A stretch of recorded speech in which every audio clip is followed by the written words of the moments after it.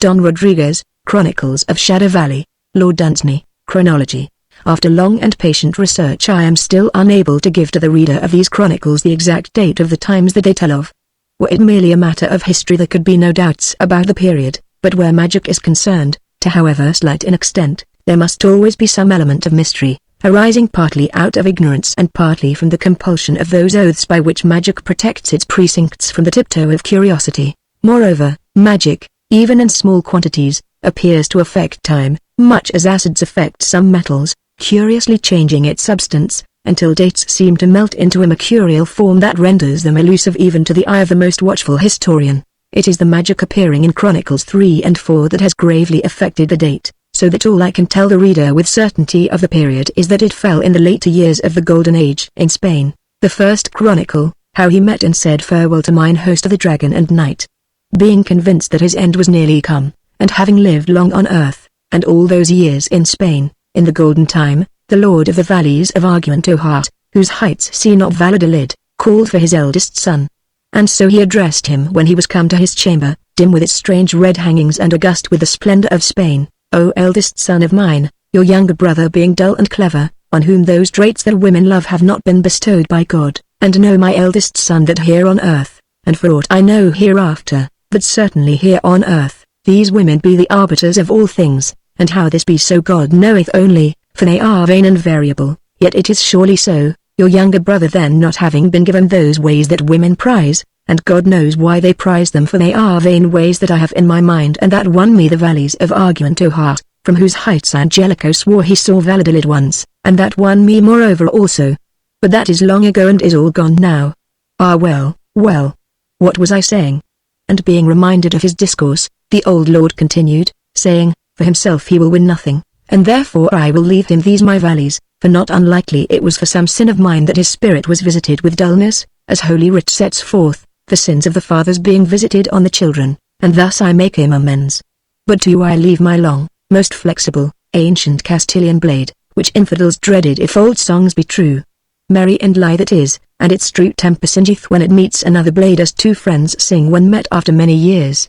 It is most subtle, nimble and exultant, and what it will not win for you in the wars, that shall be won for you by your mandolin, for you have a way with it that goes well with the old airs of Spain. And choose, my son, rather a moonlight night when you sing under those curved balconies that I knew, Army, so well, for there is much advantage in the moon.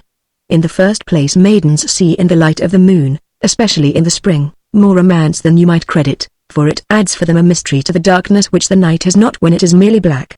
And if any statue should gleam on the grass nearby, or if the magnolia be in blossom, or even the nightingale singing, or if anything be beautiful in the night, in any of these things also there is advantage, for a maiden will attribute to her lover all manner of things that are not his at all, but are only outpourings from the hand of God.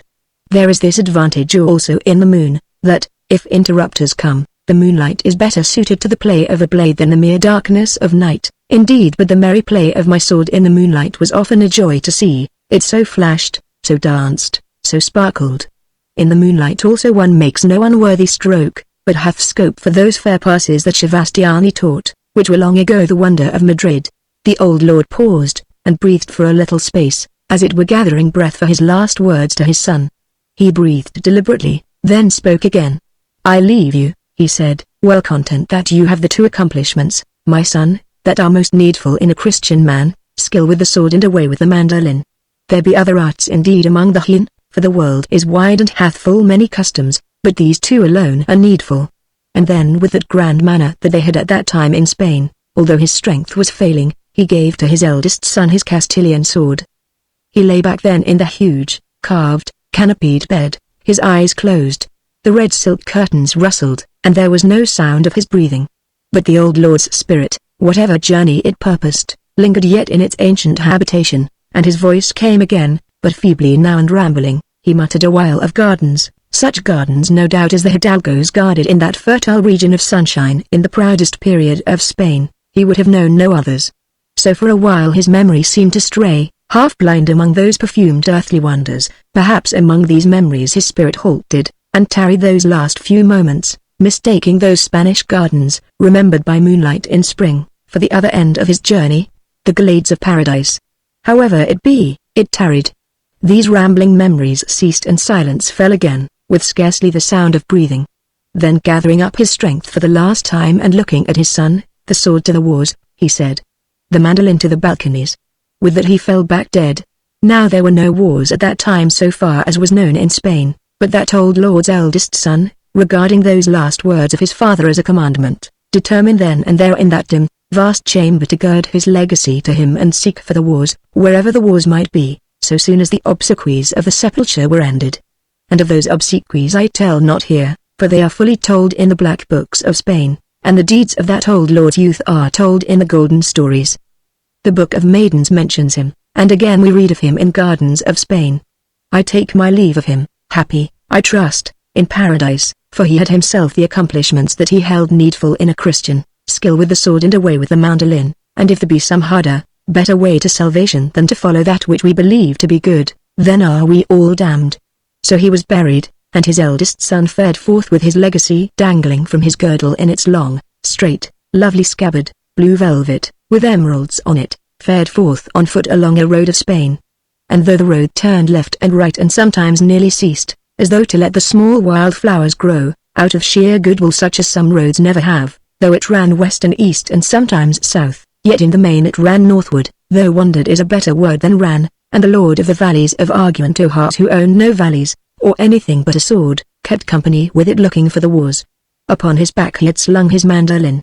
Now the time of the year was spring, not spring as we know it in England, for it was but early March, but it was the time when spring coming up out of Africa, or unknown lands to the south, first touches Spain, and multitudes of anemones come forth at her feet. Thence she comes north to our islands, no less wonderful in our woods than in Andalusian valleys, fresh as a new song, fabulous as a rune, but a little pale through travel, so that our flowers do not quite flare forth with all the myriad blaze of the flowers of Spain.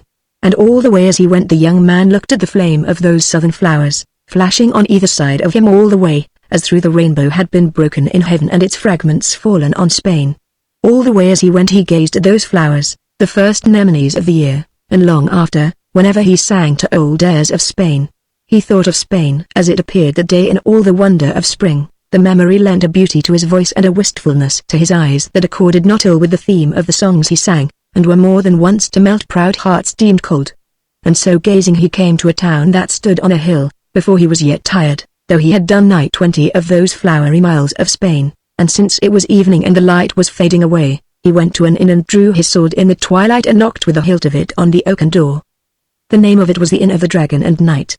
A light was lit in one of the upper windows. The darkness seemed to deepen at that moment. A step was heard coming heavily down a stairway, and having named the inn to you, gentle reader, it is time for me to name the younger man also, the landless lord of the valleys of Argumentohart, as the step comes slowly down the inner stairway, as the gloaming darkens over the first house in which he has ever sought shelter so far from his father's valleys, as he stands upon the threshold of romance. He was named Rodriguez Trinidad Fernandez, Concepcion Enrique Maria. But we shall briefly name him Rodriguez in this story. You and I, reader, will know whom we mean. There is no need therefore to give him his full names, unless I do it here and there to remind you. The steps came thumping on down the inner stairway, different windows took the light of the candle, and none other shone in the house. It was clear that it was moving with the steps all down that echoing stairway. The sound of the steps ceased to reverberate upon the wood, and now they slowly moved over stone flags. Rodriguez now heard breathing, one breath with every step, and at length the sound of bolts and chains undone and the breathing now very close. The door was opened swiftly. A man with mean eyes, and expression devoted to evil, stood watching him for an instant. Then the door slammed to again, the bolts were heard going back again to their places, the steps and the breathing moved away over the stone floor, and the inner stairway began again to echo. If the wars are here, said Rodriguez to himself and his sword, good, and I sleep under the stars. And he listened in the street for the sound of war and, hearing none, continued his discourse. But if I have not come as yet to the wars I sleep beneath the roof. For the second time therefore he drew his sword, and began to strike methodically at the door, noting the grain in the wood and hitting where it was softest. Scarcely had he got a good strip of the oak to look like coming away, when the steps once more descended the wooden stair and came lumbering over the stones. Both the steps and the breathing were quicker, for mine host of the Dragon and Knight was hurrying to save his door. When he heard the sound of the bolts and chains again Rodriguez ceased to beat upon the door. Once more it opened swiftly, and he saw mine host before him, eyeing him with those bad eyes, of too much girth, you might have said, to be nimble, yet somehow suggesting to the swift intuition of youth, as Rodriguez looked at him standing upon his doorstep, the spirit and shape of a spider, who despite her ungainly build is agile enough in her way. Mine host said nothing, and Rodriguez, who seldom concerned himself with the past, holding that the future is all we can order the scheme of, and maybe even here he was wrong, made no mention of bolts or door and merely demanded a bed for himself for the night. Mine host rubbed his chin. He had neither beard nor moustache but wore hideous whiskers. He rubbed it thoughtfully and looked at Rodriguez. Yes, he said, he could have a bed for the night. No more words he said, but turned and led the way, while Rodriguez, who could sing to the mandolin, wasted none of his words on this discourteous object. They ascended the short oak stairway down which mine host had come, the great timbers of which were gnawed by a myriad rats, and they went by passages with the light of one candle into the interior of the inn, which went back farther from the street than the young man had supposed. Indeed he perceived when they came to the great corridor at the end of which was his appointed chamber, that here was no ordinary inn, as it had appeared from outside, but that it penetrated into the fastness of some great family of former times which had fallen on evil days. The vast size of it, the noble design where the rats had spared the carving, what the moths had left of the tapestries, all testified to that, and, as for the evil days, they hung about the place, evident even by the light of one candle guttering with every draught that blew from the haunts of the rats, an inseparable heirloom for all who disturbed those corridors. And so they came to the chamber. Mine host entered, bowed without grace in the doorway, and extended his left hand, pointing into the room. The draughts that blew from the rat holes in the wainscot, or the mere action of entering, beat down the flame of the squat, guttering candle so that the chamber remained dim for a moment, in spite of the candle, as would naturally be the case. Yet the impression made upon Rodriguez was as of some old darkness that had been long undisturbed and that yielded reluctantly to that candle's intrusion, a darkness that properly became the place and was a part of it and had long been so, in the face of which the candle appeared an ephemeral thing devoid of grace or dignity or tradition. And indeed there was room for darkness in that chamber, for the walls went up and up into such an altitude that you could scarcely see the ceiling, at which mine host's eyes glanced, and Rodriguez followed his look. He accepted his accommodation with a nod, as indeed he would have accepted any room in that inn, for the young are swift judges of character, and one who had accepted such a host was unlikely to find fault with rats or the profusion of giant cobwebs, dark with the dust of years, that added so much to the dimness of that sinister inn. They turned now and went back, in the wake of that guttering candle, till they came again to the humbler part of the building. Here mine host, pushing open a door of blackened oak, indicated his dining chamber. There a long table stood, and on it parts of the head and hams of a boar, and at the far end of the table a plump and sturdy man was seated in shirt-sleeves feasting himself on the boar's meat. He leapt up at once from his chair as soon as his master entered, for he was the servant of the Dragon and Knight. Mine host may have said much to him with a flash of his eyes, but he said no more with his tongue than the one word, dog. He then bowed himself out, leaving Rodriguez to take the only chair and to be waited upon by its recent possessor.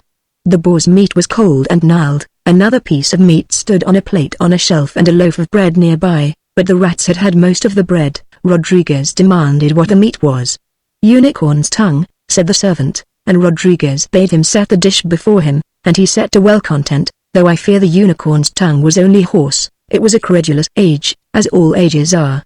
At the same time he pointed to a three-legged stool that he perceived in a corner of the room, then to the table, then to the boar's meat, and lastly at the servant, who perceived that he was permitted to return to his feast, to which he ran with alacrity. "Your name?"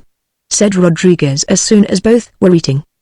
"Moreno," replied the servant, though it must not be supposed that when answering Rodriguez he spoke as curtly as this. I merely give the reader the gist of his answer, for he added Spanish words that correspond in our depraved and decadent language of today to such words as top dog, nut and boss, so that his speech had a certain grace about it in that far-away time in Spain. I have said that Rodriguez seldom concerned himself with the past, but considered chiefly the future. It was of the future that he was thinking now as he asked Moreno this question. Why did my worthy and entirely excellent host shut his door in my face? Did he so? Said Moreno. He then bolted it and found it necessary to put the chains back, doubtless for some good reason. Yes, said Moreno thoughtfully, and looking at Rodriguez, and so he might. He must have liked you. Verily Rodriguez was just the young man to send out with a sword and a mandolin into the wide world, for he had much shrewd sense.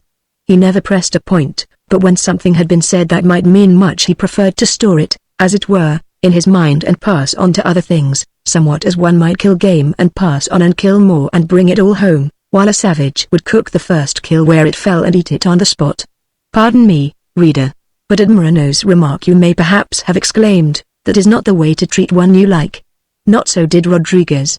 His attention passed on to notice Moreno's rings which he wore in great profusion upon his little fingers. They were gold and of exquisite work and had once held precious stones, as large gaps testified. In these days they would have been priceless, but in an age when workers only worked at arts that they understood, and then worked for the joy of it, before the word artistic became ridiculous, exquisite work went without saying, and as the rings were slender they were of little value.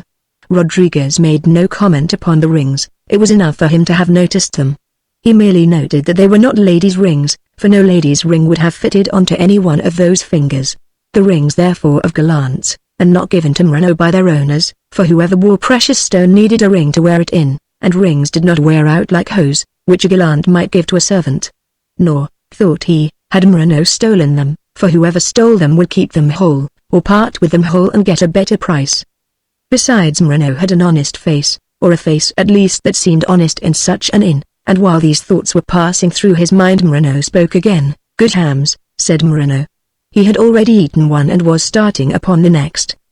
Perhaps he spoke out of gratitude for the honor and physical advantage of being permitted to sit there and eat those hams, perhaps tentatively, to find out whether he might consume the second, perhaps merely to start a conversation, being attracted by the honest looks of Rodriguez. "You are hungry," said Rodriguez. "Praise God, I am always hungry," answered Moreno.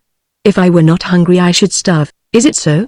said Rodriguez. "You see," said Moreno, "the manner of it is this: my master gives me no food, and it is only when I am hungry that I dare to rob him by breaking in, as you saw me, upon his viands. Were I not hungry I should not dare to do so, and so." He made a sad and expressive movement with both his hands suggestive of autumn leaves blown hence to die. "He gives you no food?" said Rodriguez. "It is the way of many men with their dog," said Moreno. "They give him no food, and then he rubbed his hands cheerfully, and yet the dog does not die, and he gives you no wages?"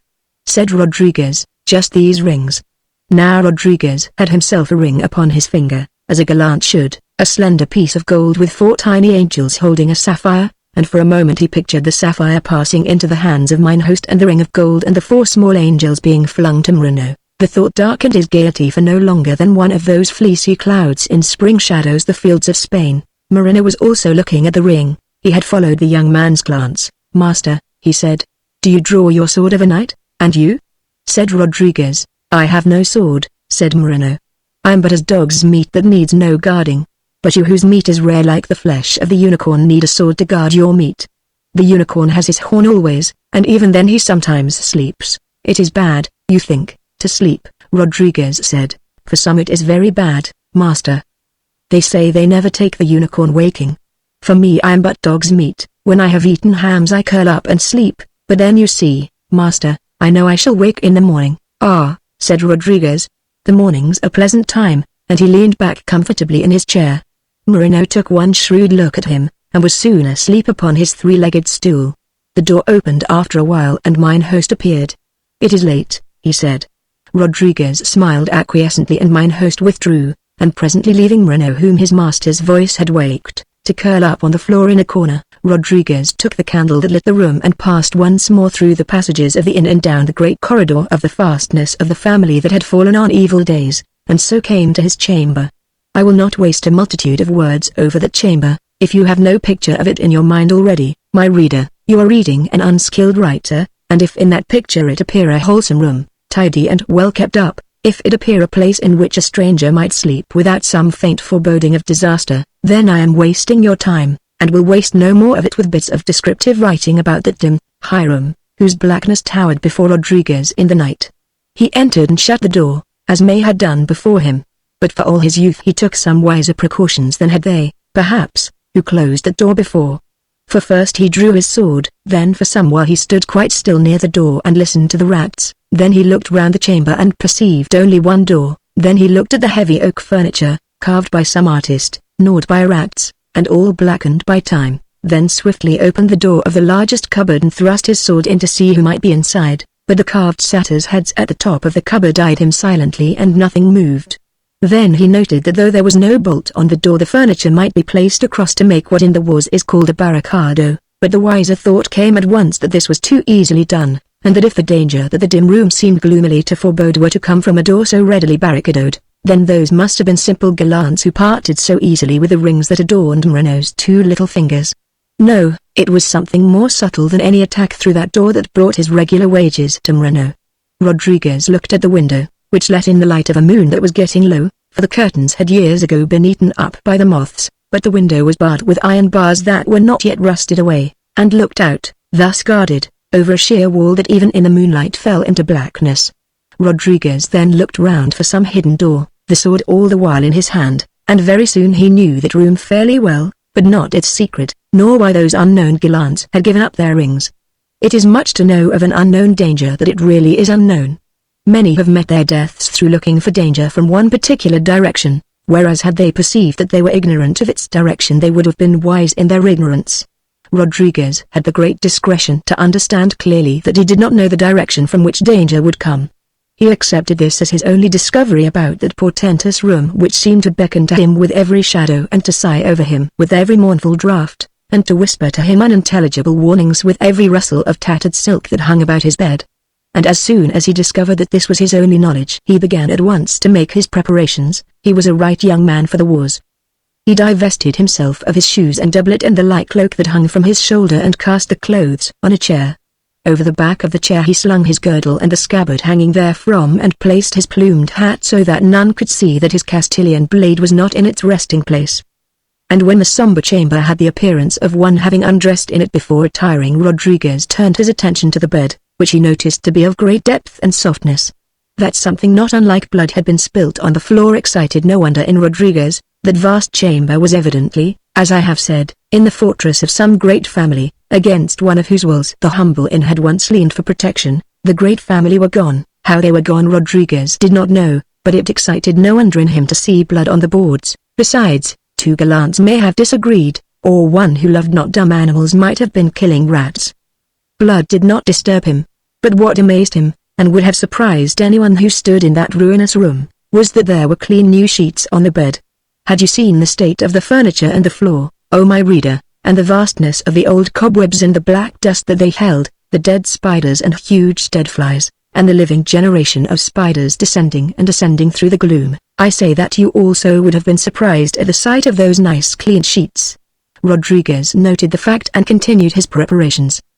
He took the bolster from underneath the pillow and laid it down the middle of the bed and put the sheets back over it. Then he stood back and looked at it, much as a sculptor might stand back from his marble. Then he returned to it and bent it a little in the middle, and after that he placed his mandolin on the pillow and nearly covered it with the sheet, but not quite, for a little of the curved dark brown would remain still to be seen.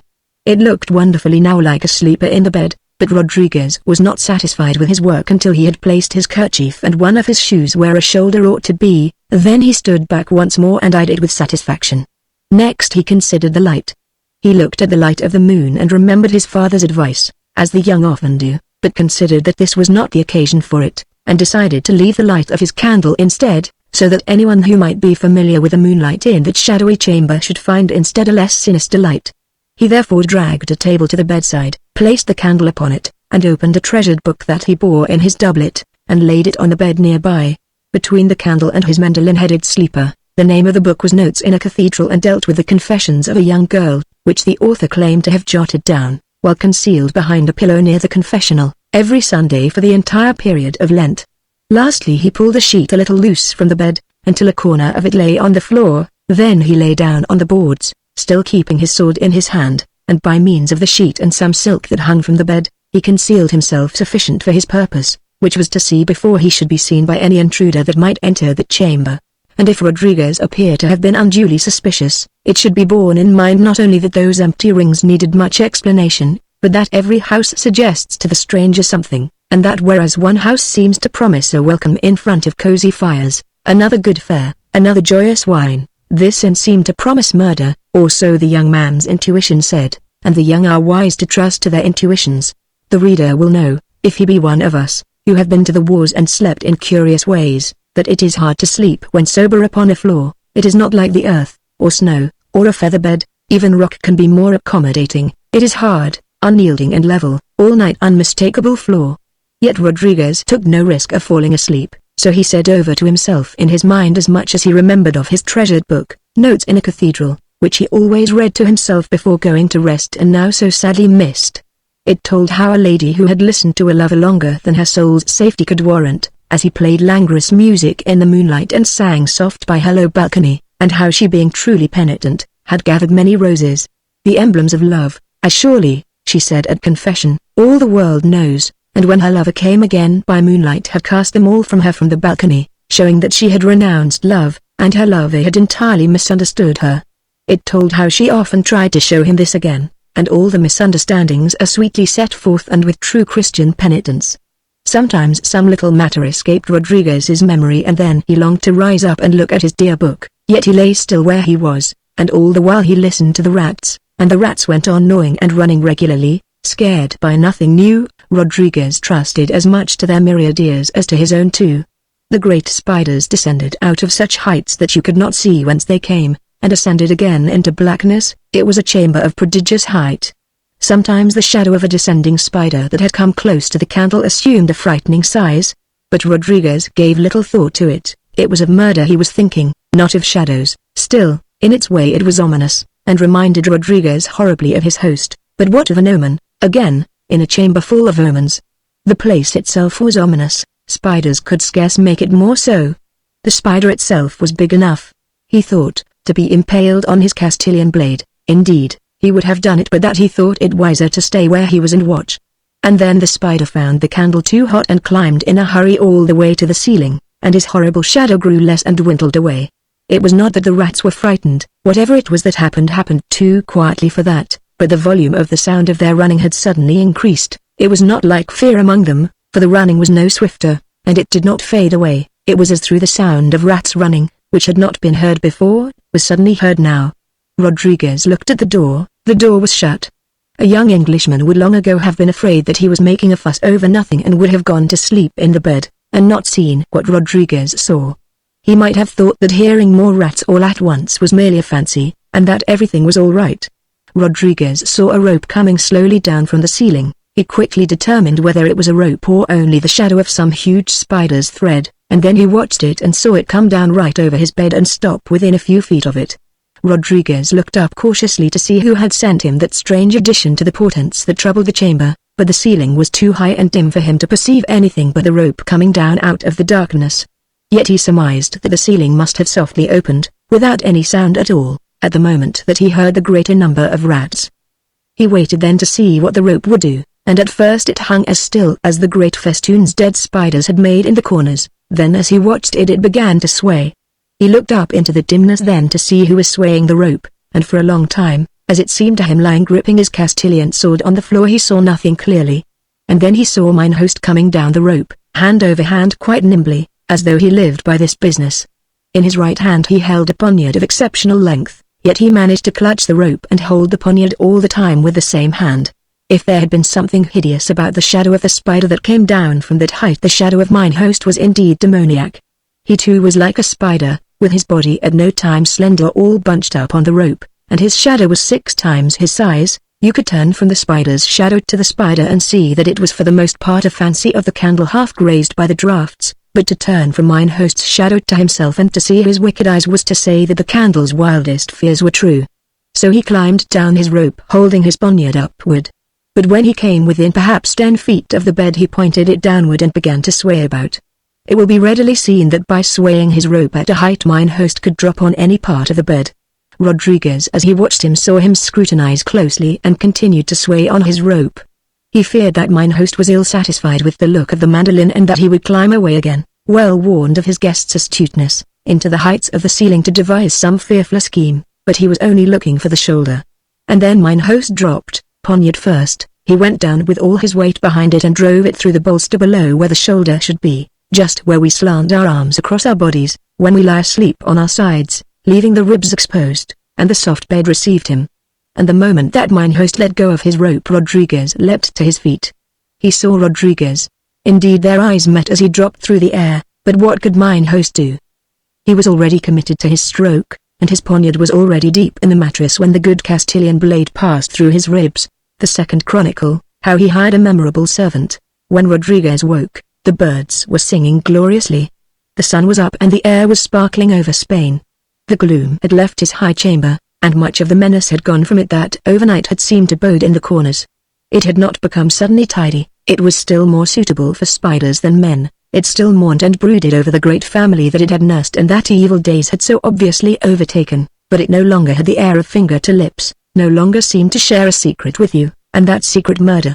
The rats still ran round the wainscot, but the song of the birds and the jolly, dazzling sunshine were so much larger than the somber room that the young man's thoughts escaped from it and ran free to the fields. It may have been only his fancy, but the world seemed somehow brighter for the demise of mine host of the Dragon and Knight, whose body still lay hunched up on the foot of his bed.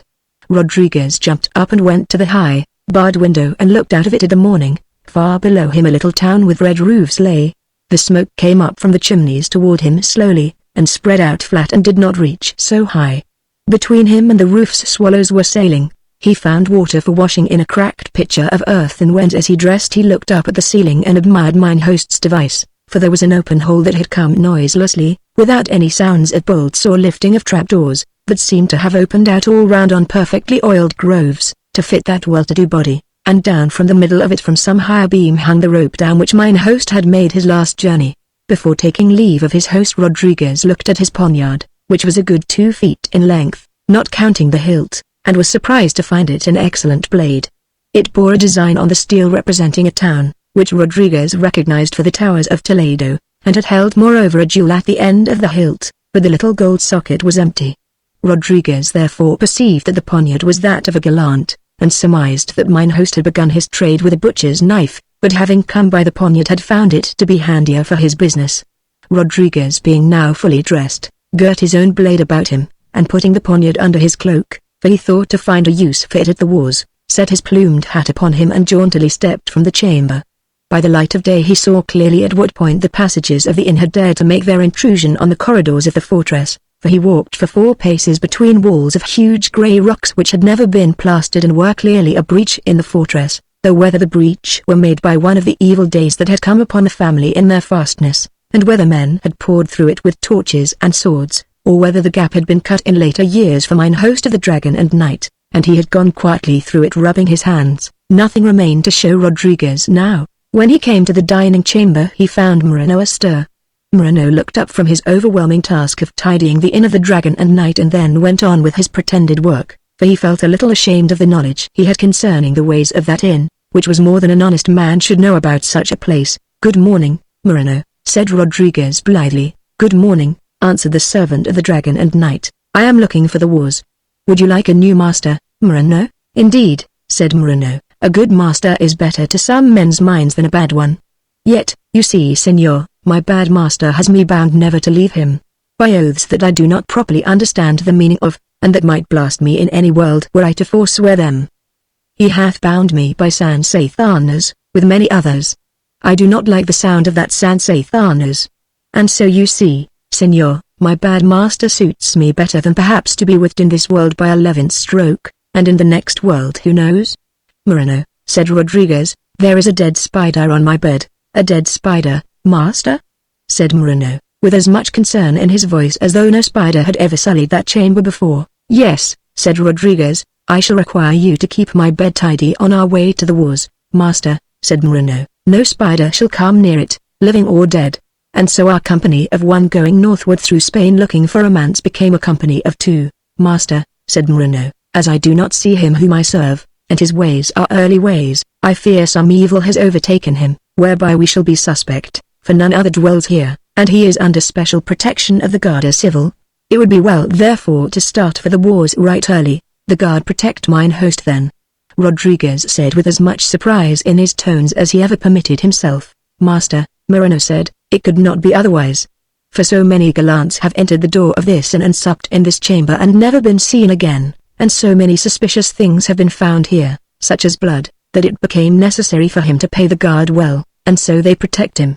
And Moreno hastily slung over his shoulder by leather straps an iron pot and a frying pan and took his broad felt hat from a peg on the wall. Rodriguez's eyes looked so curiously at the great cooking utensils dangling there from the straps that Moreno perceived his young master did not fully understand these preparations, He therefore instructed him thus, "Master, there be two things necessary in the wars, strategy and cooking. Now the first of these comes in use when the captains speak of their achievements and the historians write of the wars.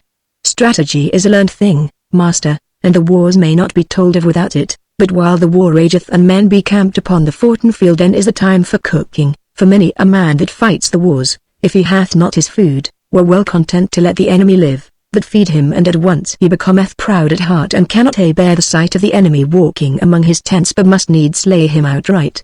Aye, master, the cooking for the wars, and when the wars are over you who are learned shall study strategy." And Rodriguez perceived that there was wisdom in the world that was not taught in the college of San Josephus, near to his father's valleys, where he had learned in his youth the ways of books. "Moreno," he said, "let us now leave mine host to entertain La Garda." And at the mention of the guard hurry came on Moreno, he closed his lips upon his store of wisdom, and together they left the Inn of the Dragon and Knight. And when Rodriguez saw shut behind him that dark door of oak that he had so persistently entered, and through which he had come again to the light of the sun by many precautions and some luck, he felt gratitude to Moreno. For had it not been for Moreno's sinister hints, and above all his remark that mine host would have driven him thence because he liked him, the evil look of the somber chamber alone might not have been enough to persuade him to the precautions that cut short the dreadful business of that inn. And with his gratitude was a feeling not unlike remorse, for he felt that he had deprived this poor man of a part of his regular wages, which would have been his own gold ring, and the setting that held the sapphire, had all gone well with the business.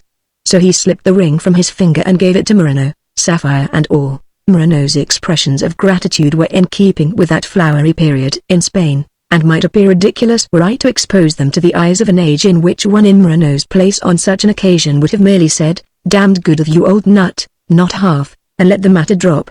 I merely record therefore that Moreno was grateful and so expressed himself, while Rodriguez, in addition to the pleasant glow in the mind that comes from a generous action, had another feeling that gives all of us pleasure, or comfort at least, until it grows monotonous, a feeling of increased safety, for while he had the ring upon his finger and Moreno went unpaid, the thought could not help occurring, even to a generous mind, that one of these windy nights Moreno might come for his wages. "Master," said Moreno, looking at the sapphire now on his own little finger near the top joint, the only stone amongst his row of rings, "you must surely have great wealth." "Yes," said Rodriguez, slapping the scabbard that held his Castilian blade.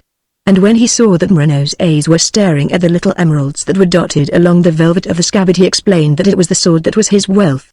"For in the wars," he said, "are all things to be won, and nothing is unobtainable to the sword. For parchment and custom govern all the possessions of man, as they taught me in the college of San Josephus. Yet the sword is at first the founder and discoverer of all possessions, and this my father told me before he gave me this sword, which hath already acquired in the old time fair castles with many a tower, and those that dwelt in the castles, master, before the sword came?" said Moreno. "They died and went dismally to hell," said Rodriguez, "as the old songs say." They walked on then in silence. Moreno, with his low forehead and greater girth of body than of brain to the superficial observer, was not incapable of thought. However slow his thoughts may have come, Moreno was pondering surely. Suddenly the puckers on his little forehead cleared and he brightly looked at Rodriguez as they went on side by side. "Master," Moreno said, "when you choose a castle in the wars, let it above all things be one of those that is easy to be defended, for castles are easily got, as the old songs tell, and in the heat of combat positions are quickly stormed, and no more ado, but, when wars are over, then is the time for ease and languorous days and the imperiling of the soul, though not beyond the point where our good fathers may save it." "Nay, Moreno," Rodriguez said, "no man, as they taught me well in the college of San Josephus, should ever imperil his soul, but, master," Moreno said, "a man imperils his body in the wars yet hopes by dexterity and his sword to draw it safely thence, so a man of courage and high heart may surely imperil his soul and still hope to bring it at the last to salvation." "Not so," said Rodriguez, and gave his mind to pondering upon the exact teaching he had received on this very point, but could not clearly remember. So they walked in silence, Rodriguez thinking still of this spiritual problem, Moreno turning, though with infinite slowness, to another thought upon a lower plane. And after a while Rodriguez's eyes turned again to the flowers, and he felt his meditation, as youth will, and looking abroad he saw the wonder of spring calling forth the beauty of Spain, and he lifted up his head and his heart rejoiced with the anemones, as hearts at his age do, but Moreno clung to his thought. It was long before Rodriguez's fanciful thoughts came back from among the flowers, for among those delicate earliest blooms of spring his youthful visions felt they were with familiars, so they tarried, neglecting the dusty road and poor gross Moreno. But when his fancies left the flowers at last and looked again at Moreno, Rodriguez perceived that his servant was all troubled with thought, so he left Moreno in silence for his thought to come to maturity, for he had formed a liking already for the judgments of Moreno's simple mind. They walked in silence for the space of an hour, and at last Moreno spoke. It was then noon. "Master," he said, "at this hour it is the custom of La Garda to enter the Inn of the Dragon and to dine at the expense of mine host." "A merry custom," said Rodriguez. "Master," said Moreno, "if they find him in less than his usual health they will get their dinners for themselves in the larder and dine and afterwards sleep.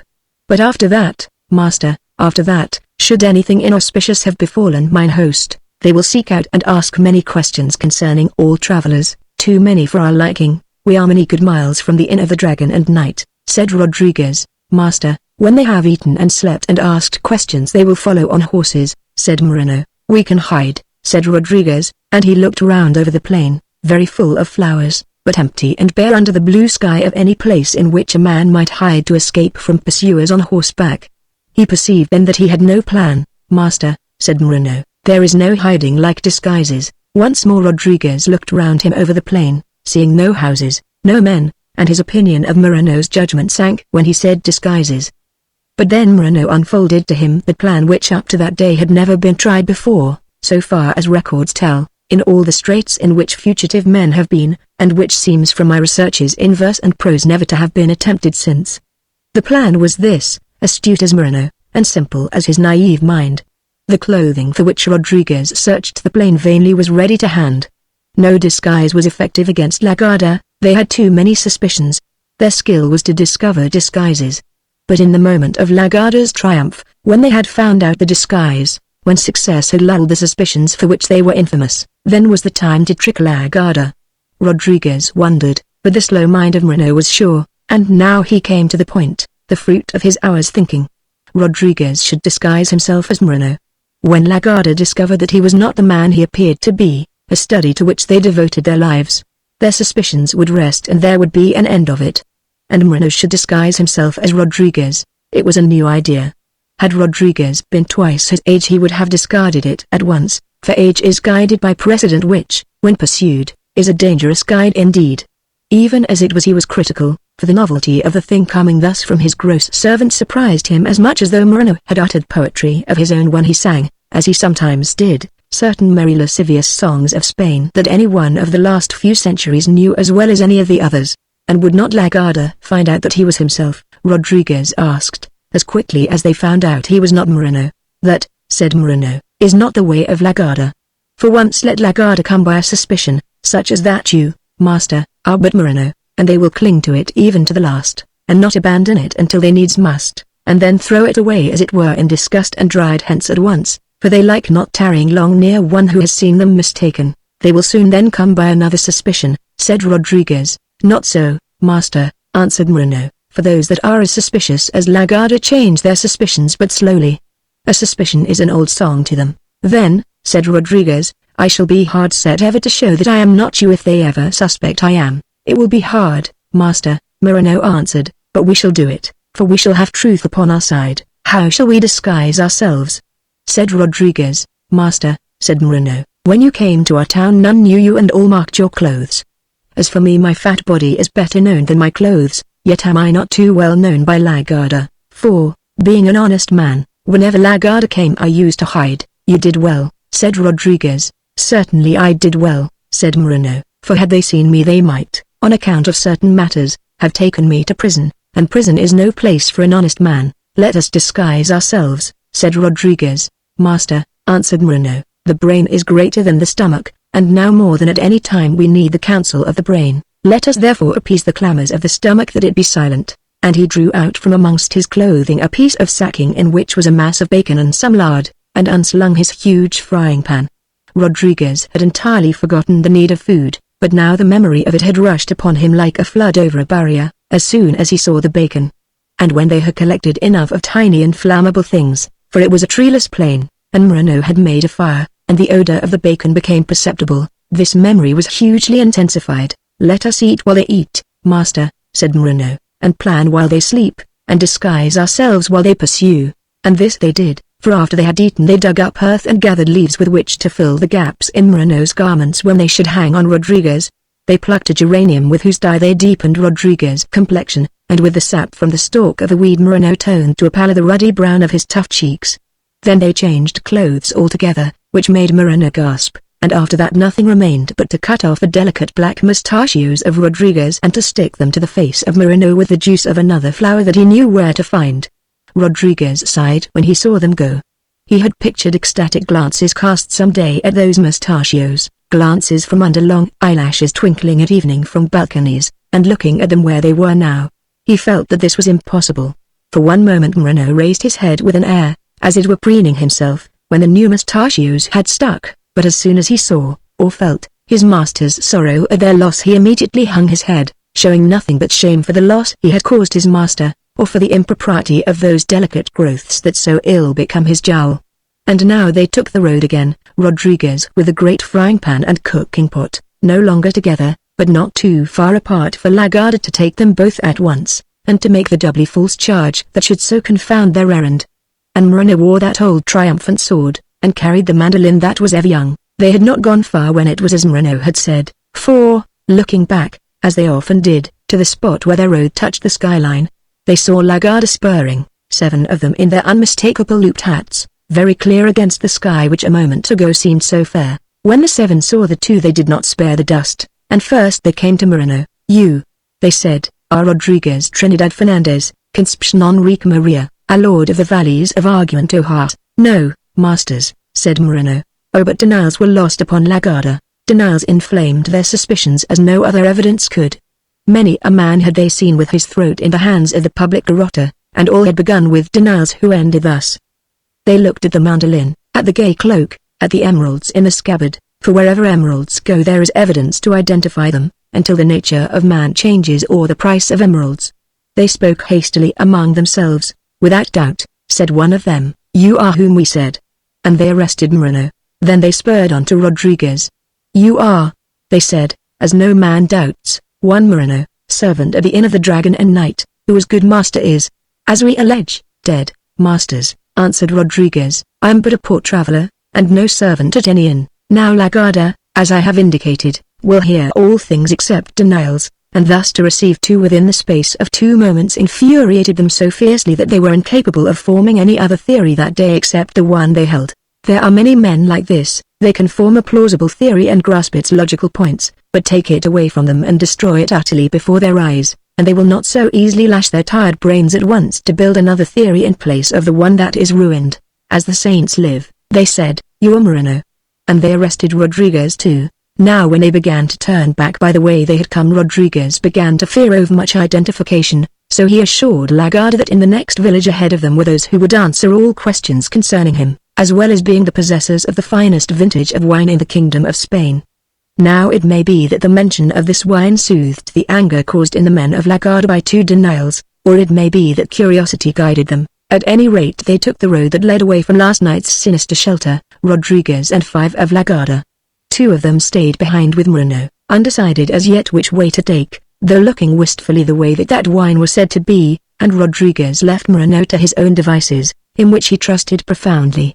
Now Rodriguez knew not the name of the next village that they would come to nor the names of any of the dwellers in it, yet he had a plan.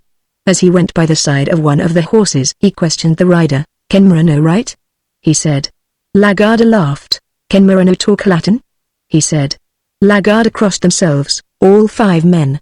And after some while of riding, and hard walking for Rodriguez, to whom they allowed a hand on a stirrup leather, they came in sight the tops of the brown roofs of a village over a fold of the plain. "Is this your village?" said one of his captors. "Surely," answered Rodriguez. "What is its name?" said one. "It has many names," said Rodriguez. And then another one of them recognized it from the shape of its roofs. "It is St. Judas not Iscariot," he said. "Aye, so strangers call it," said Rodriguez. And where the road turned round that fold of the plain, lolling a little to its left in the idle Spanish air, they came upon the village all in view. I do not know how to describe this village to you, my reader, for the words that mean to you what it was are all the wrong words to use. Antique, old world, quaint, seem words with which to tell of it. Yet it had no antiquity denied to the other villages. It had been brought to birth like them by the passing of time, and was nursed like them in the lap of plains or valleys of Spain. Nor was it quainter than any of its neighbors, though it was like itself alone, as they had their characters also, and, though no village in the world was like it, it differed only from the next as sister differs from sister. To those that dwelt in it, it was wholly apart from all the world of man.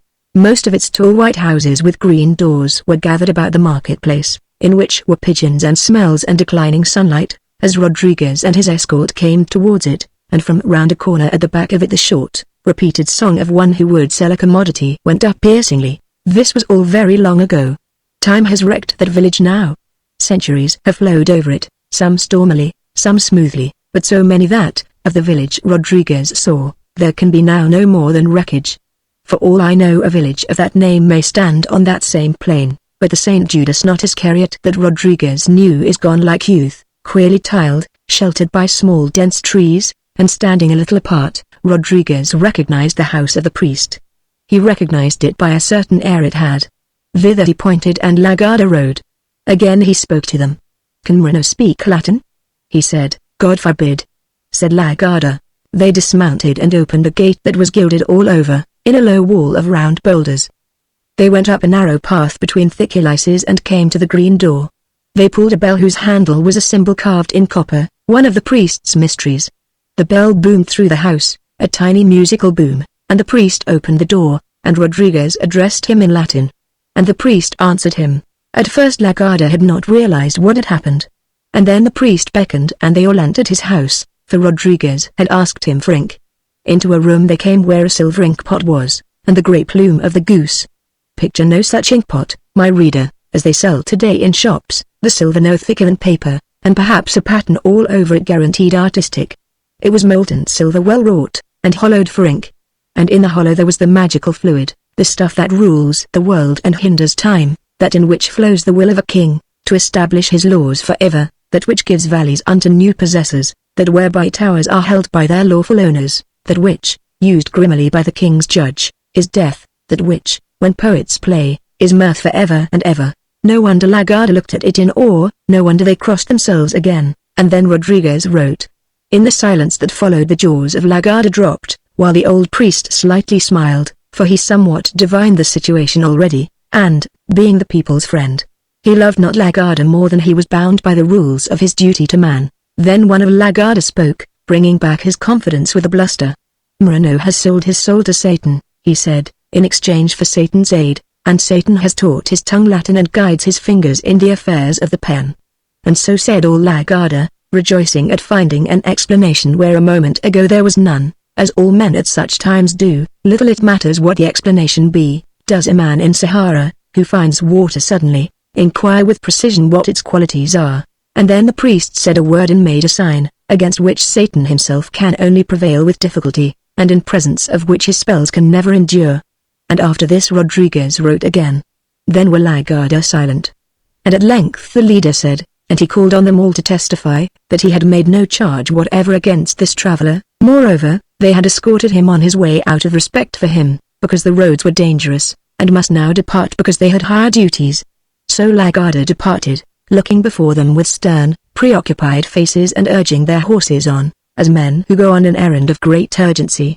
And Rodriguez, having thanked them for their protection upon the road, turned back into the house and the two sat down together, and Rodriguez told his rescuer the story of the hospitality of the Inn of the Dragon and Knight.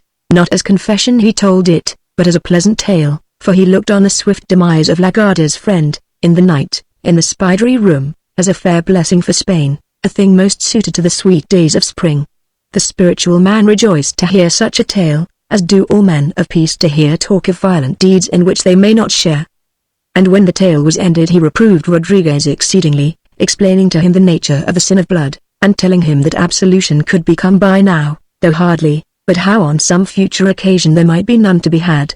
And Rodriguez listened with all the gravity of expression that youth knows well how to wear while its thoughts are nimbly dancing far away in fair fields of adventure or love. And darkness came down and lamps were carried in, and the Reverend Father asked Rodriguez in what other affairs of violence his sword had unhappily been. And Rodriguez knew well the history of that sword, having gathered all that concerned it out of spoken legend or song.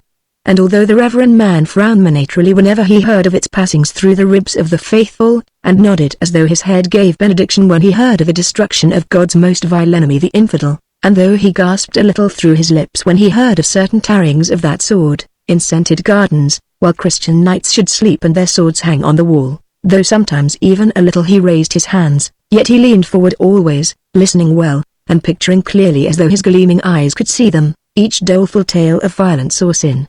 And so night came, and began to wear away, and neither knew how late the hour was.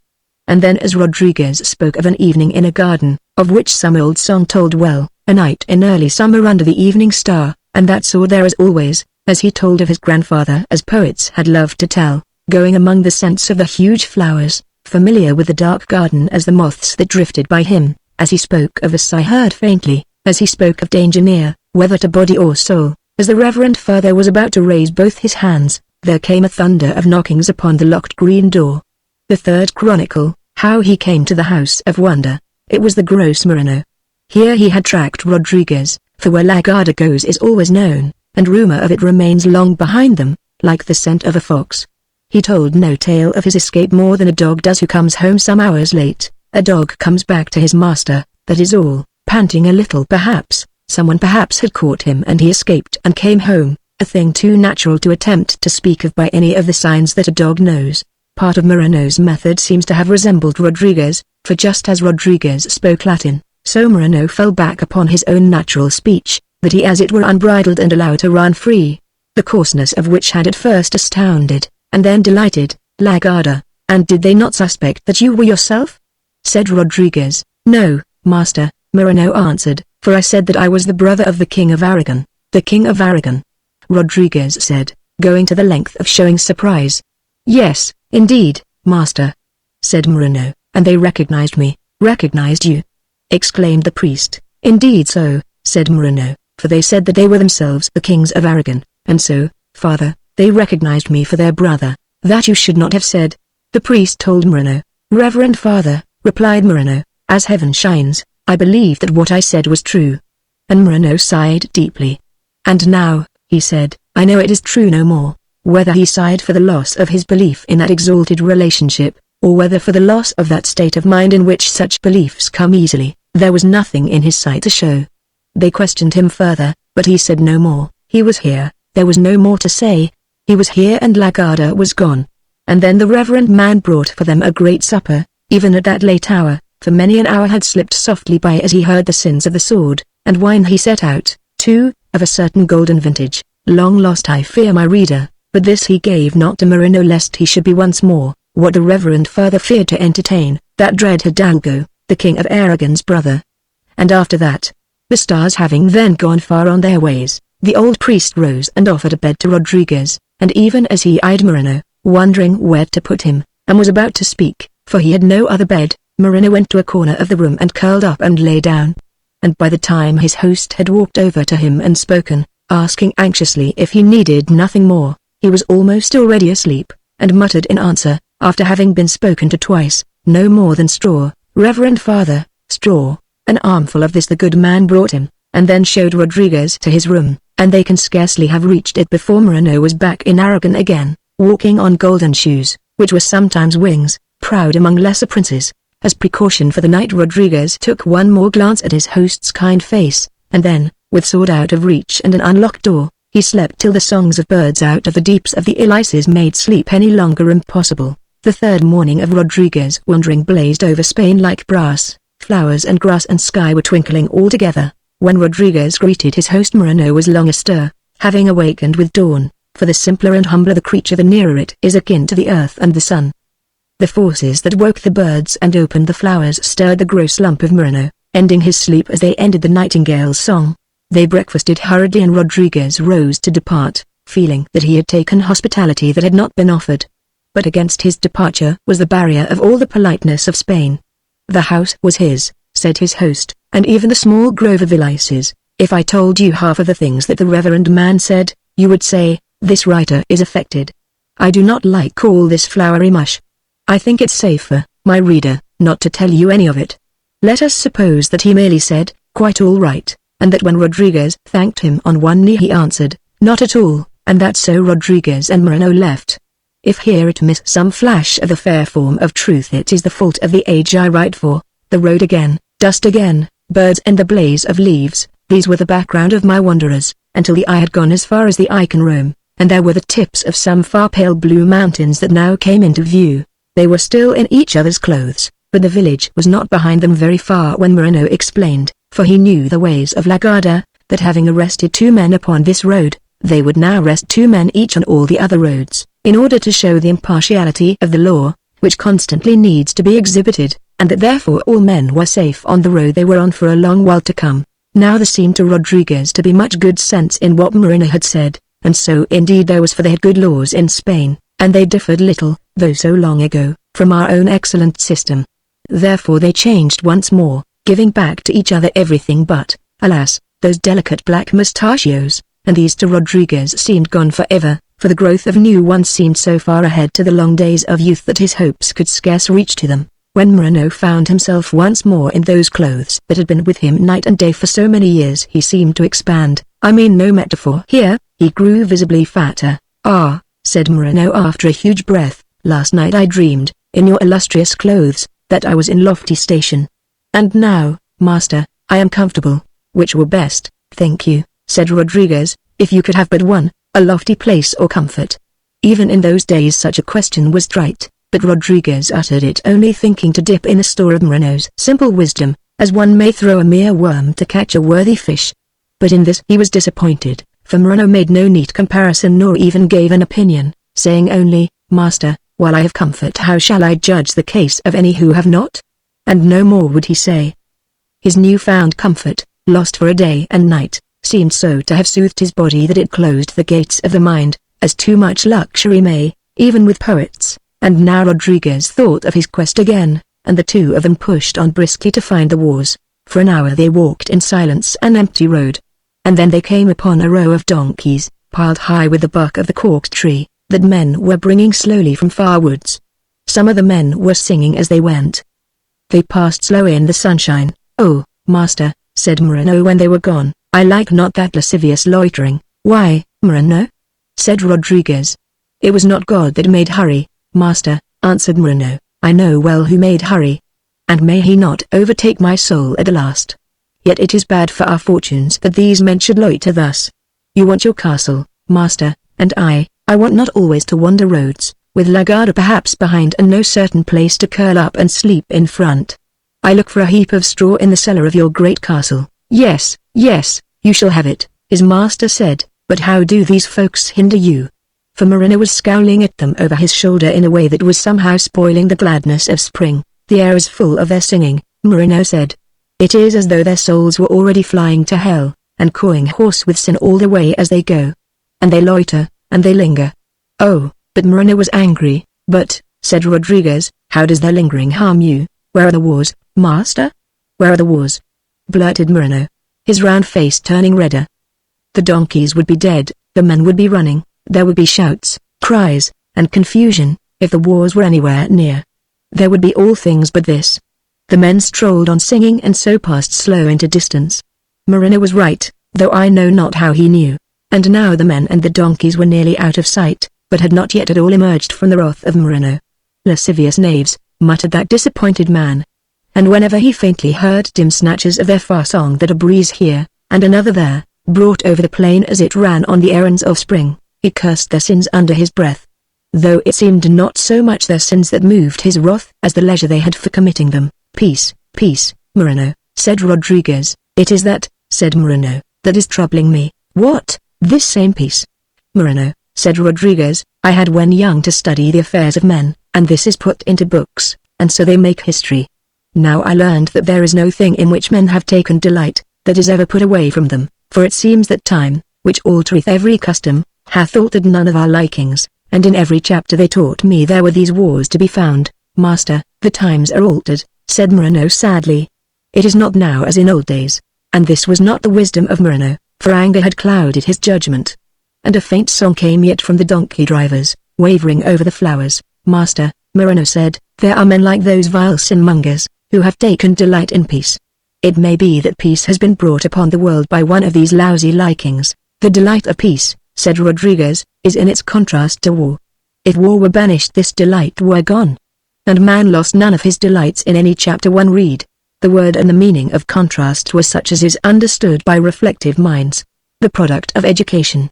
Moreno felt rather than reflected, and the word contrast meant nothing to him. This ended their conversation.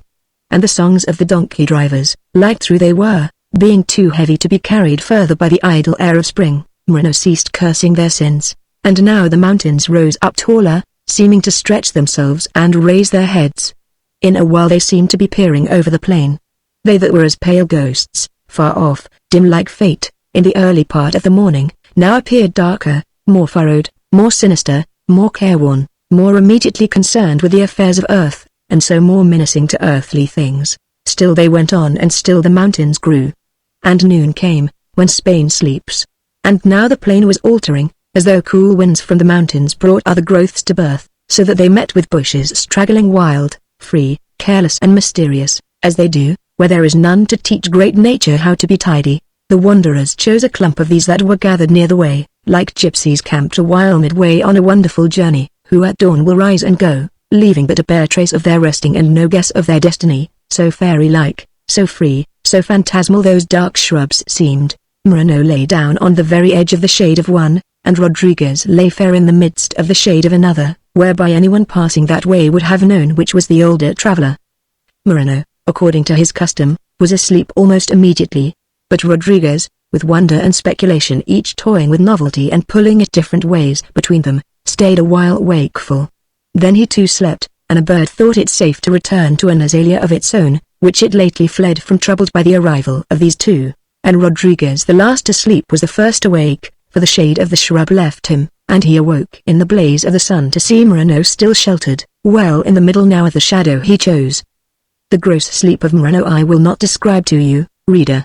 I have chosen a pleasant tale for you in a happy land, in the fairest time of year, in a golden age. I have youth to show you and an ancient sword, birds, flowers and sunlight, in a plain unharmed by any dream of commerce. Why should I show you the sleep of that inelegant man whose bulk lay cumbering the earth like a low, unseemly mountain? Rodriguez overtook the shade he had lost and lay there resting until Moreno awoke, driven all at once from sleep by a dream or by mere choking. Then from the intricacies of his clothing, which to him after those 2 days was what home is to some far wanderer, Moreno drew out once more a lump of bacon. Then came the fry pan and then a fire. It was the wanderer's mess. That mess room has stood in many lands and has only one roof. We are proud of that roof, all we who belong to that mess. We boast of it when we show it to our friends when it is all set out at night. It has Aldebaran in it, the Bear and Ryan, and at the other end the Southern Cross. Yes, we are proud of our roof when it is at its best. What am I saying? I should be talking of bacon. Yes, but there is a way of cooking it in our mess that I want to tell you and cannot. I've tasted bacon that isn't the same as what you get at the Ritz. And I want to tell you how that bacon tastes, and I can't, so I talk about stars. But perhaps you are one of us, reader, and then you will understand. Only why the hell don't we get back there again where the evening star swings low on the wall of the mess? When they rose from table, when they got up from the earth, and the frying pan was slung on Moreno's back, adding grease to the mere surface of his coat whose texture could hold no more. They pushed on briskly, for they saw no sign of houses, unless what Rodriguez saw now dimly above ravine were indeed a house in the mountains. They had walked from 8 till noon without any loitering. They must have done 15 miles since the mountains were pale blue. And now, every mile they went, on the most awful of the dark ridges the object Rodriguez saw seemed more and more like a house. Yet neither then, nor as they drew still nearer, nor when they saw it close, nor looking back on it after years, did it somehow seem quite right. And Moreno sometimes crossed himself as he looked at it, and said nothing. Rodriguez, as they walked ceaselessly through the afternoon, seeing his servant show some sign of weariness, which comes not to youth, pointed out the house looking nearer than it really was on the mountain, and told him that he should find the straw, and they would sup and stay the night. Afterwards, when the strange appearance of the house, varying with different angles, filled him with curious forebodings, Rodriguez would make no admission to his servant, but held to the plan he had announced, and so approached the queer roofs, neglecting the friendly stars. Through the afternoon the two travelers pushed on mostly in silence, for the glances that house seemed to give him from the edge of its perilous ridge, had driven the mirth from Rodriguez and had even checked the garrulity on the lips of the tougher Moreno. if garrulity can be ascribed to him whose words seldom welled up unless some simple philosophy troubled his deeps. The house seemed indeed to glance at him, for as their road wound on, the house showed different aspects, different walls and edges of walls, and different curious roofs. All these walls seemed to peer at him. One after another they peered, new ones glided imperceptibly into sight as though to say, "We see too." The mountains were not before them but a little to the right of their path, until new ones appeared ahead of them like giants arising from sleep, and then their path seemed blocked as though by a mighty wall against which its feeble wanderings went in vain. In the end it turned a bit to its right and went straight for a dark mountain, where a wild track seemed to come down out of the rocks to meet it, and upon this track looked down that sinister house. Had you been there, my reader, you would have said, any of us had said, why not choose some other house? There were no other houses. He who dwelt on the edge of the ravine that ran into that dark mountain was wholly without neighbors, and evening came, and still they were far from the mountain. The sun set on their left. But it was in the eastern sky that the greater splendor was, for the low rays streaming across lit up some stormy clouds that were brooding behind the mountain and turned their gloomy forms to an astounding purple, and after this their road began to rise toward the ridges. The mountains darkened and the sinister house was about to emerge with their shadows, when he who dwelt there lit candles. The act astonished the wayfarers. All through half the day they had seen the house, until it seemed part of the mountains. Evil it seemed like their ridges, that were black and bleak and forbidding, and strange it seemed with a strangeness that moved no fears they could name, yet it seemed inactive as night. Now lights appeared showing that someone moved. Window after window showed to the bare dark mountain its gleaming yellow glare. There in the night the house forsook the dark rocks that seemed kin to it, by glowing as they could never glow, by doing what the beasts that haunted them could not do. This was the lair of man. Here was the light of flame but the rocks remained dark and cold as the wind of night that went over them. He who dwelt now with the lights had forsaken the rocks, his neighbors, and, when all were lit, one light high in a tower shone green. These lights appearing out of the mountain thus seemed to speak to Rodriguez and to tell him nothing. And Moreno wondered, as he seldom troubled to do. They pushed on up the steepening path. Like you the looks of it? Said Rodriguez once. Aye, master, answered Moreno. So there be straw, you see nothing strange there, then? Rodriguez said. Master, Moreno said, there be saints for all requirements. Any fears he had felt about that house before, now as he neared it were gone. It was time to put away fears and face the event. Thus worked Moreno's philosophy. And he turned his thoughts to the achievements upon earth of a certain saint who met Satan, and showed to the sovereign of hell a discourtesy alien to the ways of the church. It was dark now, and the yellow lights got larger as they drew nearer the windows, till they saw large shadows obscurely passing from room to room. The ascent was steep now and the pathway stopped. No track of any kind approached the house.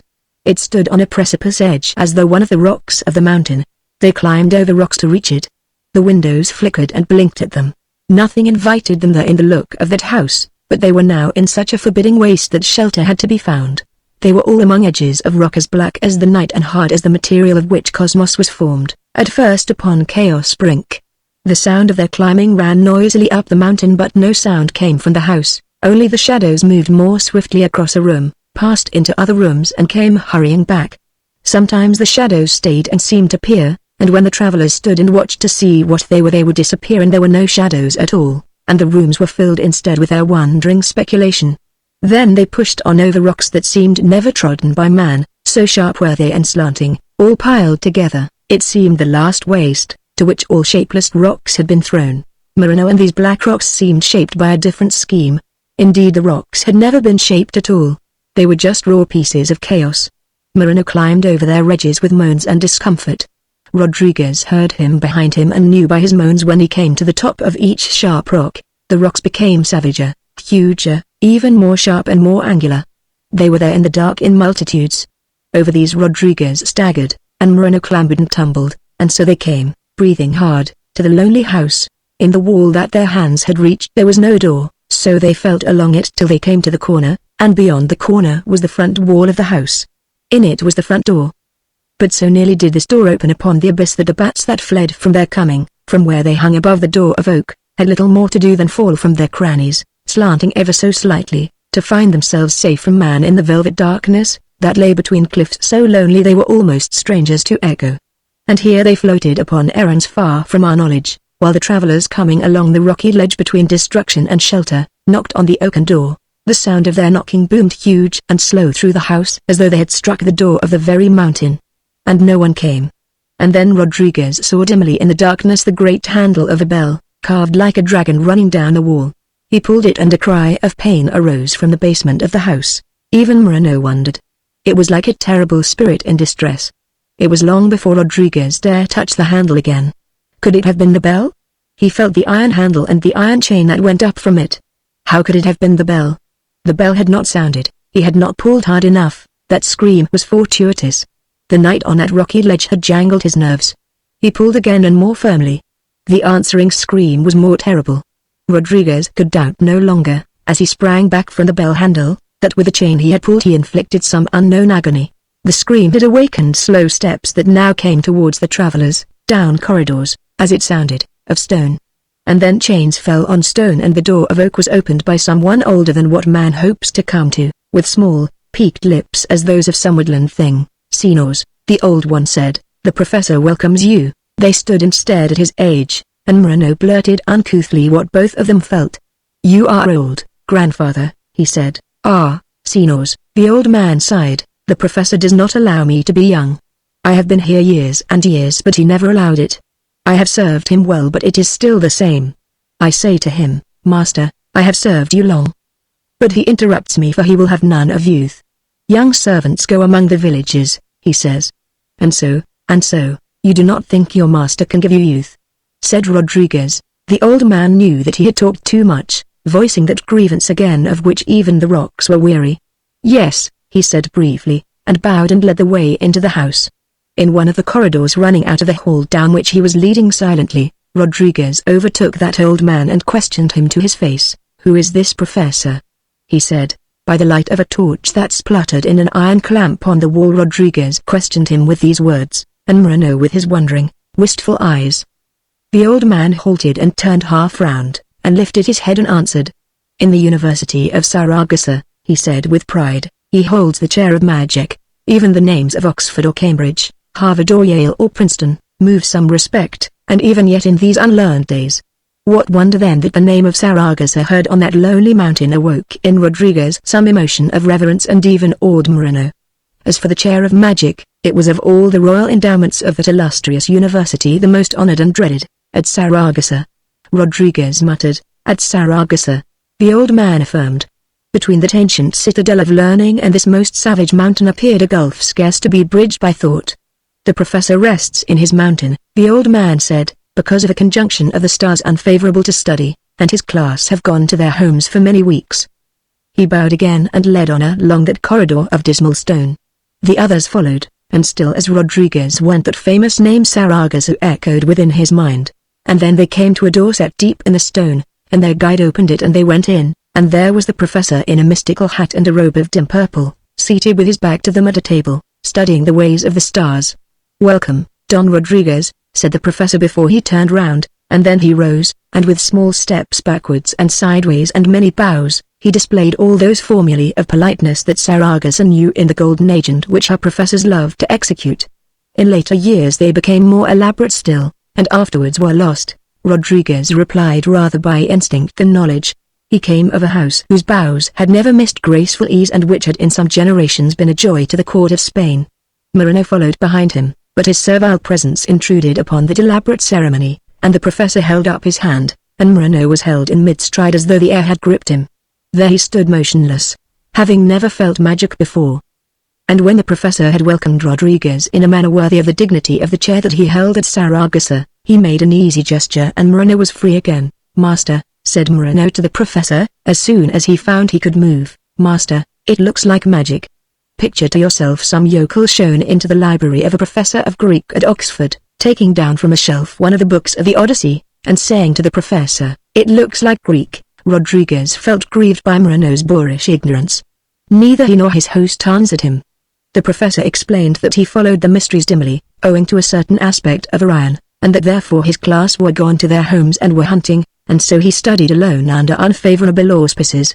And once more he welcomed Rodriguez to his roof, and would command straw to be laid down for the man that Rodriguez had brought from the Inn of the Dragon and Knight, for he, the professor, saw all things, though certain stars would hide everything.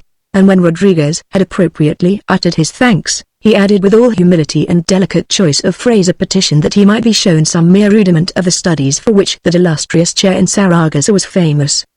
The professor bowed again and, in accepting the well-rounded compliments that Rodriguez paid to the honored post he occupied, he introduced himself by name. He had been once, he said, the Count of the Mountain, but when his astral studies had made him eminent and he had mastered the ways of the planet nearest the sun, he took the title Magister Mercurii, and by this had long been known, but had now forsaken this title, great as it was, for a more glorious nomenclature, and was called in the Arabic language the Slave of Orion.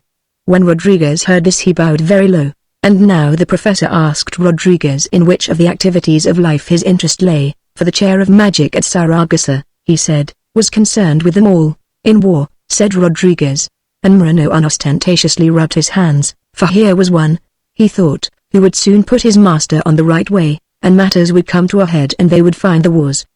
But far from concerning himself with the wars of that age, the Slave of Orion explained that as events came nearer they became grosser or more material, and that their grossness did not leave them until they were somewhat passed away, so that to one whose studies were with aerial things, near events were opaque and dim. He had a windows, he explained, through which Rodriguez should see clearly the ancient wars, while another window beside it looked on all wars of the future except those which were planned already or were coming soon to earth, and which were either invisible or seen dim as through mist. Rodriguez said that to be privileged to see so classical an example of magic would be to him both a delight and honor. Yet, as is the way of youth, he more desired to have a sight of the wars than he cared for all the learning of the professor. And to him who held the chair of magic at Saragossa it was a precious thing that his windows could be made to show these marvels, while the guest to whom he was about to display these two gems of his learning was thinking of little but what he should see through the windows, and not at all of what spells, what midnight oil, what incantations, what witchcrafts, what lonely hours among bats, had gone to the gratification of his young curiosity. It is usually thus. The professor rose. His cloak floated out from him as he left the chamber, and Rodriguez following where he guided saw, by the torchlight in the corridors, upon the dim purple border signs that, to his untutored ignorance of magic, were no more than hints of the affairs of the zodiac. And if these signs were obscure it were better they were obscure, for they dealt with powers that man needs not to possess, who has the whole earth to regulate and control. Why then should he seek to govern the course of any star? And Moreno followed behind them, hoping to be allowed to get a sight of the wars. They came to a room where two round windows were, each of them larger than the very largest plate, and of very thick glass indeed, and of a wonderful blue. The blue was like the blue of the Mediterranean at evening, when lights are in it both of ships and of sunset, and lights of harbors being lit one by one, and the light of Venus perhaps and about two other stars, so deeply did it stare and so twinkled, near its edges, with lights that were strange to that room, and so triumphed with its clear beauty over the night outside.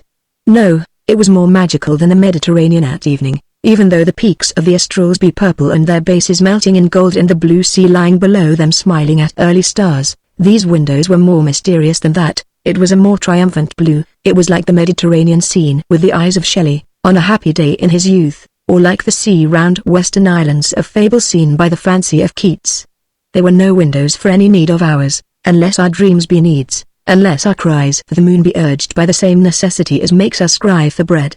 They were clearly concerned only with magic or poetry, though the professor claimed that poetry was but a branch of his subject, and it was so regarded at Saragossa, where it was taught by the name of theoretical magic, while by the name of practical magic they taught dooms, brews, hauntings, and spells. The professor stood before the left-hand window and pointed to its deep blue center. Through this, he said, we see the wars that were. Rodriguez looked into the deep blue center where the great bulge of the glass came out towards him. It was near to the edges where the glass seemed thinner that the little strange lights were dancing. Moreno dared to tiptoe a little nearer. Rodriguez looked and saw no night outside. Just below and near to the window was white mist, and the dim lines and smoke of what may have been recent wars, but farther away on a plain of strangely vast dimensions he saw old wars that were. War after war he saw. Battles that long ago had passed into history and had been for many ages skilled, glorious and pleasant encounters he saw even now tumbling before him in their savage confusion and dirt. He saw a leader, long glorious in histories he had read, looking round puzzled, to see what was happening, and in a very famous fight that he had planned very well. He saw retreats that history called routs, and routs that he had seen history calling retreats. He saw men winning victories without knowing they had won. Never had man pried before so shamelessly upon history, or found her such a liar. With his eyes on the great blue glass, Rodriguez forgot the room, forgot time, forgot his host and poor excited Moreno, as he watched those famous fights. And now my reader wishes to know what he saw and how it was that he was able to see it. As regards the second, my reader will readily understand that the secrets of magic are very carefully guarded, and any smatterings of it that I may ever have come by I possess, for what they are worth, subjects to oaths and penalties at which even bad men shudder. My reader will be satisfied that even those intimate bonds between reader and writer are of no use to him here. I say him as though I had only male readers, but if my reader be a lady I leave the situation confidently to her intuition. As for the things he saw, of all of these I am at full liberty to write, and yet, my reader, they would differ from history's version. Never a battle that Rodriguez saw on all the plain that swept away from that circular window, but history wrote differently. And now, my reader, the situation is this: who am I? History was a goddess among the Greeks, or is at least a distinguished personage, perhaps with a well-earned knighthood, and certainly with widespread recognition amongst the right kind of people. I have none of these things. Whom, then, would you believe? Yet I would lay my story confidently before you, my reader, trusting in the justice of my case and in your judicial discernment, but for one other thing. What will the goddess Clio say, or the well-deserving knight, if I offend history? She has stated her case, Sir Bartimaeus has written it, and then so late in the day I come with a different story, a truer but different story. What will they do? Reader, the future is dark, uncertain and long. I dare not trust myself to it if I offend history. Clio and Sir Bartimaeus will make hay of my reputation, an innuendo here, a foolish factor, they know how to do it, and not a soul will suspect the goddess of personal malice or the great historian of pique. Rodriguez gazed then through the deep blue window, forgetful of all around, on battles that had not all the elegance or neatness of which our histories so tidily tell. And as he gazed upon a merry encounter between two men on the fringe of an ancient fight, he felt a touch on his shoulder and then almost a tug, and turning round beheld the room he was in. How long he had been absent from it in thought he did not know, but the professor was still standing with folded arms where he had left him, probably well satisfied with the wonder that his most secret art had awakened in his guest. It was Moreno who touched his shoulder, unable to hold back any longer his impatience to see the wars. His eyes as Rodriguez turned round were gazing at his master with dog-like wistfulness. The absurd eagerness of Moreno, his uncouth touch on his shoulder, seemed only pathetic to Rodriguez. He looked at the professor's face, the nose like a hawk's beak, the small eyes deep down beside it, dark of hue and dreadfully bright, the silent lips. He stood there uttering no actual prohibition, concerning which Rodriguez's eyes had sought, so, stepping aside from his window, Rodriguez beckoned Moreno, who at once ran forward delighted to see those ancient wars. A slight look of scorn showed faint upon the professor's face, such as you may see anywhere when a master craftsman perceives the gaze of the ignorant turned towards his particular subject. But he said no word, and soon speech would have been difficult, for the loud clamor of Moreno filled the room. He had seen the wars and his ecstasies were ungoverned. As soon as he saw those fights he looked for the infidels, for his religious mind most loved to see the infidel slain. And if my reader discern or suppose some gulf between religion and the recent business of the Inn of the Dragon and Knight, Moreno, if driven to admit any connection between murder and his daily bread, would have said, all the more need then for God's mercy through the intercession of his most blessed saints. But these words had never passed Moreno's lips, for shrewd as he was in inquiry into any matter that he desired to know, his shrewdness was no less in avoiding inquiry where there might be something that he desired not to know, such as the origin of his wages as servant of the Inn of the Dragon and Knight. Those delicate gold rings with settings empty of jewels. Moreno soon recognized the infidel by his dress, and after that no other wars concerned him. He slapped his thigh, he shouted encouragement, he howled vile words of abuse, partly because he believed that this foul abuse was rightly the due of the infidel, and partly because he believed it delighted God. Rodriguez stood and watched, pleased at the huge joy of the simple man. The slave of Orion stood watching in silence too, but who knows if he felt pleasure or any other emotion. Perhaps his mind was simply like ours, perhaps, as has been claimed by learned men of the best informed period, that mind had some control upon the comet, even when farthest out from the paths we know. Moreno turned round for a moment to Rodriguez. Good wars, master, good wars, he said with a vast zest, and at once his head was back again at that calm blue window. In that flash of the head Rodriguez had seen his eyes, blue, round and bulging. The round man was like a boy who in some shop window has seen, unexpected, huge forbidden sweets. Clearly, in the war he watched things were going well for the cross, for such cries came from Renaud as a pretty stroke. There now, the dirty infidel, now see God's power shown, spare him not, good night, spare him not, and many more, till, uttered faster and faster, they merged into mere clamorous rejoicing. But the battles beyond the blue window seemed to move fast, and now a change was passing across Renaud's rejoicings. It was not that he swore more for the cause of the cross, but brief, impatient, meaningless oaths slipped from him now. He was becoming irritable. A puzzled look, so far as Rodriguez could see, was settling down on his features. For a while he was silent except for the little, meaningless oaths. Then he turned round from the glass, his hand stretched out, his face full of urgent appeal. "Masters," he said, "God's enemy wins." In answer to Renaud's pitiful look, Rodriguez's hand went to his sword hilt. The slave of Orion merely smiled with his lips. Renaud stood there with his hand still stretched out, his face still all appeal, and something more, for there was reproach in his eyes that men could tarry while the cross was in danger and the infidel lived. He did not know that it was all finished and over hundreds of years ago, a page of history upon which many pages were turned, and which lay as unalterable as the fate of some warm swift creature of early Eocene days over whose fossil today the strata lie long and silent. "But can nothing be done, master?" he said when Rodriguez told him this. And when Rodriguez failed him here, he turned away from the window. To him the infidel were game, but to see them defeating Christian knights violated the deeps of his feelings. Renaud's sulky excited little more notice from his host and his master, who had watched his rejoicings, and they seemed to have forgotten this humble champion of Christendom. The professor slightly bowed to Rodriguez and extended a graceful hand. He pointed to the other window. "Reader, your friend shows you his collection of stamps, his fossils, his poems, or his luggage labels. One of them interests you, you look at it a while, you are ready to go away, then your friend shows you another. This also must be seen, for your friend's collection is a precious thing. It is that point upon huge earth on which his spirit has lit, on which it rests, on which it shelters even, who knows from what storms. To slight it were to weaken such hold as his spirit has, in its allotted time, upon this sphere. It were like breaking the twig of a plant upon which a butterfly rests, and on some stormy day and late in the year." Rodriguez felt all this dimly, but no less surely, and went to the other window. Below the window were those wars that were soon coming to Spain, hooded in mist and invisible. In the center of the window swam as profound a blue, dwindling to paler splendor. At the edge, the wandering lights were as lovely, as in the other window just to the left, but in the view from the right-hand window how somber difference. A bare yard separated the two. Through the window to the left was color, courtesy, splendor. There was death as least disguising himself, well cloaked, taking mincing steps, bowing, wearing a plume in his hat and a decent mask. In the right-hand window all the colors were fading, war after war they grew dimmer, and as the colors paled death's sole purpose showed clearer.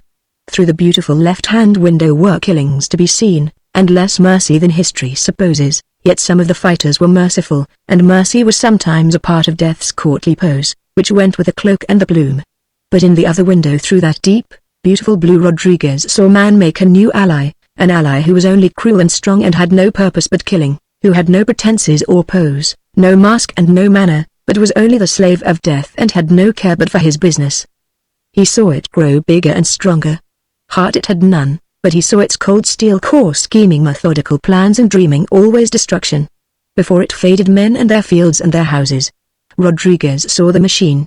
Many a proud invention of ours that Rodriguez saw raging on that ruinous plain he might have anticipated, but not for all Spain would he have done so. It was for the sake of Spain that he was silent about much that he saw through that window. As he looked from war to war he saw almost the same men fighting, men with always the same attitude to the moment and with similar dim conception of larger, vaguer things. Grandson differed imperceptibly from grandfather. He saw them fight sometimes mercifully, sometimes murderously, but in all the wars beyond that twinkling window he saw the machine spare nothing. Then he looked farther, for the wars that were farthest from him in time were farther away from the window. He looked farther and saw the ruins of Peron. He saw them all alone with their doom at night, all drenched in white moonlight, sheltering huge darkness in their stricken hollows. Down the white street, past darkness after darkness as he went by the gaping rooms that the moon left mourning alone, Rodriguez saw a captain going back to the wars in that far future time, who turned his head a moment as he passed, looking Rodriguez in the face, and so went on through the ruins to find a floor on which to lie down for the night. When he was gone, the street was all alone with disaster, and moonlight pouring down, and the black gloom in the houses. Rodriguez lifted his eyes and glanced from city to city, to Albert, Bapaume, and Arras. His gaze moved over a plain with its harvest of desolation lying forlorn and ungathered, lit by the flashing clouds and the moon and peering rockets. He turned from the window and wept. The deep round window glowed with serene blue glory. It seemed a foolish thing to weep by that beautiful glass. Moreno tried to comfort him. That calm, deep blue, he felt, and those little lights, surely, could hurt no one. What had Rodriguez seen? Moreno asked. But that Rodriguez would not answer, and told no man ever after what he had seen through that window. The professor stood silent still. He had no comfort to offer, indeed his magical wisdom had found none for the world. You wonder perhaps why the professor did not give long ago to the world some of these marvels that are their pride of our age. Reader, let us put aside my tale for a moment to answer this. For all the darkness of his sinister art, there may well have been some good in the slave of Orion, and any good there was, a mere particle even, would surely have spared the world many of those inventions that our age has not spared it. Blame not the age, it is now too late to stop. It is in the grip of inventions now, and has to go on. We cannot stop content with mustard gas. It is the age of progress, and our motto is onwards. And if there was no good in this magical man, then may it not have been he who in due course, long after he himself was safe from life, caused our inventions to be so deadly divulged? Some evil spirit has done it, then why not he? He stood there silent. Let us return to our story. Perhaps the efforts of poor clumsy Moreno to comfort him cheered Rodriguez and sent him back to the window. Perhaps he turned from them to find comfort of his own, but, however he came by it, he had hoped that this was a passing curse that had come on the world, whose welfare he cared for whether he lived or died, and that looking a little farther into the future he would see Mother Earth smiling and her children happy again. So he looked through the deep blue luminous window once more, beyond the battles we know. From this he turned back shuddering. Again he saw the professor smile with his lips, though whether at his own weakness, or whether with cynical mirth at the fate of the world, Rodriguez could not say. The fourth chronicle, how he came to the mountains of the sun. The professor said that in curiosity alone had been found the seeds of all that is needful for our damnation. Nevertheless, he said, if Rodriguez cared to see more of his mighty art, the mysteries of Saragossa were all at his guest's disposal. Rodriguez, sad and horrified though he was, forgot none of his courtesy. He thanked the professor and praised the art of Saragossa, but his faith in man and his hope for the world having been newly disappointed, he cared little enough for the things we should care to see or for any of the amusements that are usually dear to youth. I shall be happy to see anything, Senor, he said to the slave of Orion, that is further from our poor earth, and to study therein and admire your famous art. The professor bowed. He drew small curtains over the windows, matching his cloak. Moreno sought a glimpse through the right-hand window before the curtains covered it. Rodriguez held him back. Enough had been seen already, he thought, through that window for the peace of mind of the world, but he said no word to Moreno. He held him by the arm, and the professor covered the windows.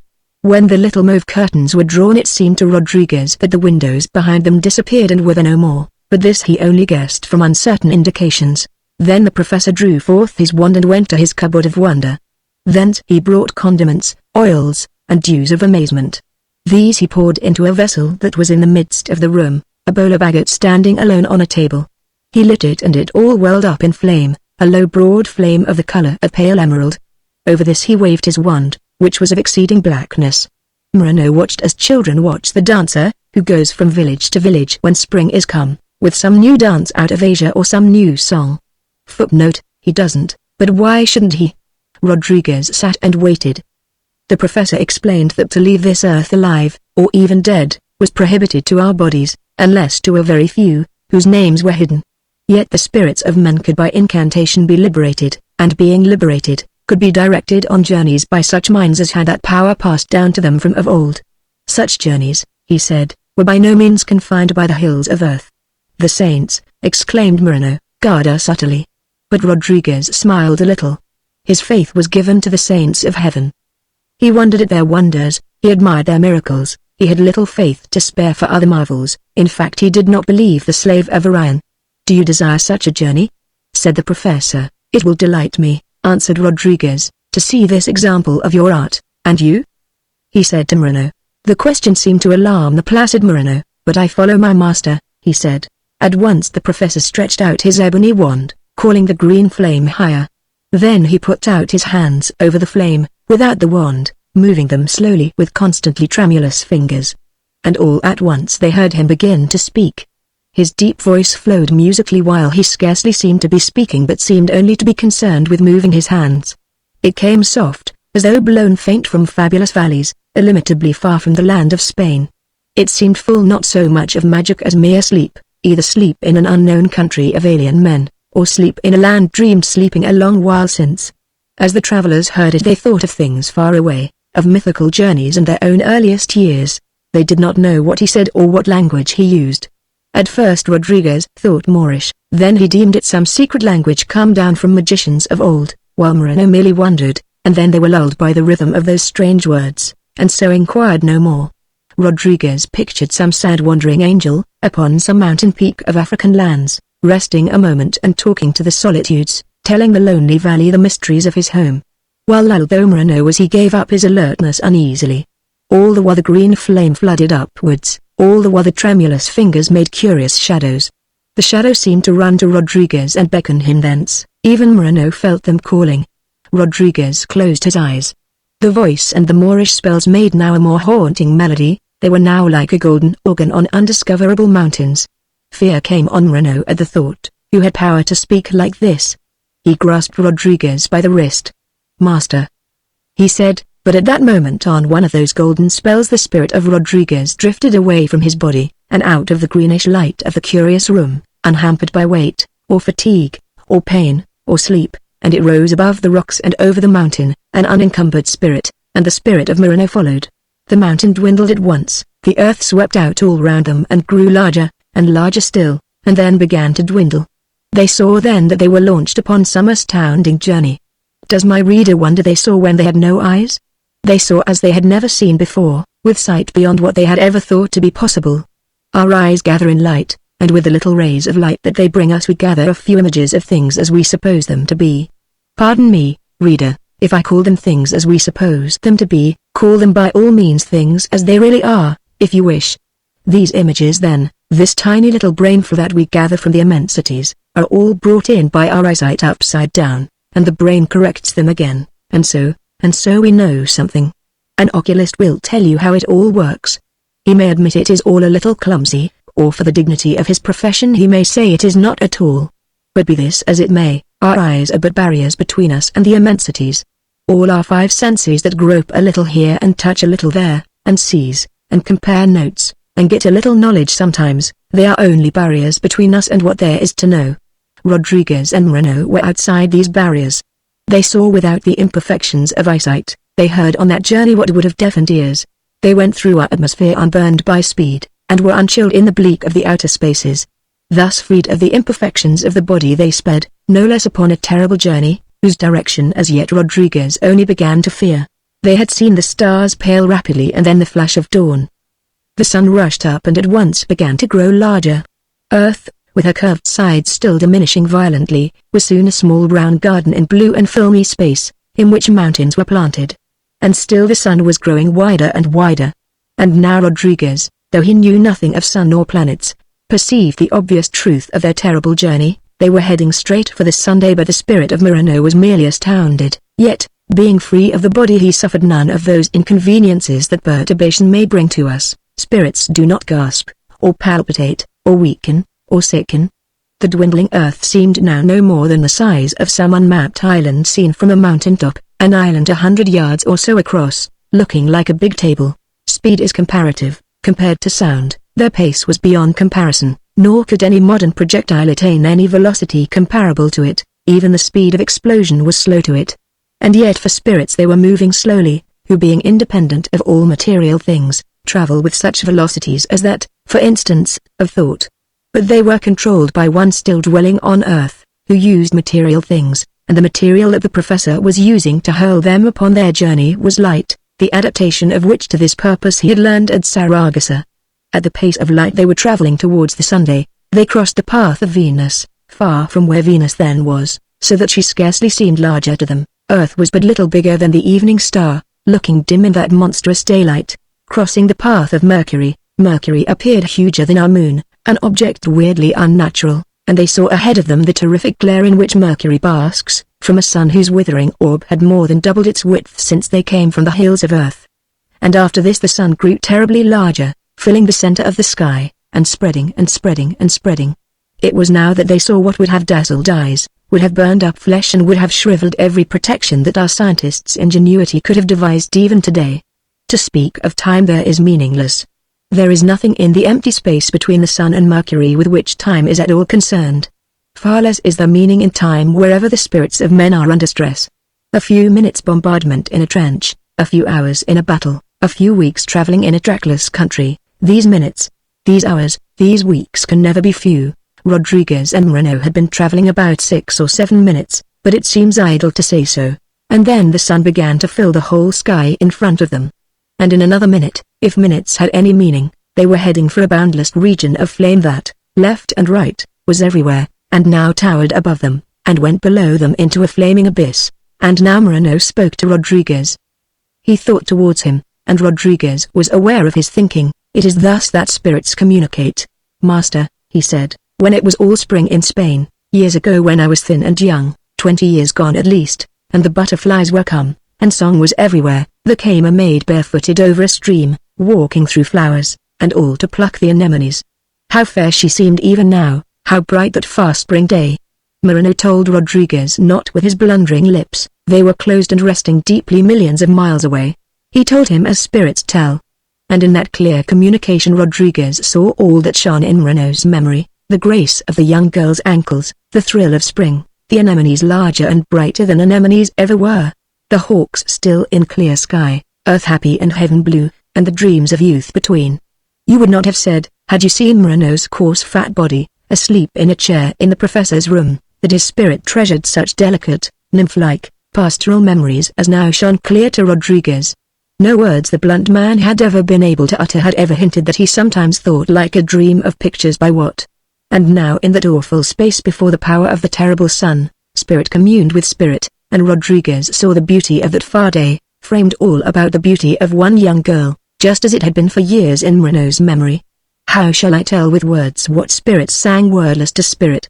We poets may compete with each other in words, but when spirits give up the purest gold of their store, that has shone far down the road of their earthly journey, cheering tired hearts and guiding mortal feet, our words shall barely interpret. Love, coming long ago over flowers in Spain, found Moreno. Words did not tell the story, words cannot tell it, as a lake reflects a cloud in the blue of heaven, so Rodriguez understood and felt and knew this memory out of the days of Moreno's youth. And so, Master, said Moreno, I sinned, and would indeed repent, and yet even now at this last dread hour I cannot abjure day, and this is indeed hell, as the good father said. Rodriguez tried to comfort Moreno with such knowledge as he had of astronomy, if knowledge it could be called. Indeed, if he had known anything he would have perplexed Moreno more, and his little pieces of ignorance were well adapted for comfort. But Moreno had given up hope. Having long been taught to expect this very fire, his spirit was no wiser than it had been on earth. It was merely freed of the imperfections of the 5 senses and so had observation and expression beyond those of any artist the world has known. This was the natural result of being freed of the body, but he was not suddenly wiser, and so, as he moved towards this boundless flame, he expected every moment to see Satan charge out to meet him, and having no hope for the future he turned to the past and fondled the memory of that one spring day. His was a backsliding, unrepentant spirit. As that monstrous sea of flame grew ruthlessly larger Rodriguez felt no fear, for spirits have no fear of material things, but Moreno feared. He feared as spirits fear spiritual things. He thought he neared the home of vast spirits of evil and that the arena of conflict was eternity. He feared with a fear too great to be borne by bodies. Perhaps the fat body that slept on a chair on earth was troubled in dreams by some echo of that fear that gripped the spirit so sorely. And it may be from such far fears that all our nightmares come. When they had traveled nearly 10 minutes from Earth and were about to pass into the midst of the flame, that magician who controlled their journey halted them suddenly in space. Among the upper mountain peaks of the Sunday there they hovered as the clouds hover that leave their companions and drift among crags of the Alps. Below them those awful mountains heaved and thundered. All Atlas, and Tenerife, and lonely Kenya might have lain amongst them unnoticed. As often as the earthquake rocked their bases it loosened from near their summits wild avalanches of gold that swept down their flaming slopes with unthinkable tumult. As they watched, new mountains rode past them, crowned with their frightful flames, for, whether man knew it or not, the sun was rotating. But the force of its gravity that swung the planets had no grip upon spirits, who were held by the power of that tremendous spell that the professor had learned one midnight at Saragossa from one of that dread line who have their secrets from a source that we do not know in a distant age. There is always something tremendous in the form of great mountains, but these swept by, not only huger than anything earth knows, but troubled by horrible commotions, as though overtaken in flight by some ceaseless calamity. Rodriguez and Moreno, as they looked at them, forgetting the gardens of earth, forgetting spring and summer and the sweet beneficence of sunshine, felt that the purpose of creation was evil. So shocking a thought may well astound us here, where green hills slope to lawns or peer at a peaceful sea, but there among the flames of those dreadful peaks the sun seemed not the giver of joy and color and life, but only a catastrophe huger than everlasting war, a center of hideous violence and ruin and anger and terror. There came by mountains of copper burning everlasting, hurling up to unthinkable heights their mass of emerald flame. And mountains of iron raged by, and mountains of salt, quaking and thundering and clothed with their colors, the iron always scarlet and the salt blue. And sometimes there came by pinnacles 1,000 miles high that from base to summit were fire, mountains of pure flame that had no other substance. And these explosive mountains, born of thunder and earthquake, hurling down avalanches the size of our continents, and drawing upward out of the deeps of the sun new material for splendor and horror, this roaring waste, this extravagant destruction, were necessary for every tint that our butterflies wear on their wings. Without those flaming ranges of mountains of iron they would have no red to show, even the poppy could have no red for her petals. Without the flames that were blasting the mountains of salt there could be no answering blue in any wing, or one blue flower for all the bees of earth. Without the nightmare light of those frightful canyons of copper that awed the two spirits watching their ceaseless ruin, the very leaves of the woods we love would be without their green with which to welcome spring. For from the flames of the various metals and wonders that forever blaze in the sun, our sunshine gets all its colors that it conveys to us almost unseen, and thence the wise little insects and patient flowers softly draw the gay tints that they glory in. There is nowhere else to get them, and yet to Rodriguez and Moreno all that they saw seemed wholly and hideously evil. How long they may have watched that they tried to guess afterwards, but as they looked on those terrific scenes they had no way to separate days from minutes. Nothing about them seemed to escape destruction, and time itself seemed no calmer than were those shuddering mountains. Then the thundering ranges passed, and afterwards there came a gleaming mountain, one huge and lonely peak, seemingly all of gold. Had our whole world been set beside it and shaped as it was shaped, that golden mountain would yet have towered above it. It would have taken our moon as well to reach that flashing peak. It rode on toward them in its golden majesty, higher than all the flames, save now and then when some wild gas seemed to flee from the dread earthquakes of the sun, and was overtaken in the height by fire. Even above that mountain, as that mass of gold that was higher than all the world drew near to Rodriguez and Moreno they felt its unearthly menace, and though it could not overcome their spirits they knew there was a hideous terror about it. It was in its awful scale that its terror lurked for any creature of our planet. Though they could not quake or tremble they felt that terror. The mountain dwarfed earth. Man knows his littleness, his own mountains remind him. Many countries are small, and some nations, but the dreams of man make up for our faults and failings, for the brevity of our lives, for the narrowness of our scope. They leap over boundaries and are away and away. But this great mountain belittled the world, and all who gazed on it knew all his dreams to be puny. Before this mountain man seemed a trivial thing, and earth, and all the dreams man had of himself and his home. The golden mass drew opposite those two watchers and seemed to challenge with its towering head the pettiness of the tiny world they knew. And then the whole gleaming mountain gave one shudder and fell into the awful plains of the Sunday straight down before Rodriguez and Moreno. It slipped roaring, till the golden peak was gone, and the molten plain closed over it, and only ripples remained, the size of Europe, as when a tumbling river strikes the rocks of its bed and on its surface heaving circles widen and disappear. And then, as though this horror left nothing more to be shown, they felt the professor beckon to them from earth. Over the plains of the sun a storm was sweeping in gusts of howling flame as they felt the professor's spell drawing them home.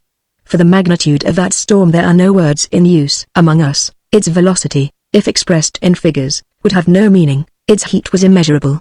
Suffice it to say that if such a tempest could have swept over earth for a second, both the poles would have boiled. The travelers left it galloping over that plain, rippled from underneath by the restless earthquake and whipped into flaming foam by the force of the storm. The sun already was receding from them, already growing smaller. Soon the storm seemed but a cloud of light sweeping over the empty plain. like a murderous mourner rushing swiftly away from the grave of that mighty mountain. And now the professor's spell gripped them in earnest. Rapidly the sun grew smaller. As swiftly as he had sent them upon the journey, he was now drawing them home. They overtook thunders that they had heard already, and passed them, and came again to the silent spaces which the thunders of the sun are unable to cross, so that even Mercury is undisturbed by them. I have said that spirits neither fade nor weary. But a great sadness was on them. They felt as men feel who come whole away from periods of peril. They had seen cataclysms too vast for our imagination, and a mournfulness and a satiety were upon them. They could have gazed at one flower for days and needed no other experience, as a wounded man may be happy staring at the flame of a candle. Crossing the paths of Mercury and Venus, they saw that these planets had not appreciably moved, and Rodriguez, who knew that planets wander in the night, guessed thereby that they had not been absent from Earth for many hours. They rejoiced to see the sun diminishing steadily. Only for a moment as they started their journey had they seen that solar storm rushing over the plains of the sun. But now it appeared to hang halted in its mid-anger, as though blasting one region eternally, moving on with the pace of light. They saw Earth, soon after crossing the path of Venus, beginning to grow larger than a star. Never had home appeared more welcome to wanderers, who see their house far off, returning home, and as Earth grew larger, and they began to see forms that seemed like seas and mountains, they looked for their own country, but could not find it, for, traveling straight from the sun, they approached that part of the world that was then turned towards it, and were heading straight for China, while Spain lay still in darkness. But when they came near Earth and its mountains were clear, then the professor drew them across the world, into the darkness and over Spain, so that those two spirits ended their marvelous journey much as the snipe ends his, a drop out of heaven and a swoop low over marshes. So they came home, while Earth seemed calling to them with all her voices, with memories, sights and scents, and little sounds, calling anxiously, as though they had been too long away and must be home soon. They heard a cock crow on the edge of the night. They heard more little sounds than words can say, only the organ can hint at them. It was Earth calling.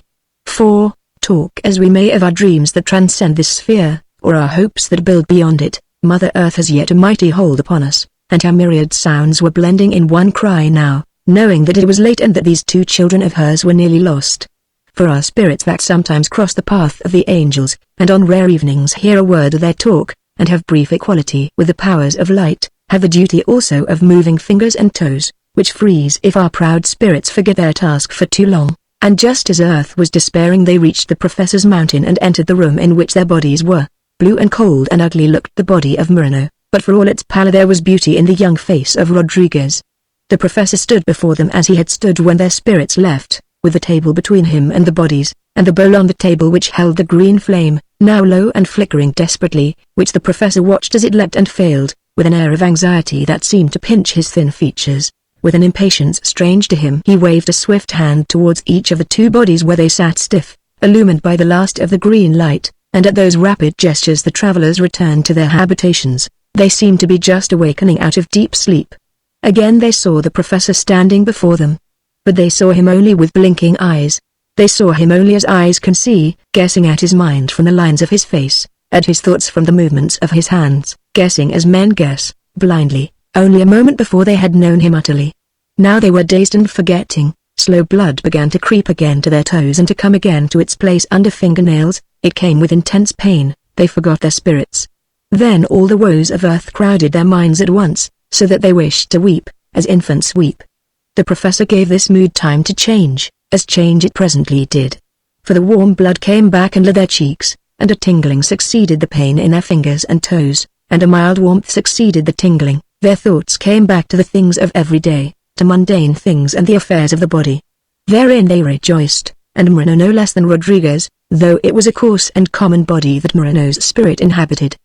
And when the professor saw that the first sorrow of Earth, which all spirits feel when they land here, had passed away, and that they were feeling again the joy of mundane things, only then did he speak. "Senor," he said, "beyond the path of Mars run many worlds that I would have you know.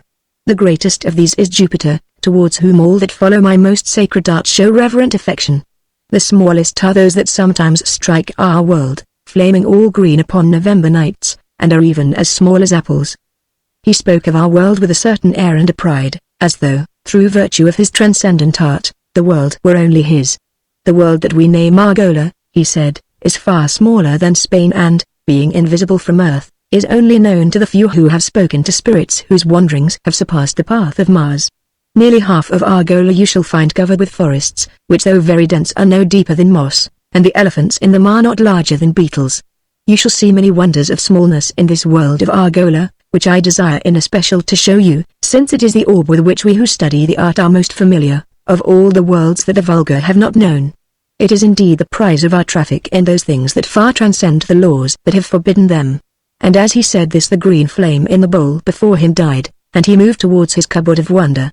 Rodriguez hastily thanked the professor for his great courtesy in laying bare before him secrets that the centuries hid, and then he referred to his own great unworthiness, to the lateness of the hour, to the fatigue of the professor, and to the importance to learning of adequate rest to refresh his illustrious mind.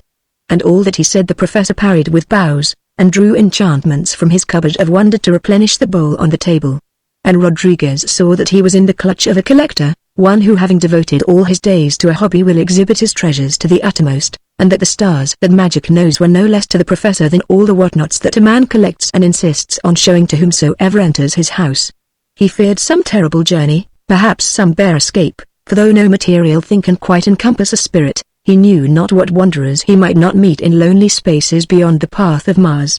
So when his last polite remonstrance failed, being turned aside with a pleasant phrase and a smile from the grim lips, and looking at Moreno he saw that he shared his fears, then he determined to show whatever resistance were needed to keep himself and Moreno in this old world that we know, or that youth at least believes that it knows. He watched the professor return with his packets of wonder, dust from a fallen star, phials of tears of lost lovers, poison and gold out of Elfland, and all manner of things. But the moment that he put them into the bowl Rodriguez's hand flew to his sword hilt. He heaved up his elbow, but no sword came forth, for it lay magnetized to its scabbard by the grip of a current of magic. When Rodriguez saw this he knew not what to do. The professor went on pouring into the bowl. He added an odor distilled out of dream roses, 3 drops from the gallbladder of a fabulous beast, and a little dust that had been man. More too he added, so that my reader might wonder were I to tell him all, yet it is not so easy to free our spirits from the gross grip of our bodies. Wonder not then, my reader, if the professor exerted strange powers. And all the while Moreno was picking at a nail that fastened on the handle to his frying pan. And just as the last few mysteries were shaken into the bowl, and there were 2 among them of which even Asia is ignorant, just as the dews were blended with the powers in a grey-green sinister harmony, Moreno untwisted his nail and got the handle loose. The professor kindled the mixture in the bowl, again green flame arose, again that voice of his began to call to their spirits, and its beauty and the power of its spell were as of some fallen angel. The spirit of Rodriguez was nearly passing helplessly forth again on some frightful journey, when Moreno loosed his scabbard sword from its girdle and tied the handle of his frying pan across it a little below the hilt with a piece of string. Across the table the professor intoned his spell, across a narrow table, but it seemed to come from the far side of the twilight, a twilight red and golden in long layers, of an evening wonderfully long ago. It seemed to take its music out of the lights that it flowed through and to call Rodriguez from immediately far away, with a call which it was sacrilege to refuse, and anguish even, and hard toil such as there was no strength to do. And then Moreno held up the sword in its scabbard with the handle of the frying pan tied across. Rodriguez, disturbed by a stammer in the spell, looked up and saw the professor staring at the sword where Moreno held it up before his face in the green light of the flame from the bowl. He did not seem like a fallen angel now. His spell had stopped. He seemed like a professor who had forgotten the theme of his lecture, while the class waits. For Moreno was holding up the sign of the cross. "You have betrayed me," shouted the slave of Orion. The green flame died, and he strode out of the room, his purple cloak floating behind him. "Master," Moreno said, "it was always good against magic." The sword was loose in the scabbard as Rodriguez took it back. There was no longer a current of magic gripping the steel. A little uneasily Rodriguez thanked Moreno. He was not sure if Moreno had behaved as a guest servant should.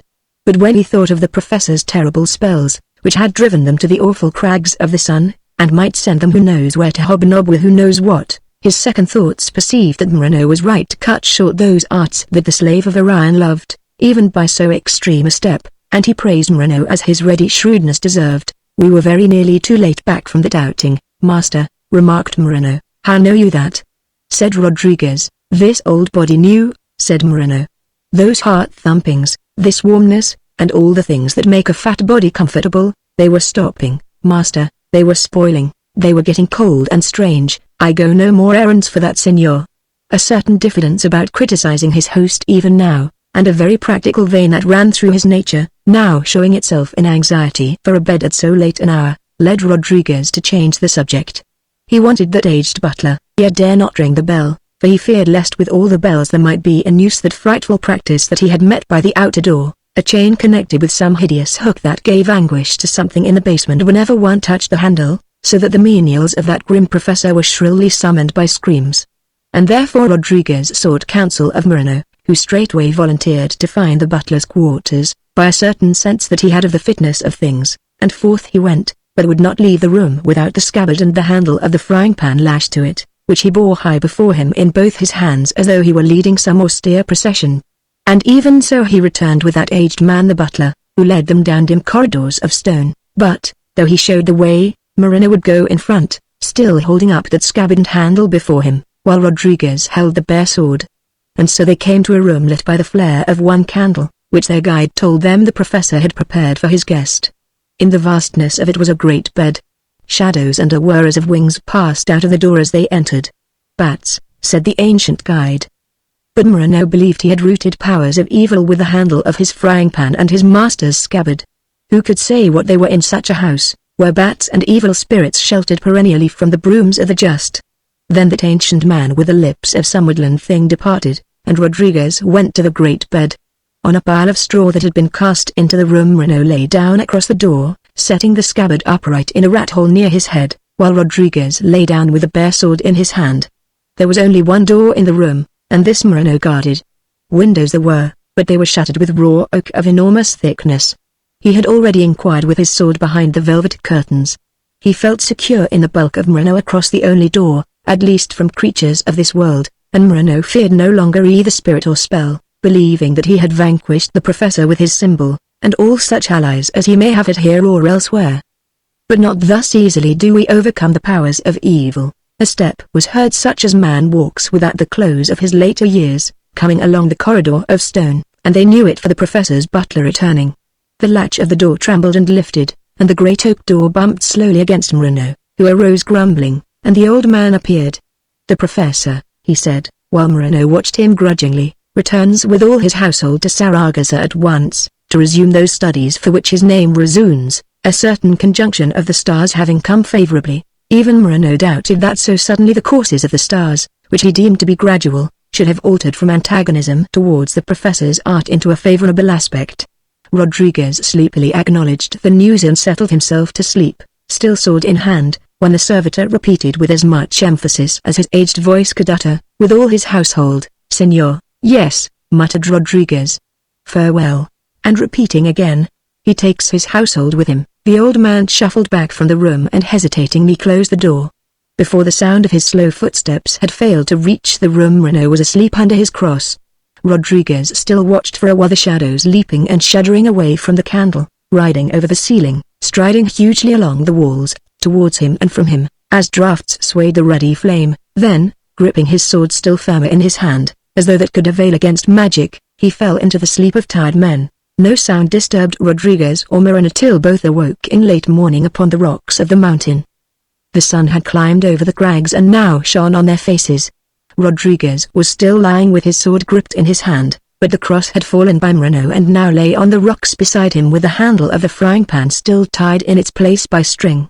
A young, wild, woodland squirrel gamboled near, though there were no woods for it anywhere within sight. It leapt and played as though rejoicing in youth, with such merriment as though youth had but come to it newly or been lost and restored again. All over the mountain they looked, but there was no house, nor any sign of dwelling of man or spirit.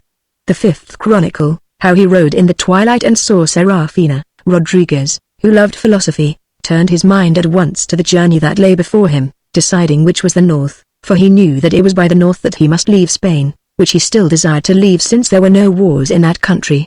Moreno knew not clearly what philosophy was, yet he wasted no thoughts upon the night that was gone, and, fitting up his frying pan immediately, he brought out what was left of his bacon and began to look for material to make a fire. The bacon lay waiting in the frying pan for some while before this material was gathered, for nothing grew on the mountain but a heath, and of that there were few bushes, scattered here and there. Rodriguez, far from ruminating upon the events of the previous night, realized as he watched these preparations that he was enormously hungry. And when Moreno had kindled a fire and the smell of cooking arose, he who had held the chair of magic at Saragossa was banished from both their minds, although upon this very spot they had spent so strange a night. But where bacon is, and there be hungry men, the things of yesterday are often forgotten. Moreno, said Rodriguez, we must walk far today. Indeed, master, said Moreno, we must push on to these wars, for you have no castle, master, no lands, no fortune. Come, said Rodriguez. Moreno slung his frying pan behind him. They had eaten up the last of his bacon. He stood up, and they were ready for the journey. The smoke from their meager fire went thinly into the air, the small grey clouds of it went slowly up, nothing beside remained to bid them farewell, or for them to thank for their strange night's hospitality. They climbed till they reached the rugged crest of the mountain, thence they saw a wide plain and the morning. The day was waiting for them. The northern slope of the mountain was wholly different from that black congregation of angry rocks through which they had climbed by night to the House of Wonder. The slope that now lay before them was smooth and grassy, flowing before them far, a gentle slope that was soon to lend speed to Rodriguez's feet, adding nimbleness even to youth. Soon, too, it was to lift on with the dull weight of Moreno as he followed his master towards unknown wars, youth going before him like a spirit and the good slope helping behind. But before they gave themselves to that waiting journey they stood a moment and looked at the shining plain that lay before them like an open page, on which was the whole chronicle of that day's wayfaring. There was the road they should travel by, there were the streams it crossed and narrow woods they might rest in, and dim on the farthest edge was the place they must spend that night.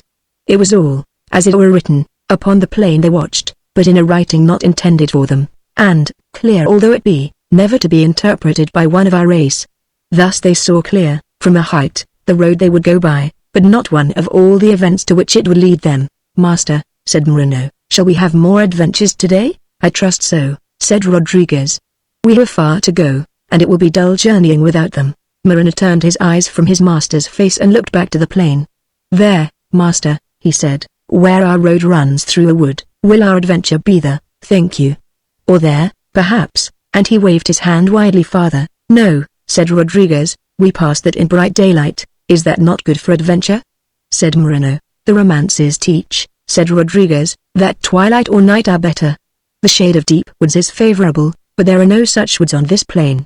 When we come to evening we shall doubtless meet some adventure, far over there.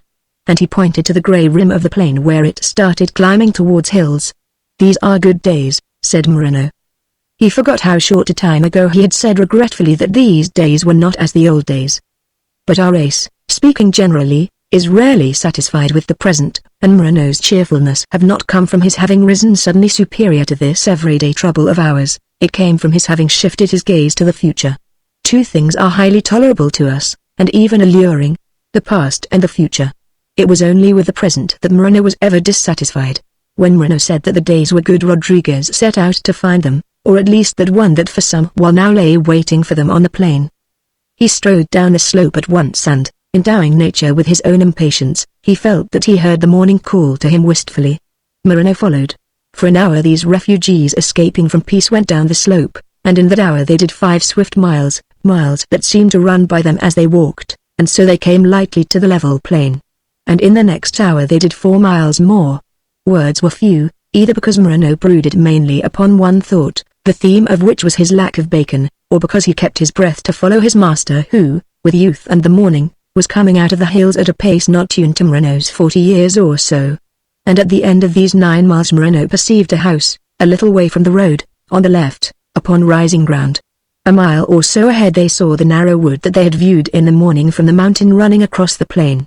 They saw now by the lie of the ground that it probably followed a stream, a pleasant place in which to take the rest demanded by Spain at noon. It was just an hour to noon, so Rodriguez, keeping the road, told Moreno to join him where it entered the wood when he had acquired his bacon. And then as they parted a thought occurred to Rodriguez, which was that bacon cost money. It was purely an afterthought, an accidental fancy, such as inspirations are, for he had never had to buy bacon. So he gave Moreno a 5th part of his money, a large gold coin the size of one of our 5-shilling pieces, engraved of course upon one side with the glories and honors of that golden period of Spain, and upon the other with the head of the Lord the King. It was only by chance he had brought any at all. He was not what our newspapers will call, if they ever care to notice him, a level-headed businessman. At the sight of the gold piece Moreno bowed, for he felt this gift of gold to be an occasion, but he trusted more for the purchase of the bacon to some few small silver coins of his own that he kept among lumps of lard and pieces of string, and so they parted for a while, Rodriguez looking for some great shadowy oak with moss under it near a stream, Moreno in quest of bacon. When Rodriguez entered the wood he found his oak, but it was not such an oak as he cared to rest beneath during the heat of the day, nor would you have done so, my reader, even though you have been to the wars and seen many a pretty mess, for 4 of La Garda were by it and were arranging to hang a man from the best of the branches. La Garda again, said Rodriguez nearly aloud. His eye drooped, his look was listless, he gazed at other things, while a glance that you had not noticed, flashed slantingly at La Garda, satisfied Rodriguez that all 4 were strangers. Then he walked straight towards them merrily. The man they proposed to hang was a stranger too. He appeared at first to be as stout as Moreno, and he was nearly half a foot taller, but his stoutness turned out to be sheer muscle. The broad man was clothed in old brown leather and had blue eyes. Now there was something about the poise of Rodriguez's young head which gave him an air not unlike that which the king himself sometimes wore when he went courting. It suited his noble sword and his merry plume. When La Garda saw him they were all politeness at once, and invited him to see the hanging, for which Rodriguez thanked them with amplest courtesy. It is not a bullfight, said the chief of La Garda almost apologetically. But Rodriguez waved aside his deprecations and declared himself charmed at the prospect of a hanging. Bear with me, reader, while I champion a bad cause and seek to palliate what is inexcusable. As we travel about the world on our way through life we meet and pass here and there, in peace or in war, other men, fellow travelers, and sometimes there is no more than time for a glance, eye to eye. And in that glance you see the sort of man, and chiefly there are 2 sorts. The one sort always brooding, always planning, mean, silent men, collecting properties and money, keeping the law on their side, keeping everything on their side, except women and heaven, and the late, leisurely judgment of simple people, and the others merry folk, whose eyes twinkle, whose money flies, who will sooner laugh than plan, who seem to inherit rightfully the happiness that the others plot for, and fail to come by with all their schemes. In the man who was to provide the entertainment Rodriguez recognized the second kind. Now even though the law had caught a saint that had strayed too far outside the boundary of heaven, and desired to hang him, Rodriguez knew that it was his duty to help the law while help was needed, and to applaud after the thing was done. The law to Rodriguez was the most sacred thing man had made, if indeed it were not divine. But since the privilege that 2 days ago had afforded him of studying it more closely, it appeared to him the blindest, silliest thing with which he had had to do since the kittens were drowned that his cat Abitharina had had an argument heart. It was in this deplorable state of mind that Rodriguez's glance fell on the merry eyes and the solemn predicament of the man in the leather coat, standing pinioned under a long branch of the oak tree, and he determined from that moment to disappoint La Garda and, I fear also, my reader, perhaps to disappoint you, of the hanging that they at least had promised themselves. Think you, said Rodriguez, that for so stout a knave this branch of yours suffices? Now it was an excellent branch. But it was not so much Rodriguez's words as the anxious way in which he looked at the branch that aroused the anxieties of La Garda, and soon they were looking about to find a better tree, and when 4 men start doing this in a wood time quickly passes. Meanwhile Moreno drew near, and Rodriguez went to meet him. Master, said Moreno, all out of breath, they had no bacon. But I got these 2 bottles of wine.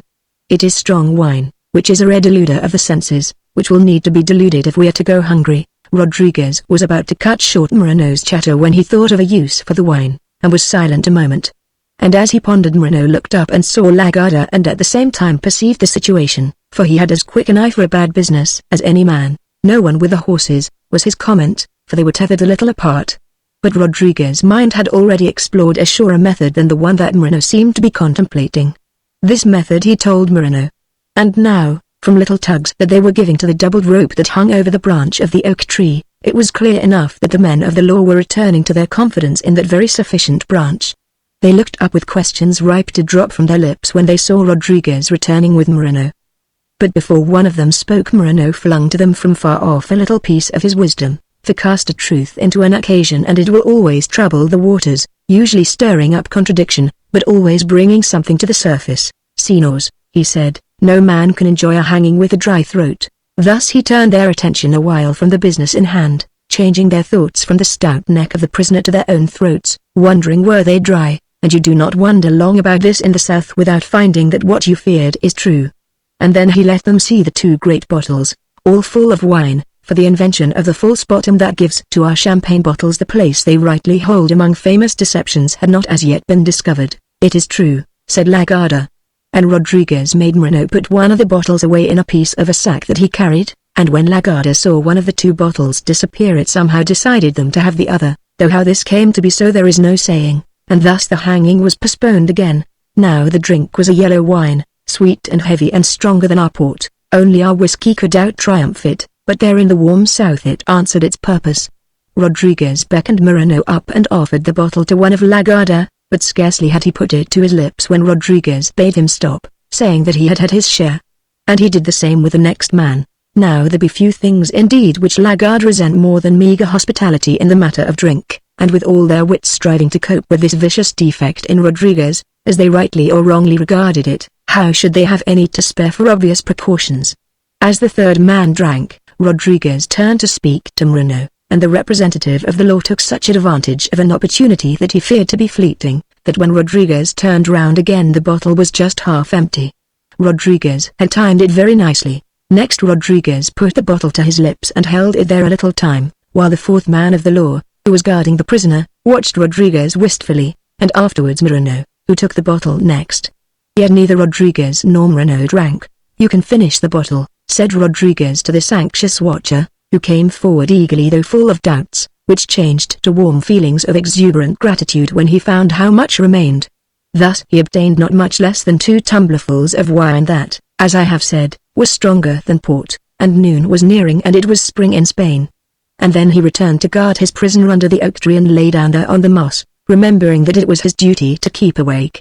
And afterwards with one hand he took hold of a rope that bound the prisoner's ankles, so that he might still guard his prisoner even though he should fall asleep. Now 2 of the men had had little more than the full of a sherry glass each. To these Moreno made signs that there was another bottle, and, coming round behind his master, he covertly uncorked it and gave them their heart's desire, and a little was left over for the man who drank third on the first occasion. And presently the spirits of all 4 of Lagarda grew haughty and forgot their humble bodies, and would fain have gone forth to dwell with the sons of light, while their bodies lay on the moss and the sun grew warmer and warmer, shining dappled in amongst the small green leaves. All seemed still but for the winged insects flashing through shafts of the sunlight out of the gloom of the trees and disappearing again like infinitesimal meteors. But our concern is with the thoughts of man, of which deeds are but the shadows. Wherever these are active it is wrong to say all is still, for whether they cast their shadows, which are actions, or whether they remain a force not visibly stirring matter, they are the source of the tales we write and the lives we lead. It is they that gave history her material and they that bade her work it up into books. And thoughts were very active about that oak tree. For while the thoughts of Lagarda arose like dawn, and disappeared into mists, their prisoner was silently living through the sunny days of his life, which are at no time quite lost to us, and which flash vivid and bright and near when memory touches them, herself awakened by the nearness of death. He lived again days far from the day that had brought him where he stood. He drew from those days, that is to say, that delight, that essence of ours, that something which we call life. The sun, the wind, the rough sand, the splash of the sea, on the starfish, and all the things that it feels during its span, are stored in something like its memory, and are what we call its life. It is the same with all of us. Life is feeling. The prisoner from the store of his memory was taking all he had. His head was lifted, he was gazing northwards, far further than his eyes could see, to shining spaces in great woods. And there his threatened being walked in youth, with steps such as spirits take, over immortal flowers, which were dim and faint but unfading because they lived on in memory. In memory he walked with some who were now far from his footsteps. And, seen through the gloaming of that perilous day, how bright did those far days appear! Did they not seem sunnier than they really were? No, reader, for all the radiance that glittered so late in his mind was drawn from those very days. It was their own brightness that was shining now. We are not done with the days that were as soon as their sunsets have faded, but a light remains from them and grows fairer and fairer, like an afterglow lingering among tremendous peaks above immeasurable slopes of snow. The prisoner had scarcely noticed Rodriguez or his servant, any more than he noticed his captors, for there come an intensity to those who walk near death that makes them a little alien from other men, life flaring up in them at the last into so grand a flame that the lives of the others seem a little cold and dim where they dwell remote from that sunset that we call mortality. So he looked silently at the days that were as they came dancing back again to him from where they had long lain lost in chasms of time, to which they had slipped over dark edges of years. Smiling they came, but all wistfully anxious, as though their errand were paramount and their span short. He saw them cluster about him, running now, bringing their tiny gifts, and scarcely heard the heavy sigh of his guard as Rodriguez gagged him and Moreno tied him up. Had Rodriguez now released the prisoner, they could have been 3-3, in the event of things going wrong with the sleep of Lagarda, but, since in the same time they could gag and bind another, the odds would be the same at 2-2, and Rodriguez preferred this to the slight uncertainties that would be connected with the entry of another partner. They accordingly gagged the next man and bound his wrists and ankles. And that Spanish wine held good with the other two and bound them far down among the deeps of dreams, and so it should, for it was of a vine that grew in the vales of Spain and had ripened in one of the years of the Golden Age. They bound one as easily as they had bound the other two, and the last Rodriguez watched while Moreno cut the ropes off the prisoner, for he had run out of bits of twine and all other improvisations. With these ropes he ran back to his master, and they tied up the last prisoner but did not gag him. "Shall we gag him, master, like the rest?" said Moreno. "No," said Rodriguez. "He has nothing to say," and though this remark turned out to be strictly untrue, it well enough answered its purpose. And then they saw standing before them the man they had freed. And he bowed to Rodriguez like one that had never bowed before. I do not mean that he bowed with awkwardness, like imitative men unused to politeness, but he bowed as the oak bows to the woodman. He stood straight, looking Rodriguez in the eyes, then he bowed as though he had let his spirit break, which allowed him to bow to never a man before. Thus, if my pen has been able dimly to tell of it, thus bowed the man in the old leathern jacket. And Rodriguez bowed to him in answer with the elegance that they that had dwelt at Argumentohart had slowly drawn from the ages. "Señor, your name," said the stranger. "Lord of Argumentohart," said Rodriguez. "Señor," he said, "being a busy man, I have seldom time to pray. And the blessed saints, being more busy than I think seldom hear my prayers, yet your name shall go up to them. I will often tell it them quietly in the forest, and not on their holy days when bells are ringing and loud prayers fill heaven." "It may be, Señor," Rodriguez said. "I profoundly thank you. Even in these days, when bullets are often thicker than prayers, we are not quite thankless for the prayers of others. In those days they were what closing quotations are on a stock exchange, ink in Fleet Street, machinery in the Midlands, common but valued," and Rodriguez's thanks was sincere. And now that the curses of the ungagged one of Lagarda were growing monotonous, Rodriguez turned to Moreno. "Ungag the rest," he said, "and let them talk to each other, master," Moreno muttered, feeling that there was enough noise already for a small wood, but he went and did as he was ordered. And Rodriguez was justified of his humane decision, for the pen thoughts of all three found expression together and, all four now talking at once, mitigated any bitterness there may have been in those solitary curses. And now Rodriguez could talk undisturbed. "Whither?" said the stranger. "To the wars," said Rodriguez. "If wars there be." "Aye," said the stranger, "there be always wars somewhere." "By which road go you?" "North," said Rodriguez, and he pointed. The stranger turned his eyes to the way Rodriguez pointed. "That brings you to the forest," he said, "unless you go far around, as many do." "What forest?" said Rodriguez. "The great forest named Shadow Valley," said the stranger. "How far?" said Rodriguez. 40 miles, said the stranger. Rodriguez looked at Lagarda and then at their horses, and thought, "He must be far from Lagarda by nightfall. It is not easy to pass through Shadow Valley," said the stranger. "Is it not?" said Rodriguez. "Have you a gold great piece?" the stranger said. Rodriguez held out one of his remaining 4. The stranger took it. And then he began to rub it on a stone, and continued to rub while Rodriguez watched in silence, until the image of the Lord the King was gone and the face of the coin was scratchy and shiny and flat. And then he produced from a pocket or pouch in his jacket a graving tool with a round wooden handle, which he took in the palm of his hand, and the edge of the steel came out between his forefinger and thumb, and with this he cut at the coin. And Moreno rejoined them from his merciful mission and stood and wondered at the cutting. And while he cut they talked. They did not ask him how he came to be chosen for hanging, because in every country there are about 100 individualists, varying to perhaps half 100 in poor ages. They go their 100 ways, or their half-dozen ways, and there is a 101st way, or a 7th way, which is the way that is cut for the rest, and if some of the rest catch one of the 100, or one of the 6, they naturally hang him, if they have a rope, and if hanging is the custom of the country, for different countries use different methods. And you saw by this man's eyes that he was one of the 100. Rodriguez therefore only sought to know how he came to be caught. "Lagarda found you, Señor?" he said. As you see, said the stranger. I came too far from my home. You were traveling? Said Rodriguez. Shopping, he said. At this word Moreno's interest awakened wide. Senor, he said, what is the right price for a bottle of this wine that lagarde drink? I know not, said the man in the brown jacket. They give me these things. Where is your home, senor? Rodriguez asked. It is Shadow Valley, he said. One never saw Rodriguez fail to understand anything. If he could not clear a situation up, he did not struggle with it. Moreno rubbed his chin. He had heard of Shadow Valley only dimly, for all the travelers he had known out of the north had gone round it. Rodriguez and Moreno bent their heads and watched a design that was growing out of the gold. And as the design grew under the hand of the strange worker, he began to talk of the horses. He spoke as though his plans had been clearly established by edict, and as though no others could be. When I have gone with 2 horses, he said, ride hard with the other 2 till you reach the village named Lowlight, and take them to the forge of Fernandez the smith, where one will show them who is not Fernandez, and he waved his hand northwards. There was only one road. Then all his attention fell back again to his work on the gold coin, and when those blue eyes were turned away there seemed nothing left to question.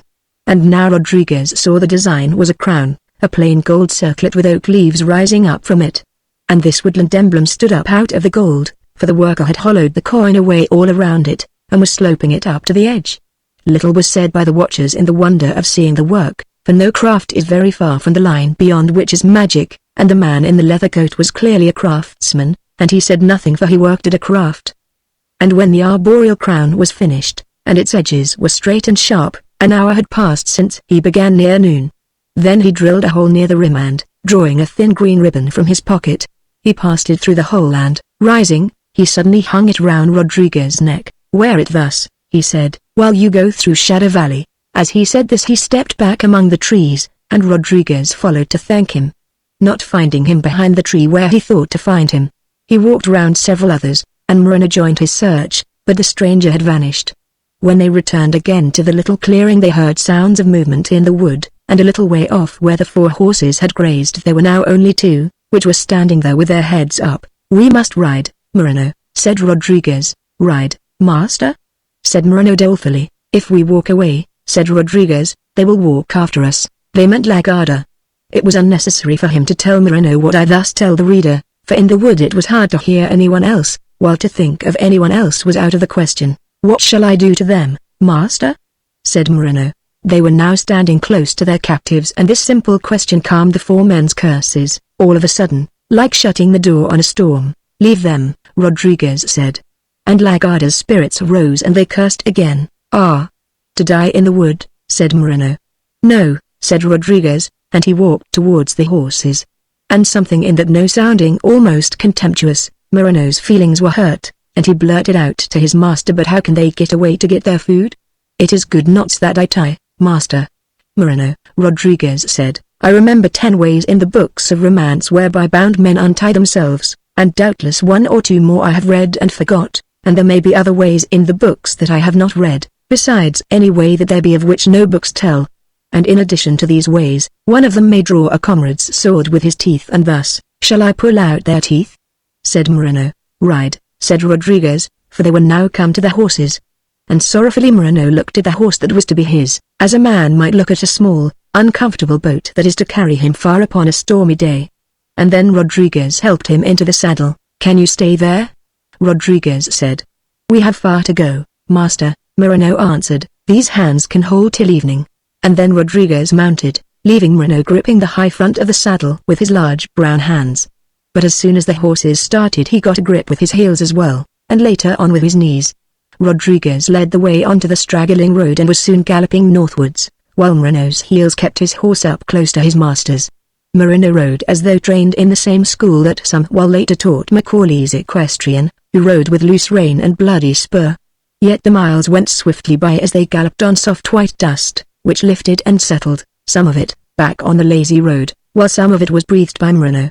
The gold coin on the green silk ribbon flapped up and down as Rodriguez rode, till he stuffed it inside his clothing and remembered no more about it. Once they saw before them the man they had snatched from the noose. He was going hard and leading a loose horse. And then where the road bent round a low hill he galloped out of sight and they saw him no more. He had the loose horse to change onto as soon as the other was tired. They had no prospect of overtaking him. and so he passed out of their minds as their host had done, who went away with his household to Saragossa. At first Rodriguez's mandolin, that was always slung on his back, bumped up and down uncomfortably, but he eased it by altering the strap. Small things like this bring contentment. And then he settled down to ride. But no contentment came near Morano, nor did he look for it.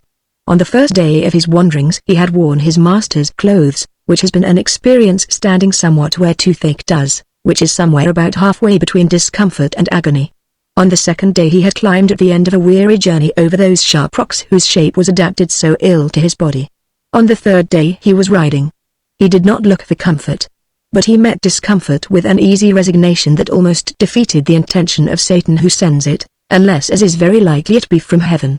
And in spite of all discomforts he gaily followed Rodriguez. In 1,000 days at the Inn of the Dragon and Night no two were so different to Morano that one stood out from the other, or any from the rest.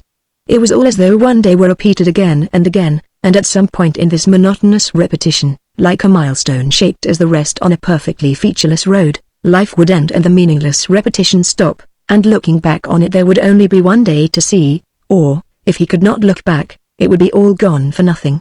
And then, into that one day that he was living on in the gloaming of that grim inn, Rodriguez had appeared, and Morano had known him for one of those wandering lights that sometimes make sudden day among the stars. He knew no, he felt that by following him, yesterday, today and tomorrow would be three separate possessions in memory.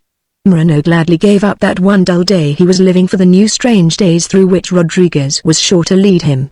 Gladly he left it. If this be not true, how then has a man with a dream led thousands to follow his fancy, from the Crusades to whatever gay madness be the fashion when this is read? As they galloped the scent of the flowers rushed into Rodriguez's nostrils, while Morano mainly breathed the dust from the hooves of his master's horse. But the quest was favored the more by the scent of the flowers inspiring its leader's fancies. So Morano gained even from this. In the first hour they shortened by 15 miles the length of their rambling quest. In the next hour they did 5 miles, and in the third hour 10. After this they rode slowly. The sun was setting. Morano regarded the sunset with delight, for it seemed to promise jovially the end of his sufferings, which except for brief periods when they went on foot, to rest as Rodriguez said the horses, had been continuous and even increasing since they started. Rodriguez, perhaps a little weary too, drew from the sunset a more somber feeling, as sensitive minds do. He responded to its farewell, he felt its beauty, and as little winds turned cool and the shine of blades of grass faded, making all the plain dimmer, he heard, or believed he heard, further off than he could see, sounds on the plain beyond ridges, in hollows, behind clumps of bushes, as though small creatures all unknown to his learning played instruments cut from reeds upon unmapped streams. In this hour, among these fancies, Rodriguez saw clear on a hill the white walls of the village of Lowlight. And now they began to notice that a great round moon was shining. The sunset grew dimmer and the moonlight stole in softly, as a cat might walk through great doors on her silent feet into a throne room just as the king had gone, and they entered the village slowly in the perfect moment of twilight. The round horizon was brimming with a pale but magical color, welling up to the tips of trees and the battlements of white towers. Earth seemed a mysterious cup overfull of this pigment of wonder. Clouds wandering low, straying far from their azure fields, were dipped in it. The towers of Lowlight turned slowly, rose in that light, and glowed together with the infinite gloaming, so that for this brief hour the things of man were wed with the things of eternity. It was into this wide, pale flame of ethereal rose that the moon came stealing like a magician on tiptoe, to enchant the tips of the trees, low clouds and the towers of Lowlight. A blue light from beyond our world touched the pink that is Earth's at evening, and what was strange and a matter for hushed voices, marvelous but yet of our Earth, became at that touch unearthly. All in a moment it was, and Rodriguez gasped to see it. Even Morano's eyes grew round with the coming of wonder, or with some dim feeling that an unnoticed moment had made all things strange and new. For some moments the spell of moonlight on sunlight hovered, the air was brimming and quivering with it, magic touched earth. For some moments, some 30 beats of a heron's wing, had the angels sung to men, had their songs gone earthward into that rosy glow, gliding past layers of faintly tinted cloud, like moths at dusk towards a briar rose. In those few moments men would have known their language. Rodriguez reined in his horse in the heavy silence and waited. For what he waited he knew not, some unearthly answer perhaps to his questioning thoughts that had wandered far from earth, though no words came to him with which to ask their question and he did not know what question they would ask. He was all vibrating with a human longing. I know not what it is, but perhaps philosophers know. He sat there waiting while a late bird sailed homeward, sat while Moreno wondered. And nothing spake from anywhere.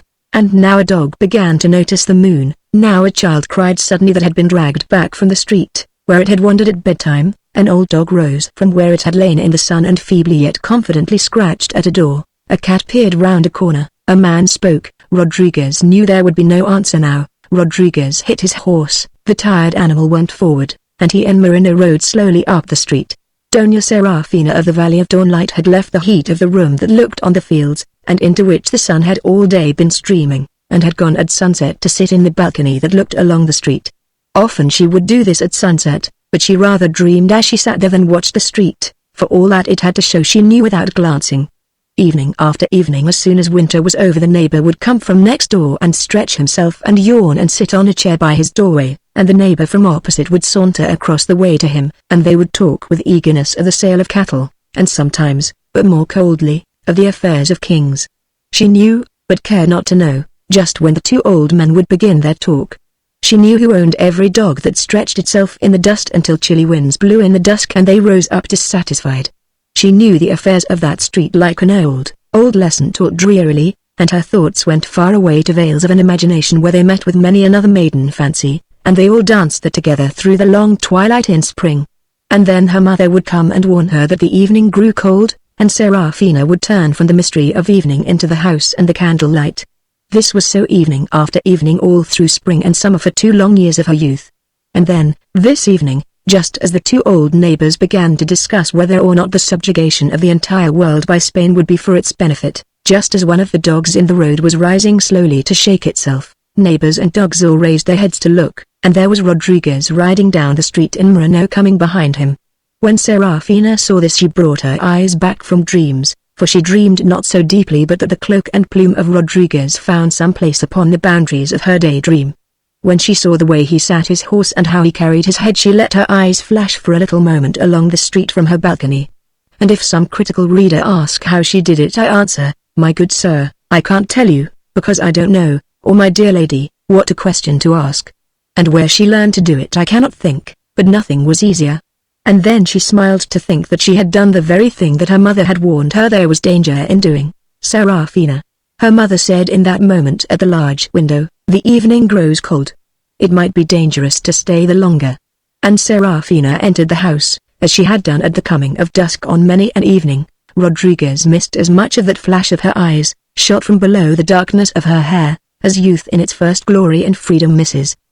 For at the point on the road called Life at which Rodriguez was then, one is high on a crag above the promontories of Watchmen, lower only than the peaks of the Prophets, from which to see such things. Yet it did not need youth to notice Serafina. Beggars had blessed her for the poise of her head. She turned that head a little as she went between the windows, till Rodriguez gazing up to her saw the fair shape of her neck, and almost in that moment the last of the daylight died. The windows shut, and Rodriguez rode on with Moreno to find the forge that was kept by Fernandez the smith. And presently they came to the village forge, a cottage with huge, high roof whose beams were safe from sparks, and its fire was glowing redly into the moonlight through the wide door made for horses, although there seemed no work to be done, and a man with a swart moustache was piling more logs on. Over the door was burned on oak in ungainly great letters, Fernandez, for whom do you seek, senor? He said to Rodriguez, who had halted before him with his horse's nose inside the doorway sniffing. I look, he said, for him who is not Fernandez. I am he, said the man by the fire. Rodriguez questioned no further but dismounted, and bade Moreno lead the horses in. And then he saw in the dark at the back of the forge the other 2 horses that he had seen in the wood. And they were shod as he had never seen horses shod before.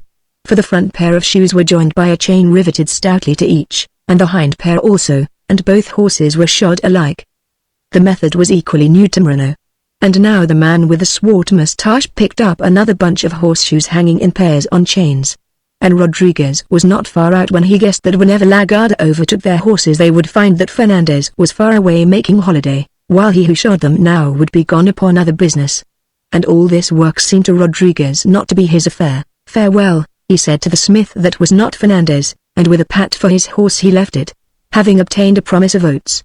And so Rodriguez and Moreno went on foot again, Moreno elated in spite of fatigue and pain, rejoicing to feel the earth once more, flat under the soles of his feet, Rodriguez a little humbled. The 6th Chronicle, how he sang to his mandolin and what came of his singing. They walked back slowly in silence up the street down which they had ridden. Earth darkened.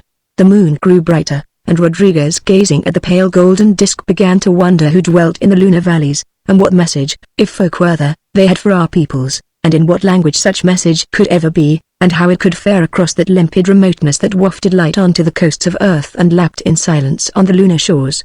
And as he wondered he thought of his mandolin. "Moreno," he said, "buy bacon." Moreno's eyes brightened. They were 45 miles from the hills on which he had last tasted bacon. He selected his house with a glance, and then he was gone. And Rodriguez reflected too late that he had forgotten to tell Moreno where he should find him, and this with night coming on in a strange village. Scarcely, Rodriguez reflected, he knew where he was going himself. Yet if old tunes lurking in its hollows, echoing though imperceptibly from long-faded evenings, gave the mandolin any knowledge of human affairs that other inanimate things cannot possess, the mandolin knew. Let us in fancy call up the shade of Moreno from that far generation. Let us ask him where Rodriguez is going. Those blue eyes, dim with the distance over which our fancy has called them, look in our eyes with wonder. "I do not know," he says, "where Don Rodriguez is going. My master did not tell me."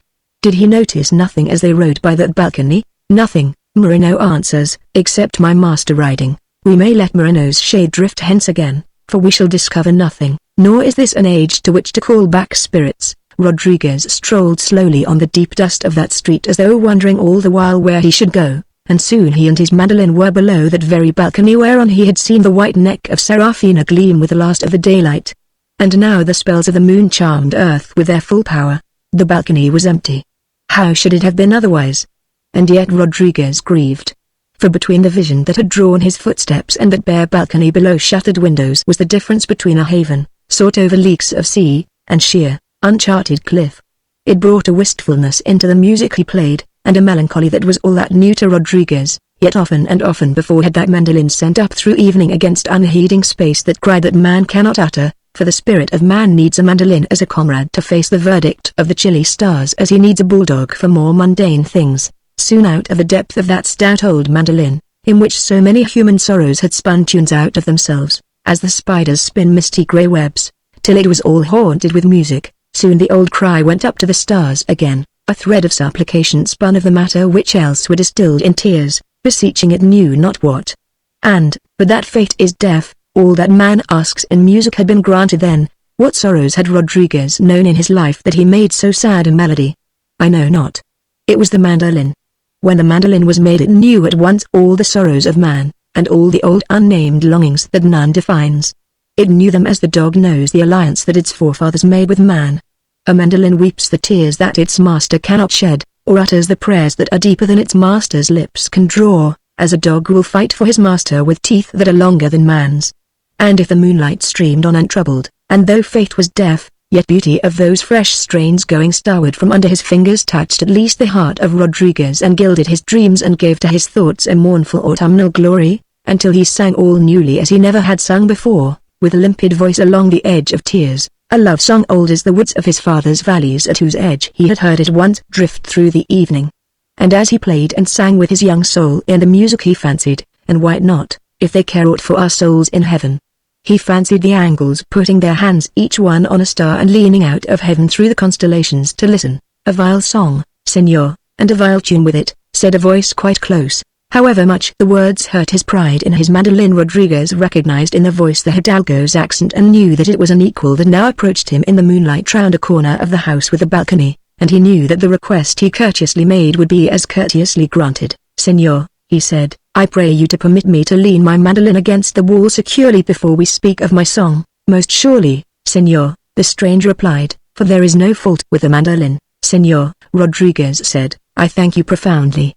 And he bowed to the gallant, whom he now perceived to be young, a youth tall and lithe like himself, one whom we might have chosen for these chronicles had we not found Rodriguez. Then Rodriguez stepped back a short way and placed his kerchief on the ground, and upon this he put his mandolin and leaned it against the wall. When the mandolin was safe from dust or accident he approached the stranger and drew his sword. "Senor," he said, "we will now discuss music." "Right gladly, senor," said the young man, who now drew his sword also. There were no clouds. The moon was full. The evening promised well. Scarcely had the flash of thin rapiers crossing each other by moonlight begun to gleam in the street when Moreno appeared beside them and stood there watching.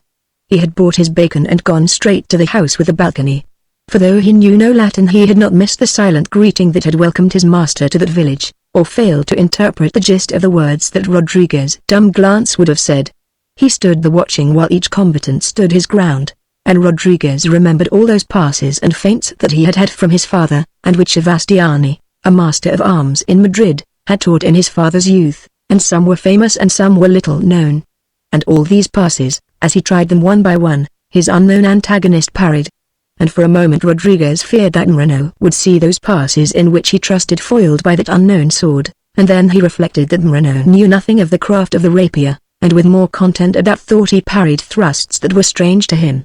But something told Moreno that in this fight the stranger was master, and that along that pale blue, moonlit, unknown sword lurked a sure death for Rodriguez. He moved from his place of vantage and was soon lost in large shadows, while the rapiers played and blade rippled on blade with a sound as though death were gently sharpening his scythe in the dark.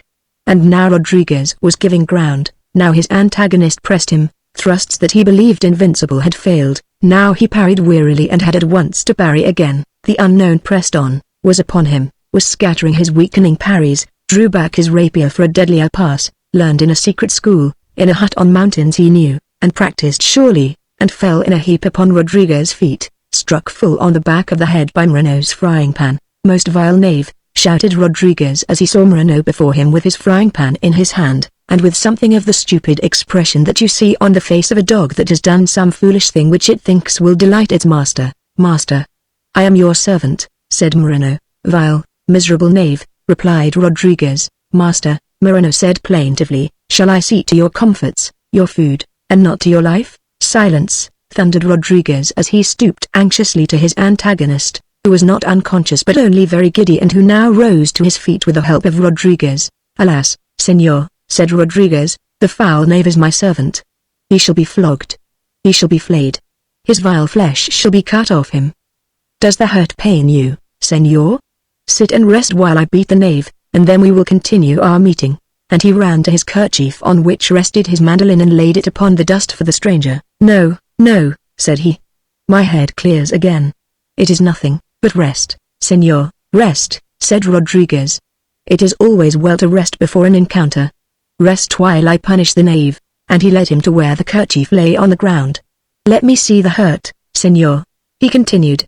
And the stranger removed his plumed hat as Rodriguez compelled him to sit down. He straightened out the hat as he sat, and the hurt was shown to be of no great consequence. "The blessed saints be praised," Rodriguez said. "It need not stop our encounter.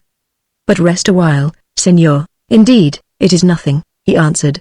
"But the indignity is immeasurable," sighed Rodriguez.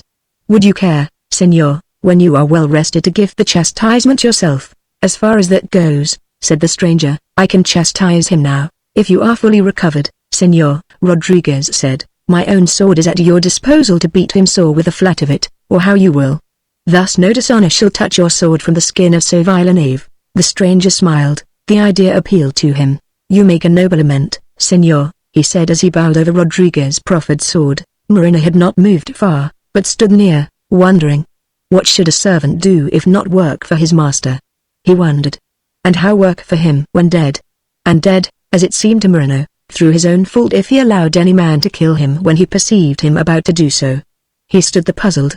And suddenly he saw the stranger coming angrily towards him in the clear moonlight with a sword. Moreno was frightened. As the hidalgo came up to him he stretched out his left hand to seize Moreno by the shoulder. Up went the frying pan, the stranger parried, but against a stroke that no school taught or knew, and for the second time he went down in the dust with a reeling head.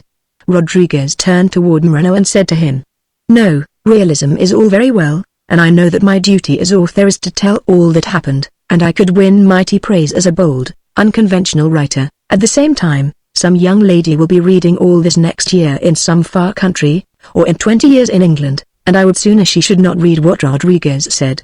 I do not, I trust, disappoint her." But the gist of it was that he should leave that place now and depart from his service forever. And hearing those words Moreno turned mournfully away and was at once lost in the darkness, while Rodriguez ran once more to help his fallen antagonist. "Senor, senor," he said with an emotion that some wearing centuries and a cold climate have taught us not to show, and beyond those words he could find no more to say. "Giddy, only giddy," said the stranger. A tear fell on his forehead as Rodriguez helped him to his feet. "Senor," Rodriguez said fervently, "we will finish our encounter come what may." "The knave is gone but I am somewhat giddy," said the other. "I will take off one of my shoes," said Rodriguez, leaving the other on. "It will equalize our unsteadiness, and you shall not be disappointed in our encounter. Come," he added kindly. "I cannot see so clearly as before," the young hidalgo murmured. "I will bandage my right eye also," said Rodriguez, "and if this cannot equalize it, it is a most fair offer," said the young man. "I could not bear that you should be disappointed of your encounter," Rodriguez said. "By this spirit of hell that has got itself clothed in fat and dares to usurp the dignity of man, it is a right fair offer," the young man said again. "Rest yourself, senor," said Rodriguez, "while I take off my shoe," and he indicated his kerchief which was still on the ground.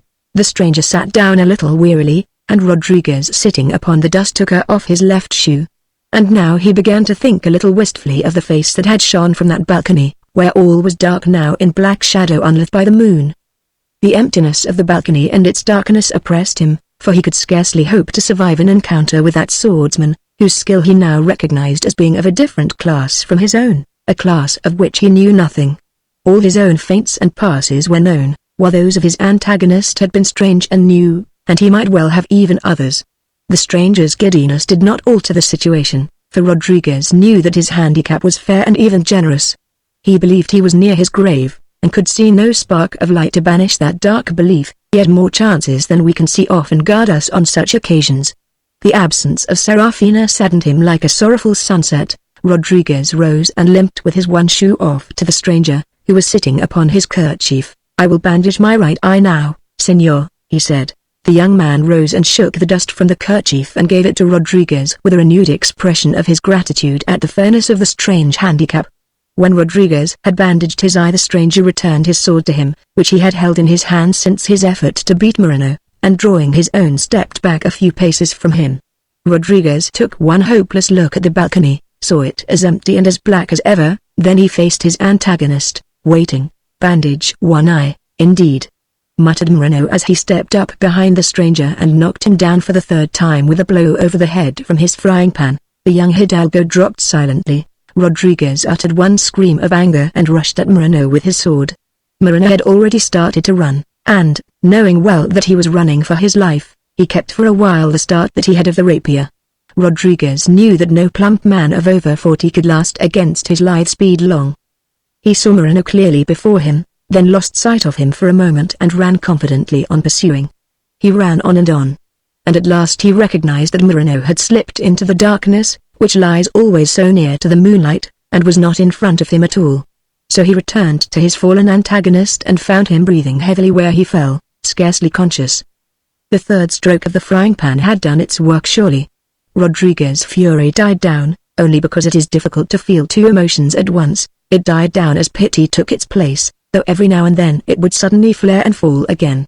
He returned his sword and lifted the young hidalgo and carried him to the door of the house under which they had fought. With one fist he beat on the door without putting the hurt man down, and continued to hit it until steps were heard, and bolts began to grumble, as though disturbed too early from their rusty sleep in stone sockets. The door of the house with the balcony was opened by a servant who, when he saw who it was that Rodriguez carried, fled into the house in alarm, as one who runs with bad news. He carried one candle and, when he had disappeared with the steaming flame, Rodriguez found himself in a long hall lit by the moonlight only, which was looking in through the small contorted panes of the upper part of a high window. Alone with echoes and shadows, Rodriguez carried the hurt man through the hall, who was muttering now as he came back to consciousness. And, as he went, there came to Rodriguez thoughts between wonder and hope, for he had had no thought at all when he beat on the door except to get shelter and help for the hurt man. At the end of the hall they came to an open door that led into a chamber partly shining with moonlight. "In there," said the man that he carried. Rodriguez carried him in and laid him on a long couch at the end of the room. Large pictures of men in the blackness, out of the moon's rays, frowned at Rodriguez mysteriously. He could not see their faces in the darkness, but he somehow knew they frowned. Two portraits that were clear in the moonlight eyed him with absolute apathy. So cold a welcome from that house's past generations boded no good to him from those that dwelt there today. Rodriguez knew that in carrying the hurt man there he helped did a Christian deed, and yet there was no putting the merits of the case against the omens that crowded the chamber, lurking along the edge of moonlight and darkness, disappearing and reappearing till the gloom was heavy with portent. The omens knew. In a weak voice and few words the hurt man thanked him, but the apathetic faces seemed to say what of that? And the frowning faces that he could not see still filled the darkness with anger. And then from the end of the chamber, dressed in white, and all shining with moonlight, came Serafina. Rodriguez in awed silence watched her come. He saw her pass through the moonlight and grow dimmer, and glide to the moonlight again that streamed through another window. A great dim golden circle appeared at the far end of the chamber whence she had come, as the servant returned with his candle and held it high to give light for Doña Serafina. But that one flame seemed to make the darkness only blacker, and for any cheerfulness it brought to the gloom it had better never have challenged those masses of darkness at all. In that high chamber among the brooding portraits it seemed trivial, ephemeral, modern, ill-able to cope with the power of ancient things, dead days and forgotten voices, which make their home in the darkness because the days that have usurped them have stolen the light of the sun. And the man stood holding his candle high, and the rays of the moon became more magical still beside that little mundane, flickering thing. And Serafina was moving through the moonlight as though its rays were her sisters, which she met noiselessly and brightly upon some island, as it seemed to Rodriguez, beyond the coasts of earth. So quietly and so brightly did her slender figure move, and so aloof from him appeared her eyes. And there came on Rodriguez that feeling that some deride and that others explain away, the feeling of which romance is mainly made and which is the aim and goal of all the earth. And his love for Serafina seemed to him not only to be an event in his life but to have some part in veiled and shadowy destinies and to have the blessing of most distant days. Grey beards seemed to look out of graves in forgotten places to wag approval, hands seemed to beckon to him out of far future times, where faces were smiling quietly, and, dreaming on further still, this vast approval that gave benediction to his heart's youthful fancy seemed to widen and widen like the gold of a summer's evening or the humming of bees in summer in endless rows of limes, until it became a part of the story of man. Spring days of his earliest memory seemed to have their part in it, as well as wonderful evenings of days that were yet to be, till his love for Serafina was one with the fate of earth, and, wandering far on their courses, he knew that the stars blessed it. But Serafina went up to the man on the couch with no look for Rodriguez. With no look for Rodriguez she bent over the stricken hidalgo. He raised himself a little on one elbow. "It is nothing," he said. Serafina. Still she bent over him. He laid his head down again, but now with open and undimmed eyes. She put her hand to his forehead, she spoke in a low voice to him, she lavished upon him sympathy for which Rodriguez would have offered his head to swords, and all, thought Rodriguez, for 3 blows from a knave's frying pan, and his anger against Moreno flared up again fiercely.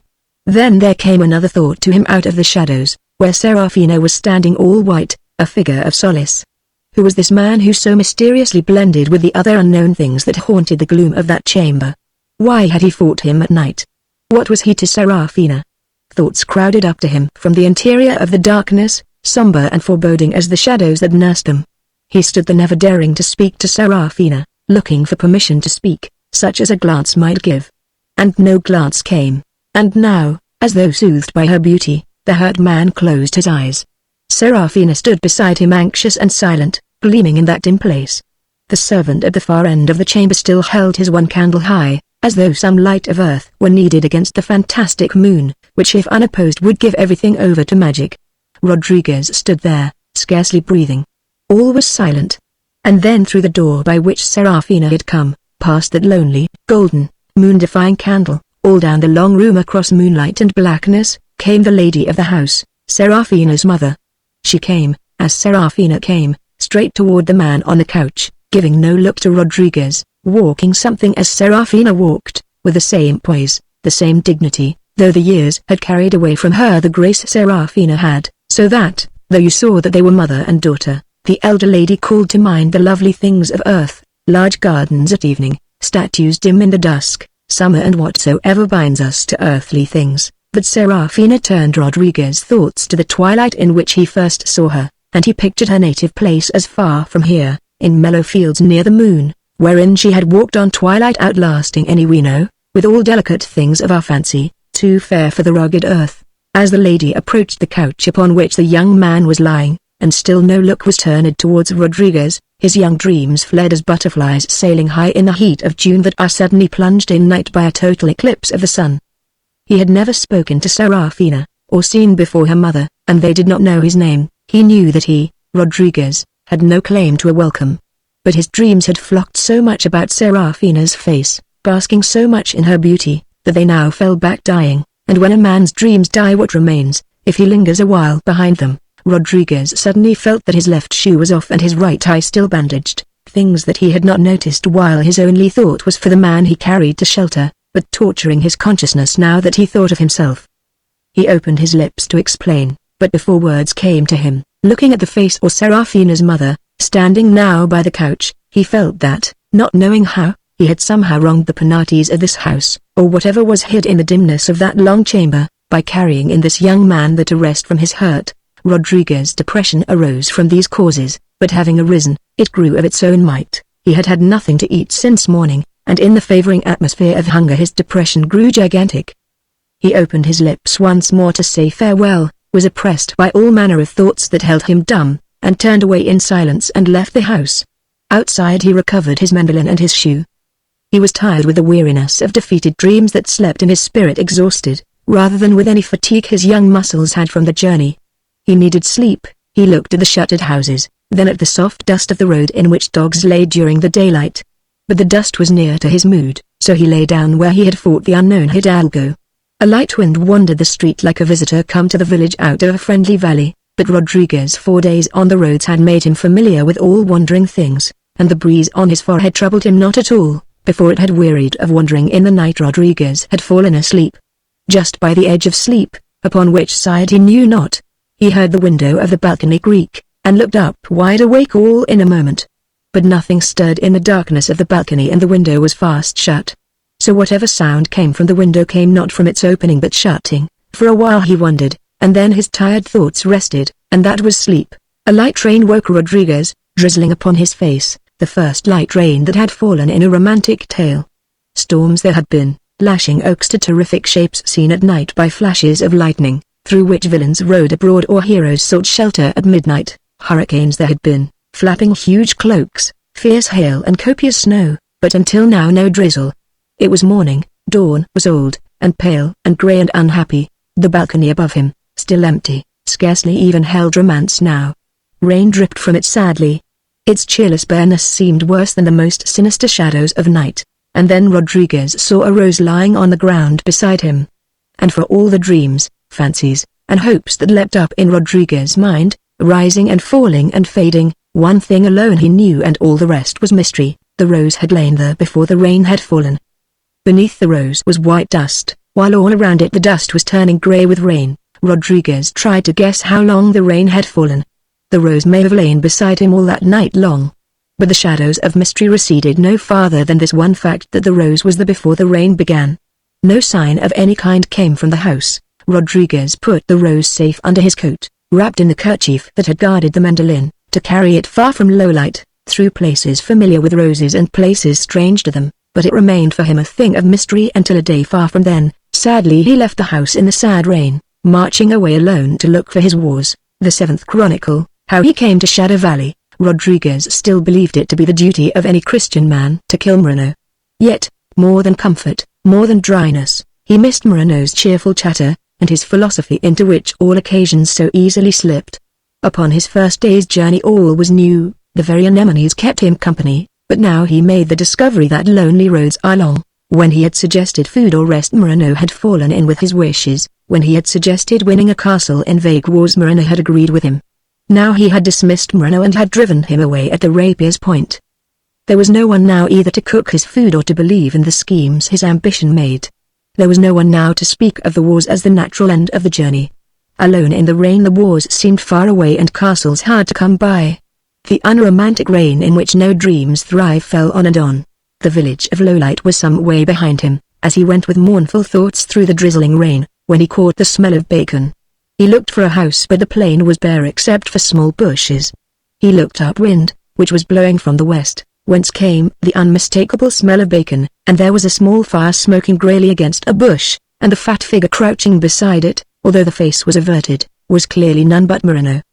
and when Rodriguez saw that he was tenderly holding the infamous frying pan, the very weapon that had done the accursed deed, then he almost felt righteous anger, but that frying pan held other memories too, and Rodriguez felt less fury than what he thought he felt.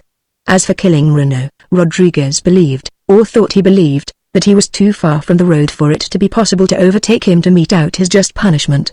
As for the bacon, Rodriguez scorned it and marched on down the road. Now one side of the frying pan was very hot, for it was tilted a little and the lard had run sideways. By tilting it back again slowly, Moreno could make the fat run back bit by bit over the heated metal, and whenever it did so it sizzled. He now picked up the frying pan and one log that was burning well and walked parallel with Rodriguez. He was upwind of him, and whenever the bacon fat sizzled, Rodriguez caught the smell of it. A small matter to inspire thoughts, but Rodriguez had eaten nothing since the morning before, and ideas surged through his head, and though they began with moral indignation they adapted themselves more and more to hunger, until there came the idea that since his money had bought the bacon the food was rightfully his, and he had every right to eat it wherever he found it. So much can slaves sometimes control the master, and the body rule the brain, so Rodriguez suddenly turned and strode up to Moreno. "My bacon," he said. "Master," Moreno said, for it was beginning to cool, "let me make another small fire." "Knave, call me not master," said Rodriguez. Moreno, who knew when speech was good, was silent now, and blew on the smoldering end of the log he carried and gathered a handful of twigs and shook the rain off them, and soon had a small fire again, warming the bacon. He had nothing to say which bacon could not say better. And when Rodriguez had finished up the bacon he carefully reconsidered the case of Moreno, and there were points in it which he had not thought of before. He reflected that for the execution of knaves a suitable person was provided. He should perhaps give Moreno up to Lagarda. His next thought was where to find Lagarda. And easily enough another thought followed that one, which was that although on foot and still some way behind, 4 of Lagarda were trying to find him. Rodriguez's mind, which was looking at life from the point of view of a judge, changed somewhat at this thought. He reflected next that, for the prevention of crime, to make Moreno see the true nature of his enormity so that he should never commit it again might after all be as good as killing him. So what we call his better nature, his calmer judgment, decided him now to talk to Moreno and not to kill him. But Moreno, looking back upon this merciful change, always attributed it to fried bacon. "Moreno," said Rodriguez's better nature, "to offend the laws of chivalry is to have against you the swords of all true men." "Master," Moreno said, "that were dreadful odds." "And rightly," said Rodriguez. "Master," said Moreno, "I will keep those laws henceforth. I may cook bacon for you when you are hungry, I may brush the dust from your cloak, I may see to your comforts. This chivalry forbids none of that. But when I see anyone trying to kill you, master, why, kill you he must, and welcome." "Not always," said Rodriguez somewhat curtly, for it struck him that Moreno spoke somehow too lightly of sacred things. "Not always?" asked Moreno. "No," said Rodriguez. "Master, I implore you tell me," said Moreno, "when they may kill you and when they may not, so that I may never offend again." Rodriguez cast a swift glance at him but found his face so full of puzzled anxiety that he condescended to do what Moreno had asked, and began to explain to him the rudiments of the laws of chivalry. "In the wars," he said, "you may defend me whoever assails me, or if robbers or any common persons attack me. But if I arrange a meeting with a gentleman, and any knave basely interferes, then is he damned hereafter as well as accursed now, for, the laws of chivalry being founded on true religion, the penalty for their breach is by no means confined to this world." "Master," replied Moreno thoughtfully, "if I be not damned already I will avoid those fires of hell, and none shall kill you that you have not chosen to kill you, and those that you choose shall kill you whenever you have a mind." Rodriguez opened his lips to correct Moreno but reflected that, though in his crude and base-born way, he had correctly interpreted the law so far as his mind was able, so he briefly said yes, and rose and returned to the road, giving Moreno no order to follow him, and this was the last concession he made to the needs of chivalry on account of the sin of Moreno. Moreno gathered up the frying pan and followed Rodriguez, and when they came to the road he walked behind him in silence. For 3 or 4 miles they walked thus, Moreno knowing that he followed on sufferance and calling no attention to himself with his garrulous tongue. But at the end of an hour the rain lifted, and with the coming out of the sun Moreno talked again. "Master," he said, "the next man that you choose to kill you, let him be one too base-born to know the tricks of the rapier, too ignorant to do aught but wish you well, some poor fat fool over 40 who shall be too heavy to elude your rapier's point and too elderly for it to matter when you kill him at your chivalry. The best of life being gone already at 45. There is timber here, said Rodriguez. "We will have some more bacon while you dry my cloak over a fire." Thus he acknowledged Moreno again for his servant, but never acknowledged that in Moreno's words he had understood any poor sketch of Moreno's self, or that the words went to his heart. "Timber, master?" said Moreno, though it did not need Rodriguez to point out the great oaks that now began to stand beside their journey, but he saw that the other matter was well, and thus he left well alone. Rodriguez waved an arm towards the great trees. "Yes, indeed," said Moreno, and began to polish up the frying pan as he walked. Rodriguez, who missed little, caught a glimpse of tears in Moreno's eyes, for all that his head was turned downward over the frying pan, yet he said nothing, for he knew that forgiveness was all that Moreno needed, and that he had now given him, and it was much to give, reflected Rodriguez, for so great a crime, and dismissed the matter from his mind. And now their road dipped downhill, and they passed a huge oak and then another. More and more often now they met these solitary giants, till their view began to be obscured by them. The road dwindled till it was no better than a track. The earth beside it was wild and rocky. Rodriguez wondered to what manner of land he was coming.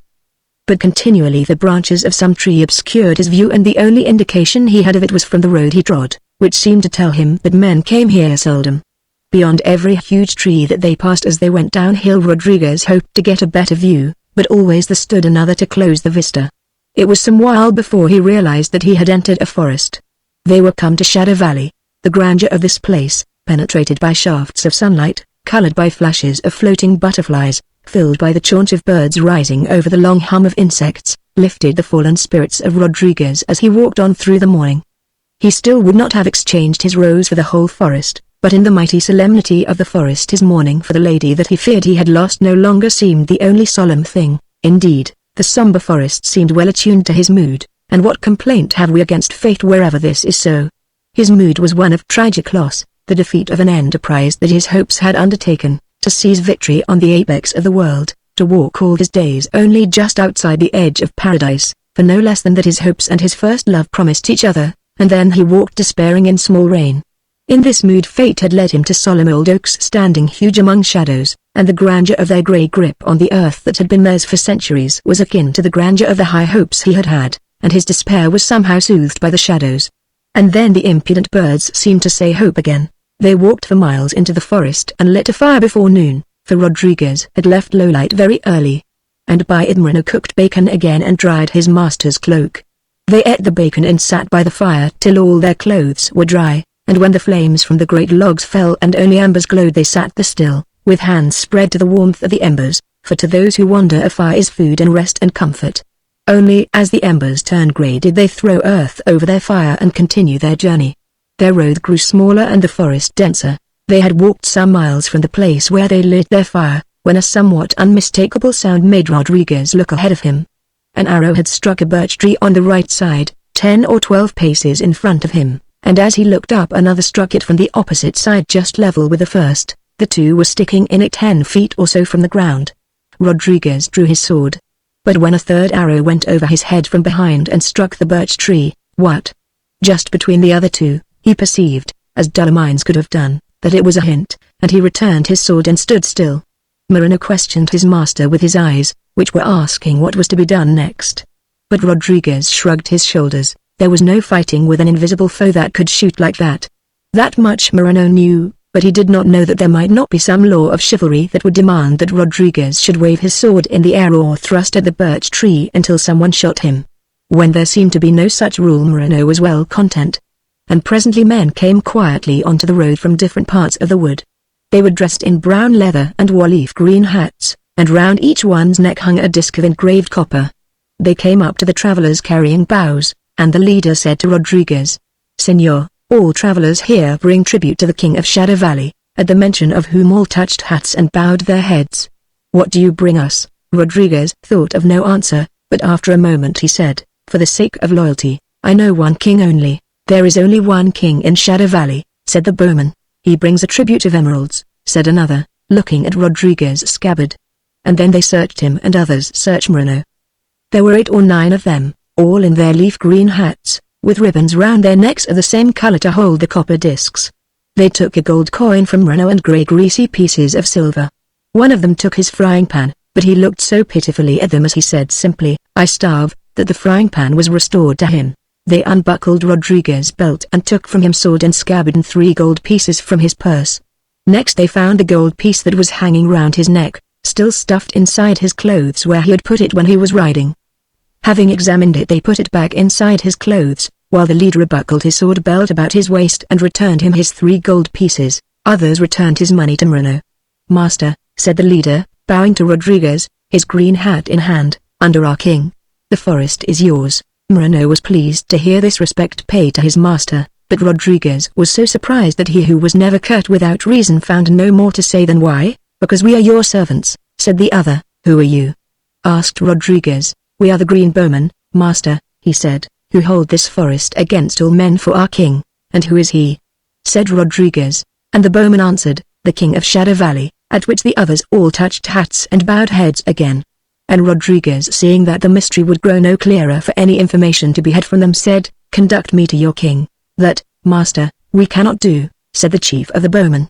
"There be many trees in this forest, and behind any one of them he holds his court. When he needs us there is his clear horn. But when men need him, who knows which shadow is his of all that lie in the forest?" Whether or not there was anything interesting in the mystery, to Rodriguez it was merely annoying, and finding it grew no clearer he turned his attention to shelter for the night, to which all travelers give a thought at least once, between noon and sunset. "Is there any house on this road, Senor," he said, "in which we could rest the night?" 10 miles from here," said he, "and not far from the road you take is the best house we have in the forest." "It is yours, master, for as long as you honor it." "Come then," said Rodriguez, "and I thank you, Senor." So they all started together, Rodriguez with the leader going in front and Moreno following with all the bowmen. And soon the bowmen were singing songs of the forest, hunting songs, songs of the winter, and songs of the long summer evenings, songs of love. Cheered by this merriment, the miles slipped by, and Rodriguez gathered from the songs they sang something of what they were and of how they lived in the forest, living amongst the woodland creatures till these men's ways were almost as their ways, killing what they needed for food but protecting the woodland things against all others, straying out amongst the villages in summer evenings, and always welcome, and owning no allegiance but to the king of the Shadow Valley. And the leader told Rodriguez that his name was Miguel 3Gs, given him on account of an exploit in his youth when he lay one night with his bow by one of the great pools in the forest, where the geese come in winter. He said the forest was 100 miles long, lying mostly along a great valley, which they were crossing. And once they had owned allegiance to kings of Spain, but now to none but the king of the Shadow Valley, for the king of Spain's men had once tried to cut some of the forest down, and the forest was sacred. Behind him the men sang on of woodland things, and of cottage gardens in the villages. With singing and laughter they came to their journey's end. A cottage as though built by peasants with boundless material stood in the forest. It was a thatched cottage built in the peasants' way but of enormous size.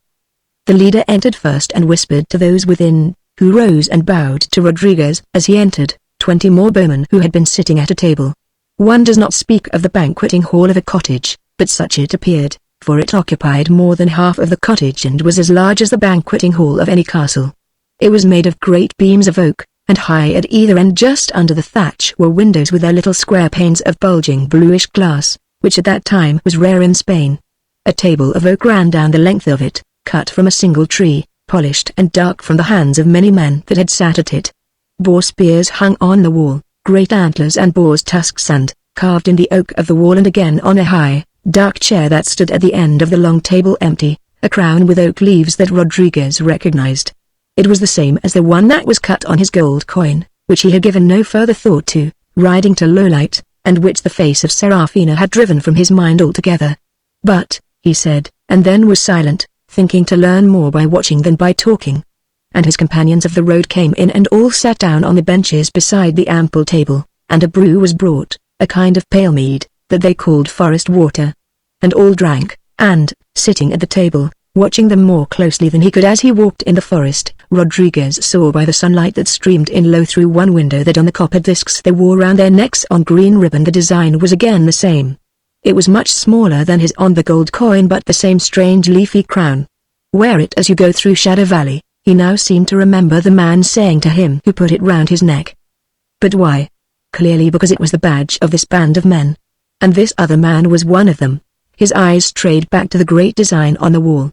"The crown of the forest," said Miguel as he saw his eyes wondering at it, "as you doubtless know, Senor." Why should he know? Of course, because he bought the design himself. Who wears it? Said Rodriguez, the king of Shadow Valley. Moreno was without curiosity. He did not question good drink. He sat at the table with a cup of horn in his hand, as happy as though he had come to his master's castle, though that had not yet been won. The sun sank under the oaks, filling the hall with a ruddy glow, turning the boar spears scarlet and reddening the red faces of the merry men of the bow. A dozen of the men went out, to relieve the guard in the forest, Miguel explained. And Rodriguez learned that he had come through a line of sentries without ever seeing one. Presently a dozen others came in from their posts and unslung their bows and laid them on pegs on the wall and sat down at the table. Whereat there were whispered words and they all rose and bowed to Rodriguez. And Rodriguez had caught the words "a prince of the forest." What did it mean? Soon a long hall grew dim, and his love for the light drew Rodriguez out to watch the sunset. And there was the sun under indescribable clouds, turning huge and yellow among the trunks of the trees and casting glory munificently down glades. It set, and the western sky became blood-red and lilac. From the other end of the sky the moon peeped out of night. A hush came and a chill, and a glory of color, and a dying away of light, and in the hush the mystery of the great oaks became magical. A blackbird blew a tune less of this earth than of fairyland. Rodriguez wished that he could have had a less ambition than to win a castle in the wars, for in those glades and among those oaks he felt that happiness might be found under roofs of thatch. But having come by his ambition he would not desert it. Now rushlights were lit in the great cottage and the window of the long room glowed yellow. A fountain fell in a stillness that he had not heard before. An early nightingale tuned a tentative note. "The forest is fair, is it not?" said Miguel. Rodriguez had no words to say.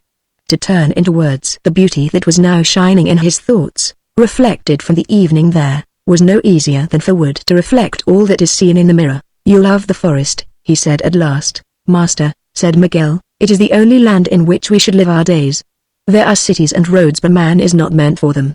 I know not, master, what God intends about us, but in cities we are against the intention at every step, while here, why, we drift along with it. I, too, would live here always," said Rodriguez. "The house is yours," said Miguel. And Rodriguez answered, "I go tomorrow to the wars." They turned round then and walked slowly back to the cottage, and entered the candlelight and the loud talk of many men out of the hush of the twilight. But they passed from the room at once by a door on the left, and came thus to a large bedroom, the only other room in the cottage. "Your room, master," said Miguel 3Gs. It was not so big as the hall where the bowman sat, but it was a goodly room. The bed was made of carved wood, for there were craftsmen in the forest, and a hunt went all the way round it with dogs and deer.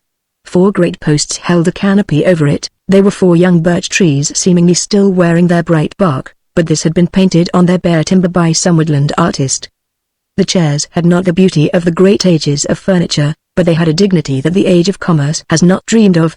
Each one was carved out of a single block of wood. There was no join in them anywhere. One of them lasts to this day. The skins of deer covered the long walls.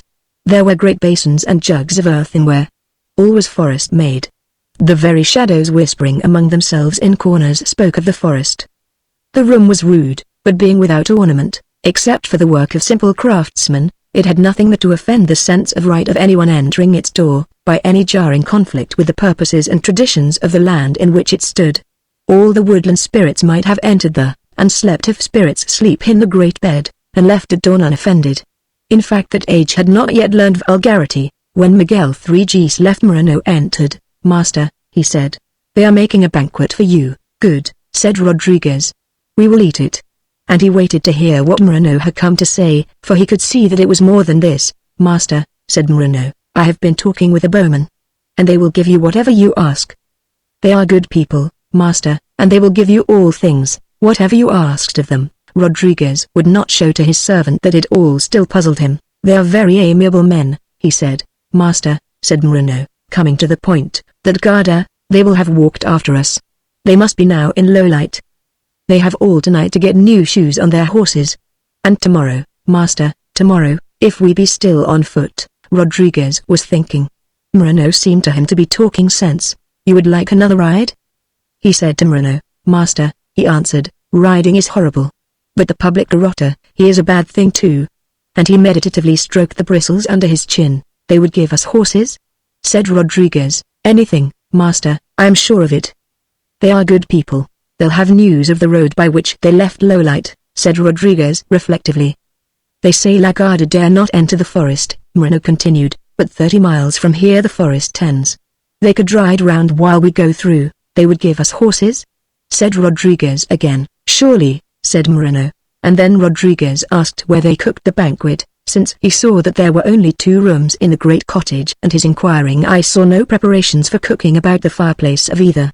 And Moreno pointed through a window at the back of the room to another cottage among the trees, 50 paces away. A red glow streamed from its windows, growing strong in the darkening forest. That is their kitchen, master, he said. The whole house is kitchen. His eyes looked eagerly at it, for, though he loved bacon, he welcomed the many signs of a dinner of boundless variety. As he and his master returned to the long hall, great plates of polished wood were being laid on the table. They gave Rodriguez a place on the right of the great chair that had the crown of the forest carved on the back. Whose chair is that? Said Rodriguez. The king of Shadow Valley. They said. He is not here then, said Rodriguez. Who knows? Said a bowman. It is his chair, said another. His place is ready.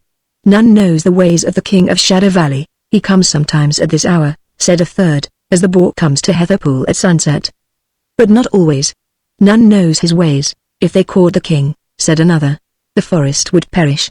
None loves it as he, none knows its ways as he, no other could so defend it. Alas, said Miguel, some day when he be not here they will enter the forest. All knew whom he meant by they. And the goodly trees will go. He spoke as a man foretelling the end of the world, and, as men to whom no less was announced, the others listened to him.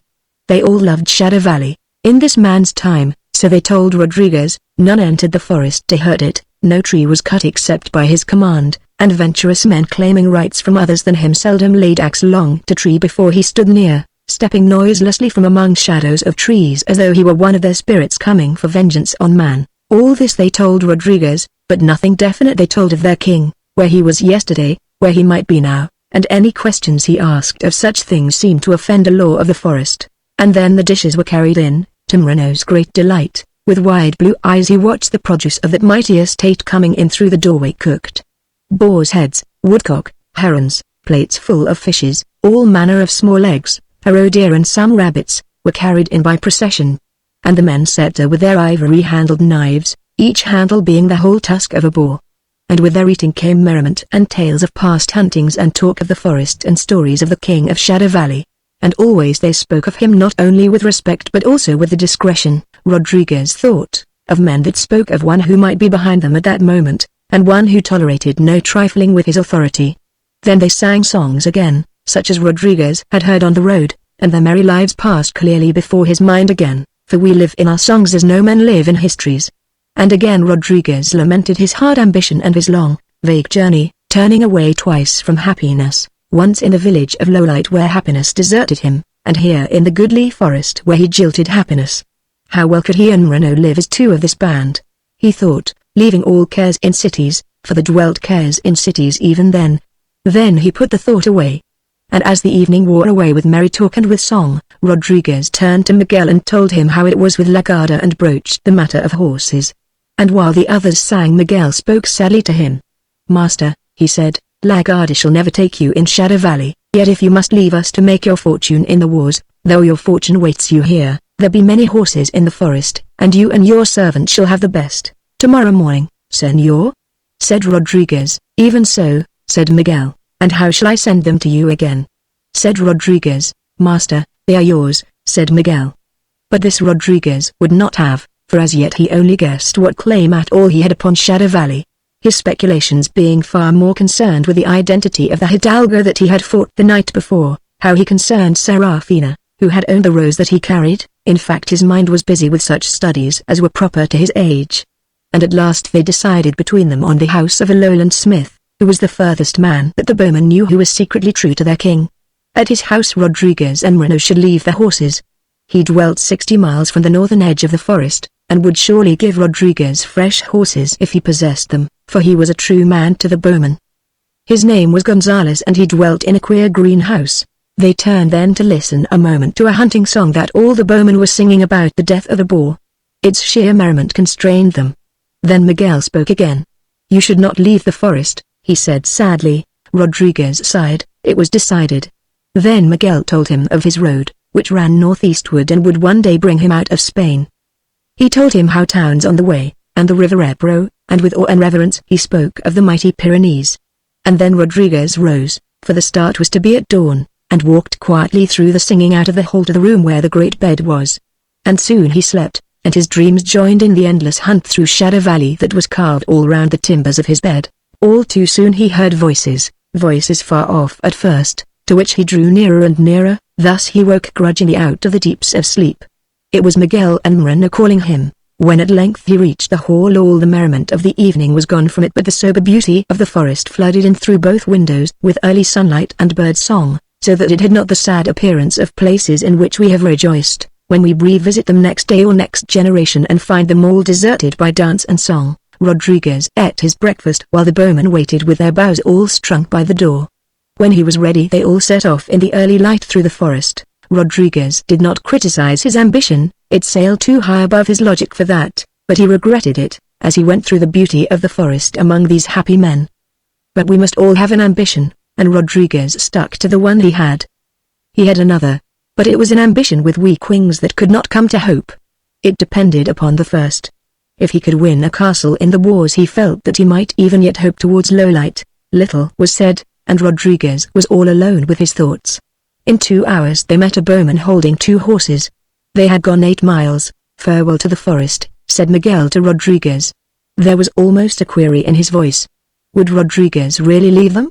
It seemed to say, "Farewell," he answered. Moreno too had looked sideways towards his master, seeming almost to wonder what his answer would be. When it came he accepted it and walked to the horses.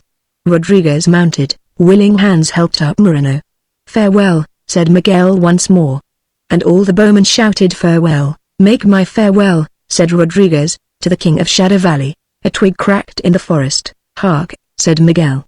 "Maybe that was a boar." "I cannot wait to hunt," said Rodriguez, "for I have far to go." "Maybe," said Miguel, "it was the king's farewell to you." Rodriguez looked into the forest and saw nothing. "Farewell," he said again. The horses were fresh and he let his go. Moreno lumbered behind him. In 2 miles they came to the edge of the forest and up Araky Hill, and so to the plains again, and one more adventure lay behind them. Rodriguez turned round once on the high ground and took a long look back on the green undulations of peace. The forest slept there as though empty of men. Then they rode. In the first hour, easily cantering, they did 10 miles. Then they settled down to what those of our age and country and occupation know as a hound jog, which is 7 miles an hour. And after 2 hours they let the horses rest. It was the hour of the frying pan.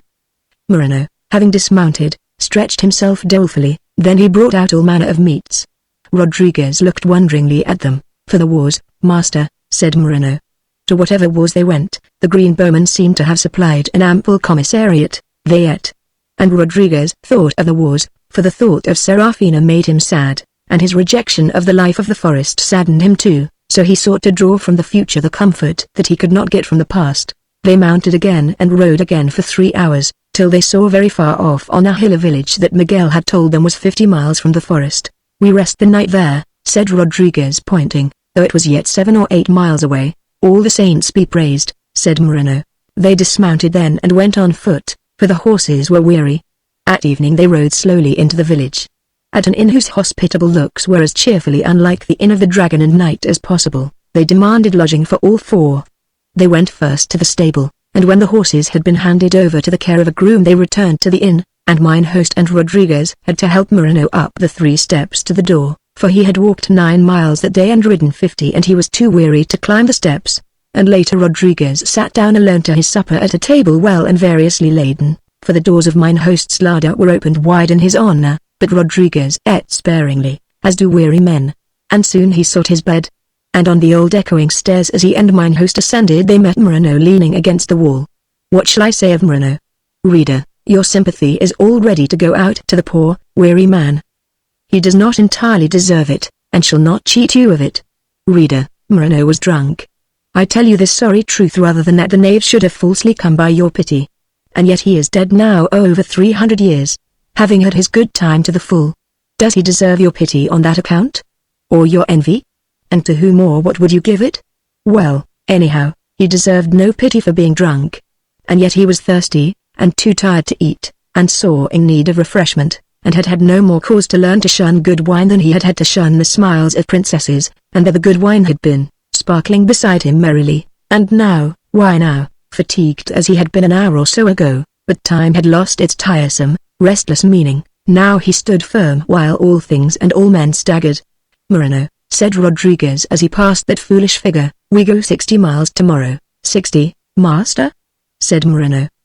100, 200, "It is best to rest now," said his master. 200, master, 200, Moreno replied, and then Rodriguez left him, and heard him muttering his challenge to distance still, 200, 200, till the old stairway echoed with it, and so he came to his chamber, of which he remembered little, for sleep lurked there and he was soon with dreams, faring further with them than my pen can follow. The 8th Chronicle, how he travelled far. One blackbird on a twig near Rodriguez's window sang, then there were 50 singing, and morning arose over Spain all golden and wonderful. Rodriguez descended and found mine host rubbing his hands by his good table, with a look on his face that seemed to welcome the day and to find good auguries concerning it. But Moreno looked as one that, having fallen from some far better place, is ill content with earth and the mundane way. He had scorned breakfast, but Rodriguez breakfasted. And soon the two were bidding mine host farewell. They found their horses saddled. They mounted at once, and rode off slowly in the early day.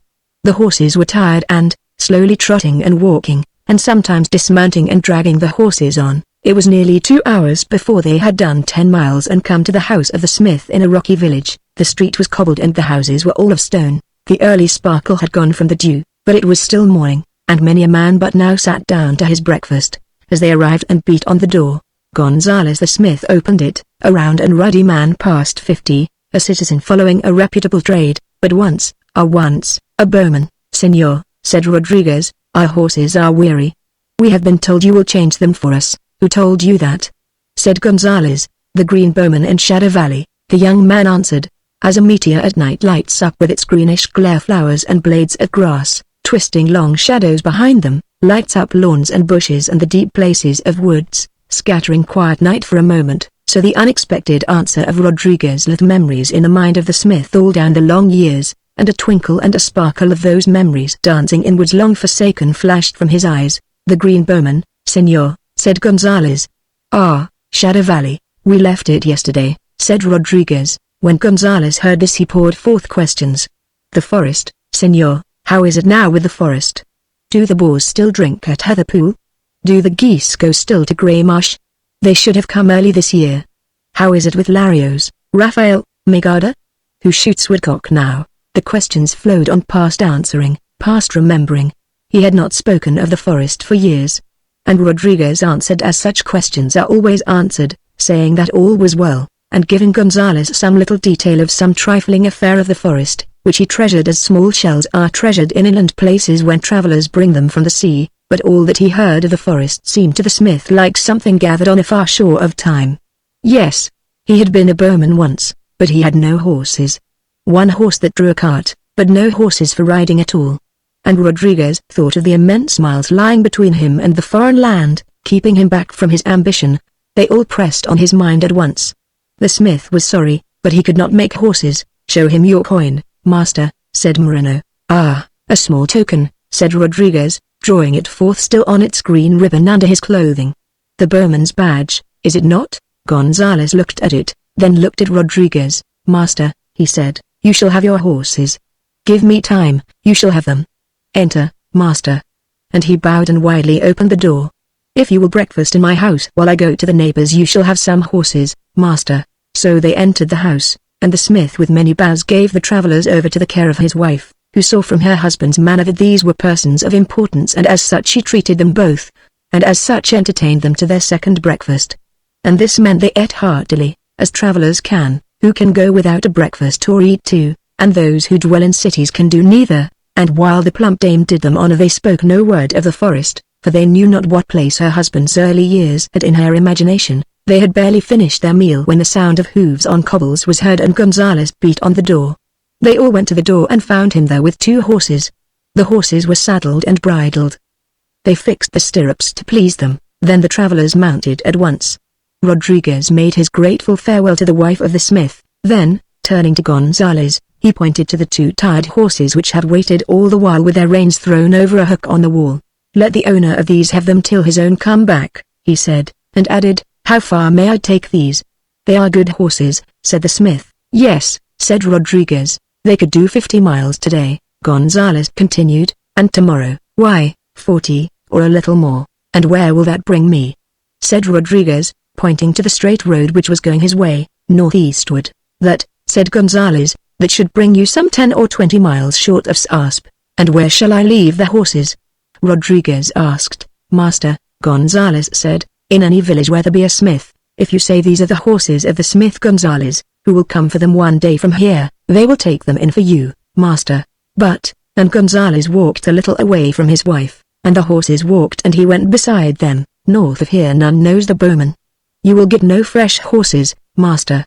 "What will you do?" "Walk," said Rodriguez. Then they said farewell, and there was a look on the face of the smith almost such as the sons of men might have worn in Genesis when angels visited them briefly. They settled down into a steady trot and trotted thus for 3 hours. Noon came, and still there was no rest for Moreno, but only dust and the monotonous sight of the road, on which his eyes were fixed. Nearly an hour more passed, and at last he saw his master halt and turn round in his saddle. "Dinner," Rodriguez said. All Moreno's weariness vanished. It was the hour of the frying pan once more. They had done more than 21 miles from the house of Gonzales. Nimbly enough, in his joy at feeling the ground again, Moreno ran and gathered sticks from the bushes. And soon he had a fire, and a thin column of grey smoke going up from it that to him was always home. When the frying pan warmed and lard sizzled, when the smell of bacon mingled with the smoke, then Moreno was where all wise men and all unwise try to be, and where some of one or the other sometimes come for a while, by unthought paths and are gone again, for that smoky, mixed odor was happiness. Not for long men and horses rested, for soon Rodriguez's ambition was drawing him down the road again, of which he knew that there remained to be travelled over 200 miles in Spain, and how much beyond that he knew not, nor greatly cared, for beyond the frontier of Spain he believed there lay the dim, desired country of romance where roads were long no more and no rain fell. They mounted again and pushed on for this country. Not a village they saw but that Moreno hoped that here his affliction would end and that he would dismount and rest, and always Rodriguez rode on and Moreno followed, and with a barking of dogs they were gone and the village rested behind them. For many an hour their slow trot carried them on, and Moreno, clutching the saddle with worn arms, already was close to despair, when Rodriguez halted in a little village at evening before an inn. They had done their 50 miles from the house of Gonzales, and even a little more. Moreno rolled from his horse and beat on the small green door. Mine host came out and eyed them, preening the point of his beard, and Rodriguez sat his horse and looked at him. They had not the welcome here that Gonzales gave them, but there was a room to spare for Rodriguez, and Moreno was promised what he asked for, straw, and there was shelter to be had for the horses. It was all the travelers needed. Children peered at the strangers, gossips peeped out of doors to gather material concerning them, dogs noted their coming, the eyes of the little village watched them curiously, but Rodriguez and Moreno passed into the house unheeding, and past those 2 tired men the mellow evening glided by like a dream.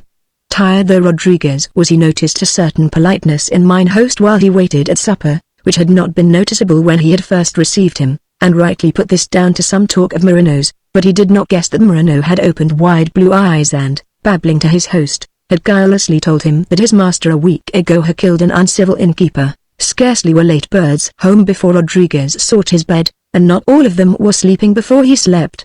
Another morning shone, and appeared to Spain, and all at once Rodriguez was wide awake. It was the 8th day of his wanderings. When he had breakfasted and paid his due in silver he and Moreno departed, leaving mine host upon his doorstep bowing with an almost perplexed look on his shrewd face as he took the points of mustachios and beard lightly in turn between finger and thumb, for we of our day enter vague details about ourselves in the book downstairs when we stay at inns, but it was mine host's custom to gather all that with his sharp eyes. Whatever he gathered, Rodriguez and Moreno were gone. But soon their pace dwindled, the trot slackening and falling to a walk. Soon Rodriguez learned what it is to travel with tired horses. To Moreno riding was merely riding, and the discomforts of that were so great that he noticed no difference. But to Rodriguez, his continual hitting and kicking his horse's sides, his dislike of doing it, the uselessness of it when done, his ambition before and the tired beast underneath, the body always some yards behind the beckoning spirit, were as great vexation as a traveller knows. It came to dismounting and walking miles on foot, Even then the horses hung back. They halted an hour over dinner while the horses grazed and rested, and they returned to their road refreshed by the magic that was in the frying pan. But the horses were no fresher.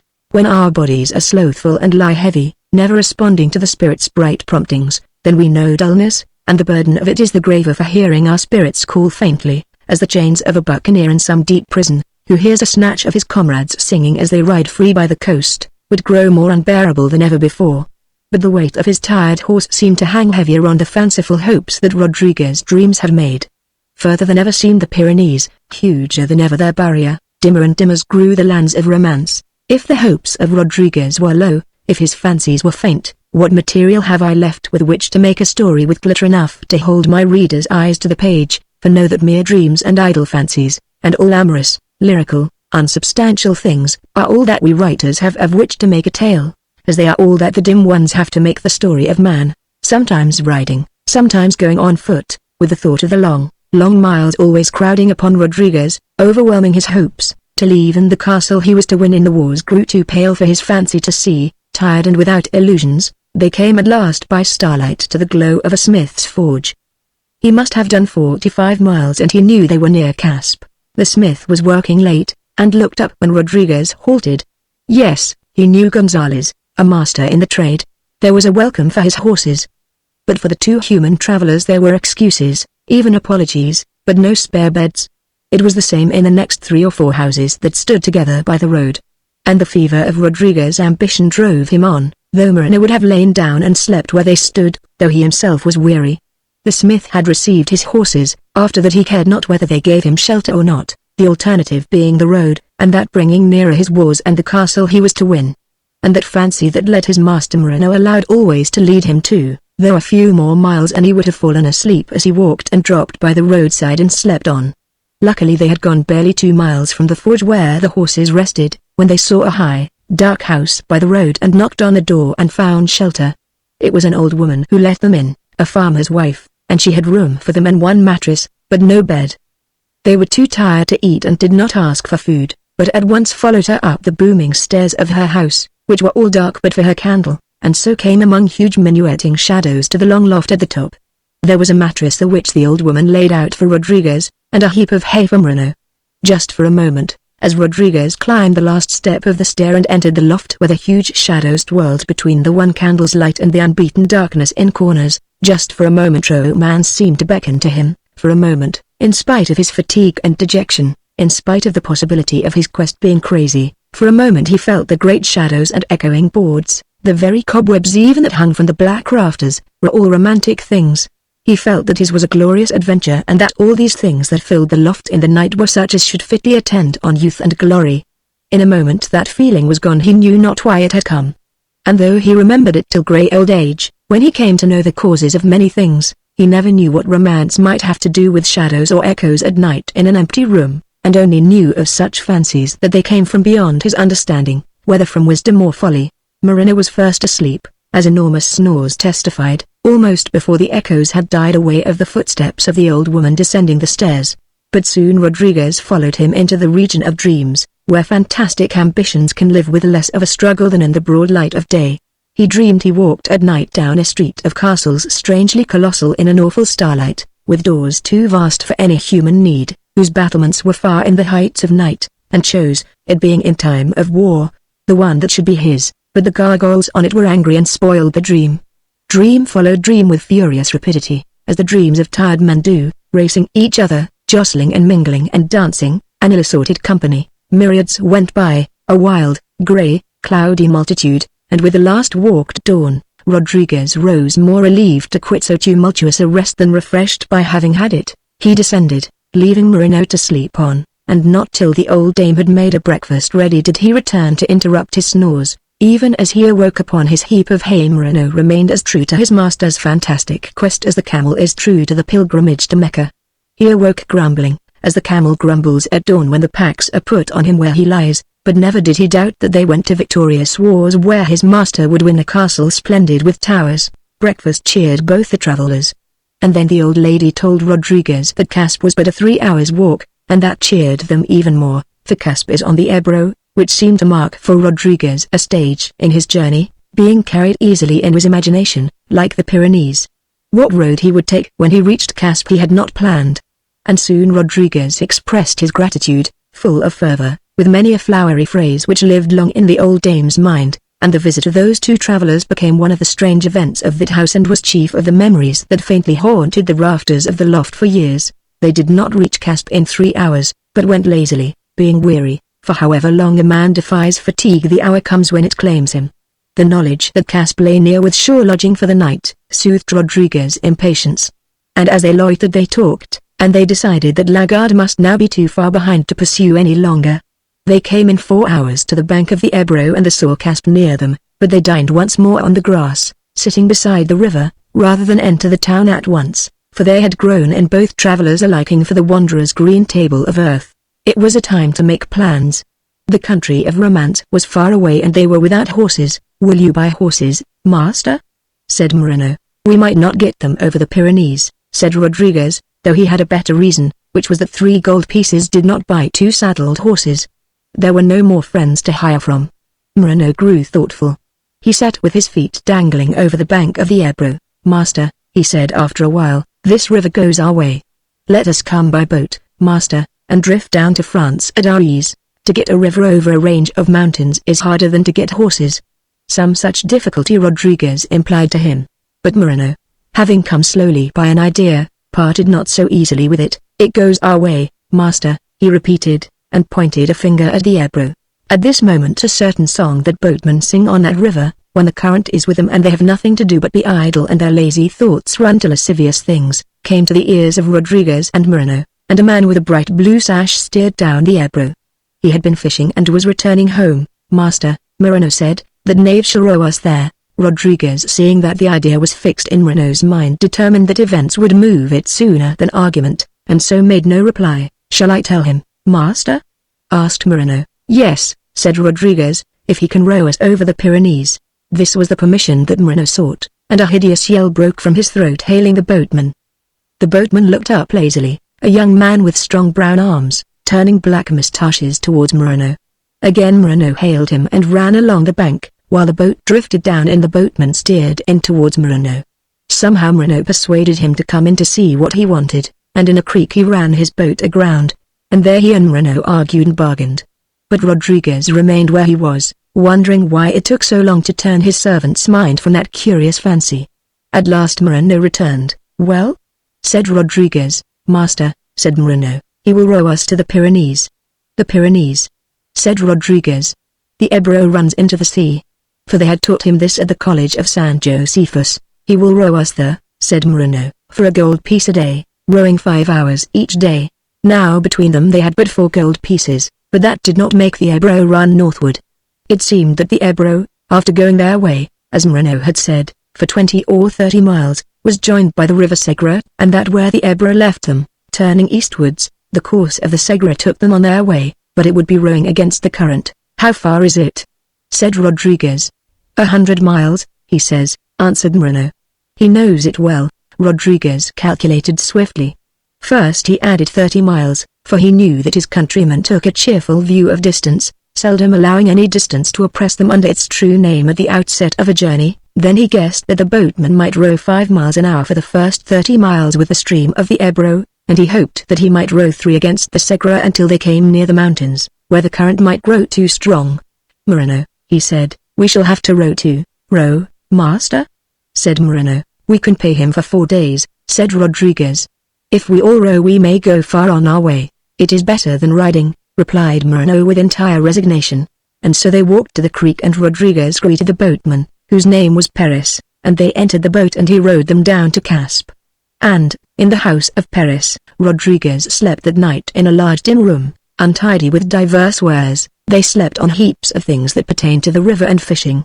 Yet it was late before Rodriguez slept, for in sight of his mind came glimpses at last of the end of his journey, and, when he slept at last, he saw the Pyrenees. Through the long night their mighty heads rejected him, staring immeasurably beyond him in silence, and then in happier dreams they beckoned him for a moment. Till at last a bird that had entered the city of Caspe sang clear and it was dawn.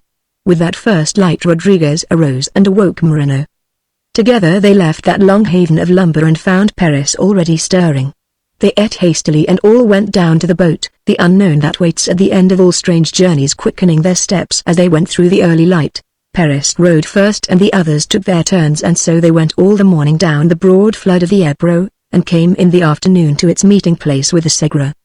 And there they landed and stretched their limbs on shore and lit a fire and feasted, before they faced the current that would be henceforth against them.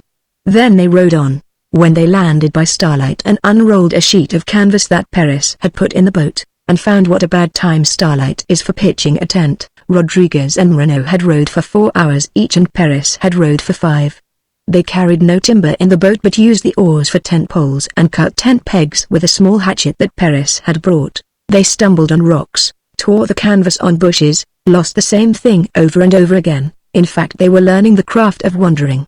Yet at last their tent was up and a good fire comforting them outside, and Moreno had cooked the food and they had supped and talked, and after that they slept. And over them sleeping the starlight faded away, and in the greyness that none of them dreamed was dawn 5 clear notes were heard so shrill in the night that Rodriguez half-waking wondered what bird of the darkness called, and learned from the answering chorus that it was day. He woke Moreno who rose in that chilly hour and, striking sparks among last night's embers, soon had a fire. They hastily made a meal and wrapped up their tent, and soon they were going onward against the tide of the Segre. And that day Moreno rowed more skillfully, and Rodriguez unwrapped his mandolin and played, reclining in the boat while he rested from rowing. And the mandolin told them all, what the words of none could say, that they fared to adventure in the land of romance, to the overthrow of dullness and the sameness of all drear schemes and the conquest of discontent in the spirit of man, and perhaps it sang of a time that has not yet come, or the mandolin lied. That evening 3 wiser men made their camp before starlight. They were now far up the Segre. For 13 hours next day they toiled at the oars or lay languid. And while Rodriguez rested he played on his mandolin. The Segre slipped by them. They seemed like no men on their way to war, but seemed to loiter as the bright river loitered, which slid seaward in careless ease and was wholly freed from time. On this day they heard men speak of the Pyrenees, 2 men and a woman walking by the river. Their voices came to the boat across the water, and they spoke of the Pyrenees. And on the next day they heard men speak of war. War that some farmers had fled from on the other side of the mountain. When Rodriguez heard these chance words his dreams came nearer till they almost touched the edges of reality. It was the last day of Paris rowing. He rowed well although they neared the cradle of the Segre and he struggled against them in his youth. Grey peaks began to peer that had nursed that river. Grey faces of stone began to look over green hills. They were the Pyrenees. When Rodriguez saw at last the Pyrenees he drew a breath and was unable to speak. Soon they were gone again below the hills. They had but peered for a moment to see who troubled the Segre, and the sun set and still they did not camp, but Paris rode on into the starlight. That day he rode 6 hours. They pitched their tent as well as they could in the darkness, and, breathing a clear new air all crisp from the Pyrenees, they slept outside the threshold of adventure. Rodriguez awoke cold. Once more he heard the first blackbird who sings clear at the edge of night all alone in the greyness. The nightingale's only rival, a rival like some unknown in the midst of a crowd who for a moment leads some well-loved song, in notes more liquid than a master singer's, and all the crowd joins in and his voice is lost, and no one learns his name. At once a host of birds answered him out of dim bushes, whose shapes had barely as yet emerged from night. And in this chorus Paris awoke, and even Moreno. They all 3 breakfasted together. And then the wanderers said goodbye to Paris. And soon he was gone with his bright blue sash, drifting homewards with a Segre, well paid yet singing a little sadly as he drifted, for he had been one of a quest, and now he left it at the edge of adventure, near solemn mountains and, beyond them, romantic, near unknown lands. So Paris left and Rodriguez and Moreno turned again to the road, all the more lightly because they had not done a full day's march for so long, and now a great one unrolled its leagues before them. The heads of the mountains showed themselves again. They tramped as in the early days of their quest. And as they went the mountains, unveiling themselves slowly, dropping film after film of distance that hid their mighty forms, gradually revealed to the wanderers the magnificence of their beauty. Till at evening Rodriguez and Moreno stood on a low hill, looking at that tremendous range, which lifted far above the fields of earth, as though its mountains were no earthly things but set with fate and watched us and did not care. Rodriguez and Moreno stood and gazed in silence. They had come 20 miles since morning, they were tired and hungry, but the mountains held them. They stood there looking neither for rest nor food. Beyond them, sheltering under the low hills, they saw a little village. Smoke straggled up from it high into the evening. Beyond the village woods sloped away upwards. but far above smoke or woods the bare peaks brooded.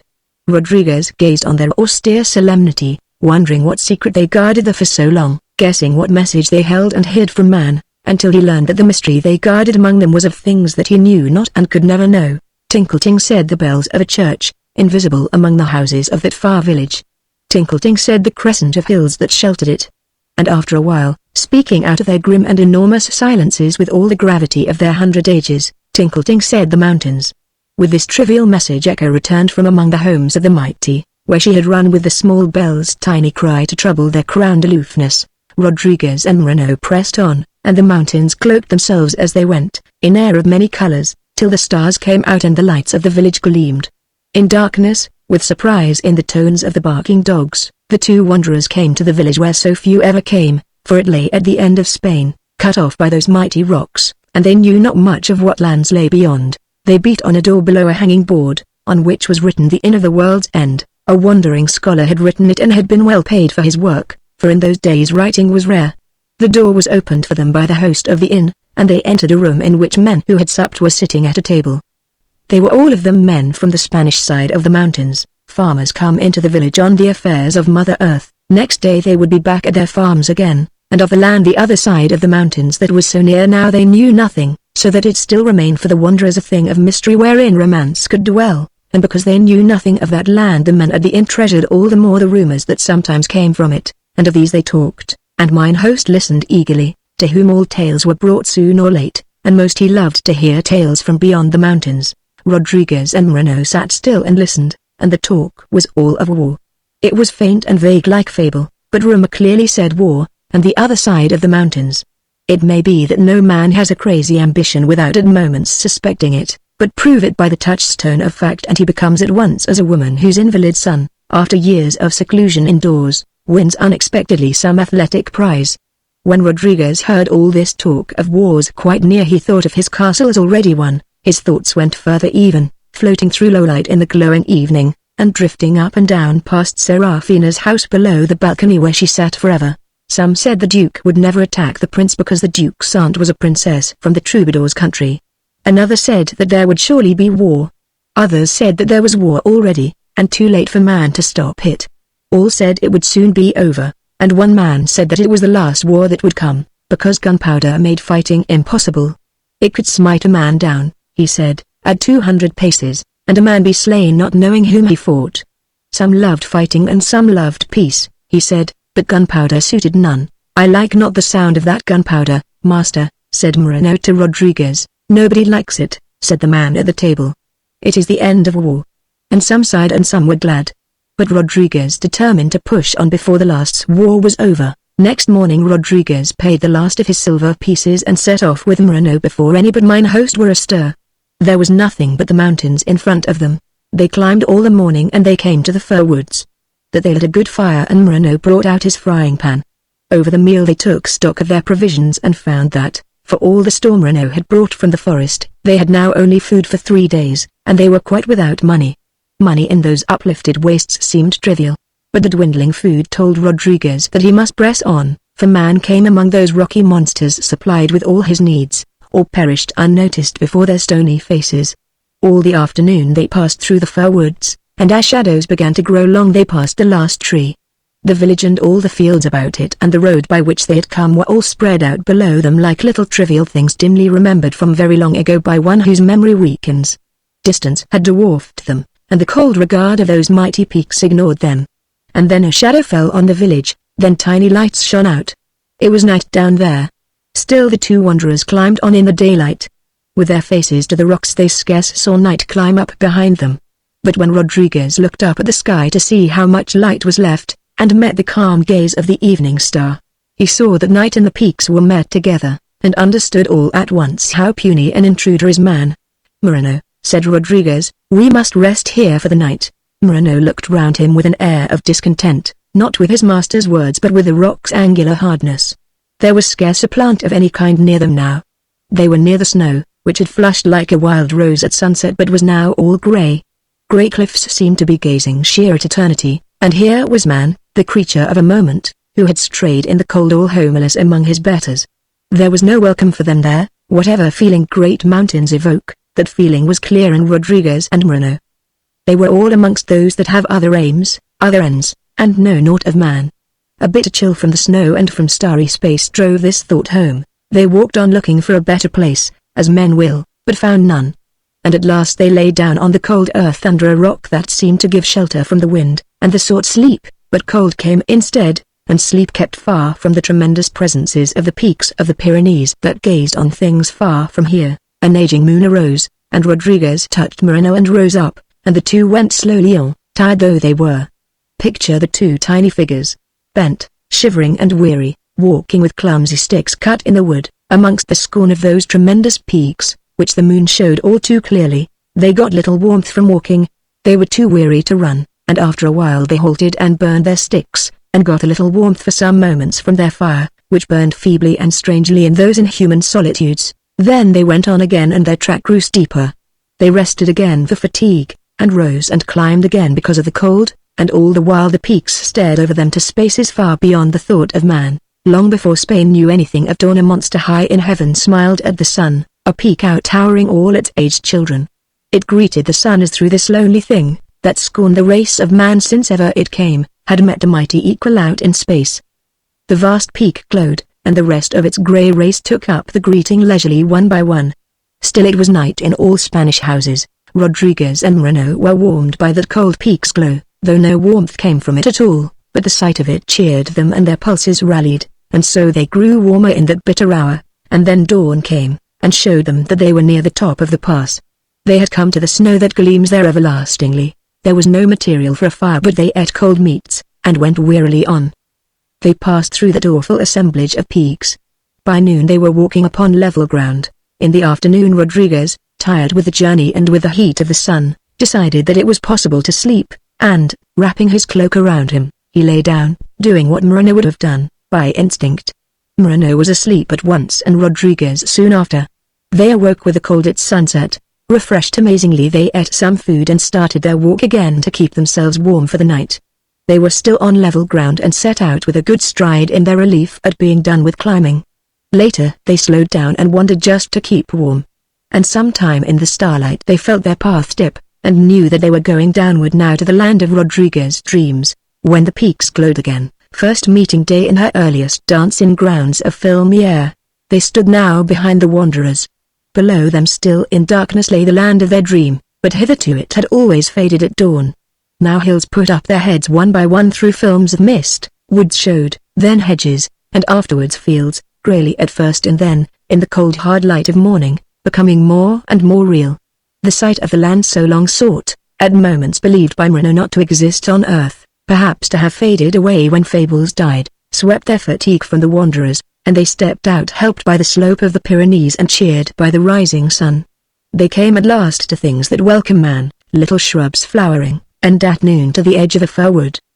They entered the wood and lit a merry fire, and heard birds singing, at which they both rejoiced, for the great peaks had said nothing. They ate the food that Moreno cooked, and drew warmth and cheer from the fire, and then they slept a little, and, rising from sleep, they pushed on through the wood, downward and downward toward the land of their dreams, to see if it was true. They passed the wood and came to curious paths, and little hills, and heath, and rocky places, and wandering vales that twisted all awry. They passed through them all with the slope of the mountain behind them. When level rays from the sunset mellowed the fields of France, the wanderers were walking still, but the peaks were far behind them, austerely gazing on the remotest things, forgetting the footsteps of man. And walking on past soft fields in the evening, all tilted a little about the mountain's feet, they had scarcely welcomed the sight of the evening star, when they saw before them the mild glow of the window and knew they were come again to the earth that is mother to man. In their cold savagery the inhuman mountains decked themselves out like gods with colors they took from the sunset, then darkened, all those peaks, in brooding conclave and disappeared in the night. And the hushed night heard the tiny rap of Moreno's hands on the door of the house that had the glowing window. The 9th Chronicle, how he won a castle in Spain. The woman that came to the door had on her face a look that pleased Moreno. "Are you soldiers?" she said. And her scared look portended war. "My master is a traveler looking for the wars," said Moreno. "Are the wars near?" "Oh, no, not near," said the woman, "not near." And something in the anxious way she said "not near" pleased Moreno also. "We shall find those wars, master," he said, and then they both questioned her. It seemed the wars were but 20 miles away. But they will move northward, she said. Surely they will move farther off? Before the next night was past, Rodriguez's dream might come true. And then the man came to the door, anxious at hearing strange voices, and Moreno questioned him too. But he understood never a word. He was a French farmer that had married a Spanish girl, out of the wonderful land beyond the mountains, but whether he understood her or not, he never understood Spanish. But both Rodriguez and the farmer's wife knew the two languages, and he had no difficulty in asking for lodging for the night, and she looked wistfully at him going to the wars, for in those days wars were small and not every man went. The night went by with dreams that were all on the verge of waking, which passed like ghosts along the edge of night, almost touched by the light of day. It was Rodriguez whom these dreams visited. The farmer and his wife wondered a while and then slept. Moreno slept with all his wonted lethargy, but Rodriguez, with his long quest now on the eve of fulfillment, slept a tumultuous sleep. Sometimes his dreams raced over the Pyrenees, running south as far as Lowlight, and sometimes they rushed forward and clung like bats to the towers of the great castle that he should win in the war. And always he lay so near the edge of sleep that he never distinguished quite between thought and dream. Dawn came and he put by all the dreams but the one that guided him always, and went and woke Moreno. They ate hurriedly and left the house, and again the farmer's wife looked curiously at Rodriguez, as through there was something strange in a man that went to wars, for those days were not as these days. They followed the direction that had been given them, and never had the two men walked so fast.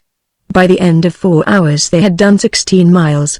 They halted then, and Moreno drew out his frying pan with a haughty flourish, and cooked in the grand manner. Every movement he made was a triumphant gesture, for they had passed refugees. War was now obviously close, they had but to take the way that the refugees were not taking. The dream was true. Moreno saw himself walking slowly in splendid dress along the tapestried corridors of his master's castle. He would have slept after eating and would have dreamed more of this, but Rodriguez commanded him to put the things together, so what remained of the food disappeared again in a sack. The frying pan was slung over his shoulders, and Moreno stood ready again for the road. They passed more refugees. Their haste was unmistakable, and told more than their lips could have told had they tarried to speak. The wars were near now, and the wanderers went leisurely. As they strolled through the twilight they came over the brow of a hill, a little fold of the earth disturbed eras ago by the awful rushing up of the Pyrenees, and they saw the evening darkening over the fields below them and a white mist rising only just clear of the grass, and 2 level rows of tents greyish-white like the mist, with a few more tents scattered near them.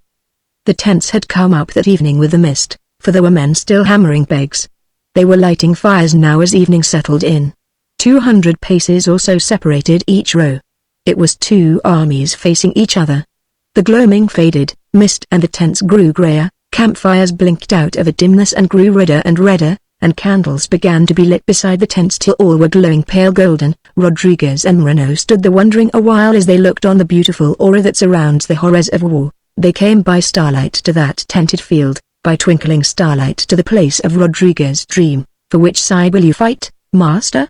said Moreno in his ear. "For the right," said Rodriguez, and strode on towards the nearest tents, never doubting that he would be guided. Though not trying to comprehend how this could be, they met with an officer going among his tents. "Where do you go?" he shouted. "Señor," Rodriguez said, "I come with my mandolin to sing songs to you."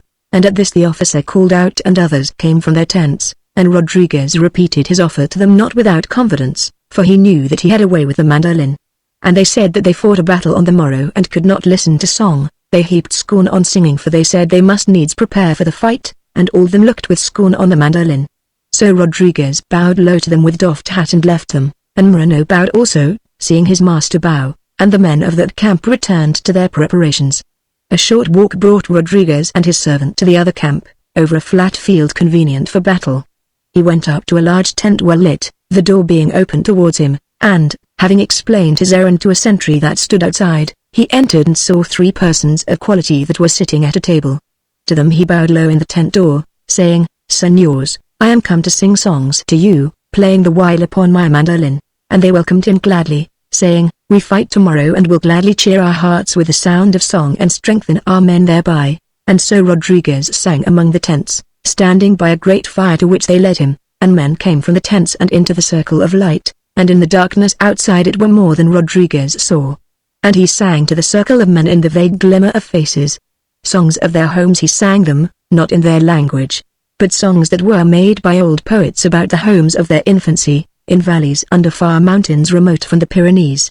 And in the song the yearnings of dead poets lived again, all streaming homeward like swallows when the last of the storms is gone, and those yearnings echoed in the hearts that beat in the night around the campfire, and they saw their own homes. And then he began to touch his mandolin, and he played them the tunes that draw men from their homes and that march them away to war. The tunes flowed up from the firelight, the mandolin knew. And the men heard the mandolin saying what they would say. In the late night he ended, and a hush came down on the camp while the music floated away, going up from the dark ring of men and the firelit faces, touching perhaps the knees of the Pyrenees and drifting thence wherever echoes go. And the sparks of the campfire went straight upwards as they had done for hours, and the men that sat around it saw them go. For long they had not seen the sparks stream upwards, for their thoughts were far away with the mandolin. And all at once they cheered. And Rodriguez bowed to the one whose tent he had entered, and sought permission to fight for them in the morning. With good grace this was accorded him, and while he bowed and well expressed his thanks he felt Moreno touching his elbow. And as soon as he had gone aside with Moreno that fat man's words bubbled over and were said. "Master, fight not for these men," he exclaimed, "for they listen to song till midnight while the others prepare for battle. The others will win the fight, master, and where will your castle be?" "Moreno," said Rodriguez, "there seems to be truth in that. Yet must we fight for the right? For how would it be if those that have denied song should win and thrive? The arm of every good man must be against them. They have denied song, Moreno. We must fight against them, you and I, while we can lay sword to head." "Yes, indeed, master," said Moreno. "But how shall you come by your castle?" "As for that," said Rodriguez, "it must some day be won, yet not by denying song. These have given a welcome to song, and the others have driven it forth. And what would life be if those that deny song are to be permitted to thrive unmolested by all good men?" "I know not, master," said Moreno, "but I would have that castle." "Enough," said Rodriguez. "We must fight for the right." And so Rodriguez remained true to those that had heard him sing. And they gave him a casque and breastplate, proof, they said, against any sword, and offered a sword that they said would surely cleave any breastplate. For they fought not in battle with a nimble rapier. But Rodriguez did not forsake that famous exultant sword whose deeds he knew from many an ancient song, which he had brought so far to give it its old rich drink of blood. He believed it the bright key of the castle he was to win, and they gave Rodriguez a good bed on the ground in the tent of the three leaders, the tent to which he first came, for they honored him for the gift of song that he had, and because he was a stranger, and because he had asked permission to fight for them in their battle. And Rodriguez took one look by the light of a lantern at the rose he had carried from Lowlight, then slept a sleep through whose dreams loomed up the towers of castles. Dawn came and he slept on still, but by 7 all the camp was loudly astir, for they had promised the enemy to begin the battle at 8. Rodriguez breakfasted lightly, for, now that the day of his dreams was come at last and all his hopes depended on the day, an anxiety for many things oppressed him. It was as though his castle, rosy and fair in dreams, chilled with its huge cold rocks all the air near it. It was as though Rodriguez touched it at last with his hands and felt a dankness of which he had never dreamed. Then it came to the hour of 8 and his anxieties passed. The army was now drawn up before its tents in line, but the enemy was not yet ready and so they had to wait. When the signal at length was given and the cannoneers fired their pieces, and the musketoons were shot off, many men fell. Now Rodriguez, with Moreno, was placed on the right, and either through a slight difference in numbers or because of an unevenness in the array of battle they a little overlapped the enemy's left. When a few men fell wounded by the discharge of the musketoons this overlapping was even more pronounced. Now the leaders of that fair army scorned all unknightly devices, and would never have descended to any vile ruse de quoi. The reproach can therefore never be made against them that they ever intended to outflank their enemy. Yet, when both armies advanced after the discharge of the musketoons and the merry noise of the cannon, this occurred as the result of chance, which no leader can be held accountable for, so that those that speak of treachery in this battle, and deliberate outflanking, lie. Now Rodriguez as he advanced with his sword, when the musketoons were empty, had already chosen his adversary. For he had carefully watched those opposite to him, before any smoke should obscure him, and had selected the one who from the splendor of his dress might be expected to possess the finest castle.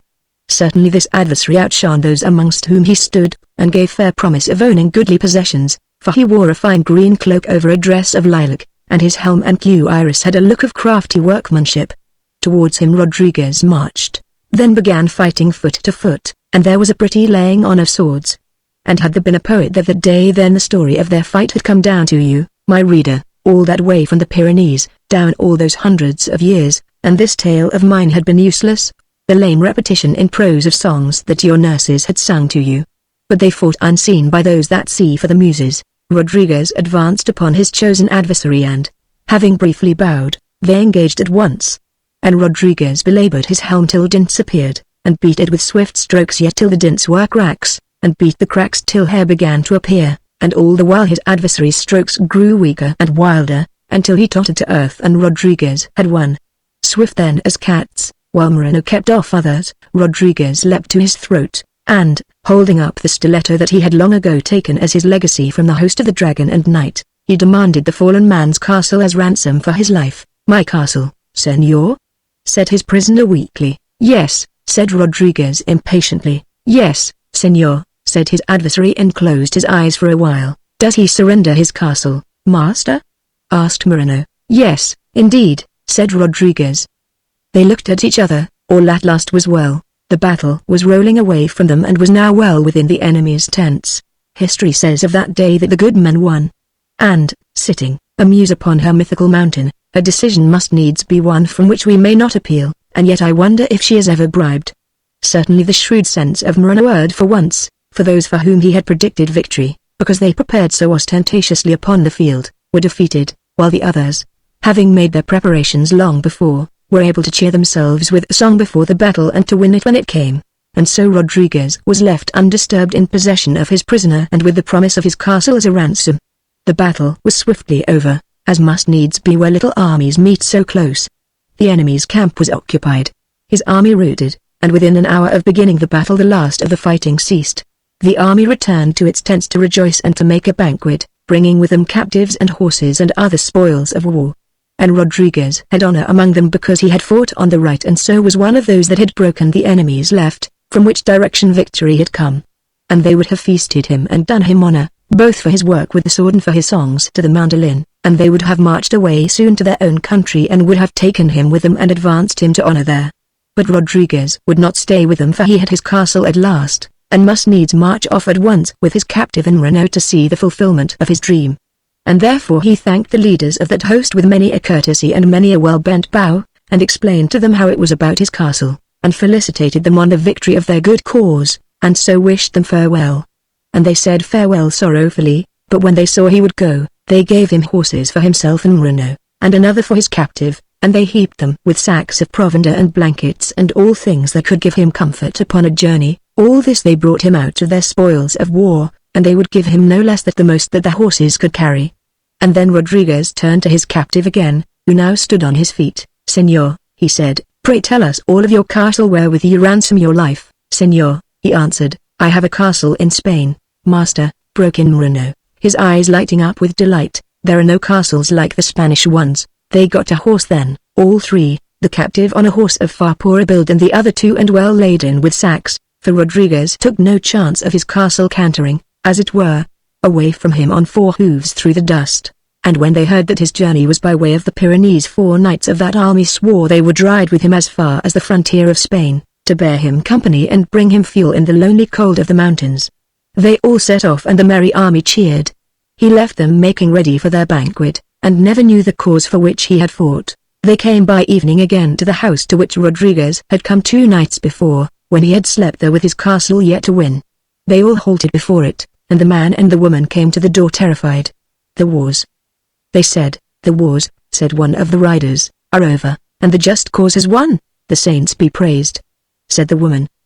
"But will there be no more fighting?" "Never again," said the horseman, "for men are sick of gunpowder." "The saints be thanked," she said. "Say not that," said the horseman, "for Satan invented gunpowder." And she was silent, but, had none been there, she had secretly thanked Satan. They demanded the food and shelter that armed men have the right to demand. In the morning they were gone. They became a memory, which lingered like a vision, made partly of sunset and partly of the splendor of their cloaks, and so went down the years that those two folk had, a thing of romance, magnificence and fear. And now the slope of the mountain began to lift against them, and they rode slowly towards those unearthly peaks that had deserted the level fields before ever man came to them, and that sat there now familiar with stars and dawn with the air of never having known of man. And as they rode they talked. and Rodriguez talked with the 4 knights that rode with him, and they told tales of war and told the ways of fighting of many men, and Moreno rode behind them beside the captive and questioned him all the morning about his castle in Spain. And at first the captive answered his questions slowly, as if he were weary, or as though he were long from home and remembered its features dimly, but memory soon returned and he answered clearly, telling of such a castle as Moreno had not dreamed, and the eyes of the fat man bulged as he rode beside him, growing rounder and rounder as they rode. They came by sunset to that wood of firs in which Rodriguez had rested. In the midst of the wood they halted and tethered their horses to trees, they tied blankets to branches and made an encampment, and in the midst of it they made a fire, at first, with pine needles and the dead lower twigs and then with great logs. And there they feasted together, all 7, around the fire. And when the feast was over and the great logs burning well, and red sparks went up slowly towards the silver stars, Moreno turned to the prisoner seated beside him and "Tell the señors," he said, "of my master's castle." And in the silence, that was rather lulled than broken by the whispering wind from the snow that sighed through the wood, the captive slowly lifted up his head and spoke in his queer accent, "Señors, in Aragon, across the Ebro, are many goodly towers." And as he spoke they all leaned forward to listen, dark faces bright with firelight. "On the Ebro's southern bank stands," he went on, "my home." He told of strange rocks rising from the Ebro, of buttresses built among them in unremembered times, of the great towers lifting up in multitudes from the buttresses, and of the mighty wall, windowless until it came to incredible heights, where the windows shone all safe from any ladder of war. At first they felt in his story his pride in his lost home, and wondered, when he told of the height of his towers, how much he added in pride. And then the force of that story gripped them all and they doubted never a battlement, but each man's fancy saw between firelight and starlight every tower clear in the air. And at great height upon those marvelous towers the turrets of arches were, queer carvings grinned down from above inaccessible windows, and the towers gathered in light from the lonely air where nothing stood but they, and flashed it far over Aragon, and the Ebro floated by them always new, always amazed by their beauty. He spoke to the 6 listeners on the lonely mountain, slowly, remembering mournfully, and never a story that romance has known and told of castles in Spain has held men more than he held his listeners, while the sparks flew up toward the peaks of the Pyrenees and did not reach to them but failed in the night, giving place to the white stars. And when he faltered through sorrow, or memory weakening, Moreno always, watching with glittering eyes, would touch his arm, sitting beside him, and ask some question, and the captive would answer the question and so talk sadly on. He told of the upper terraces, where heliotrope and aloe and oleander took sunlight far above their native earth, and though but rare winds carried the butterflies there, such as came to those fragrant terraces lingered forever.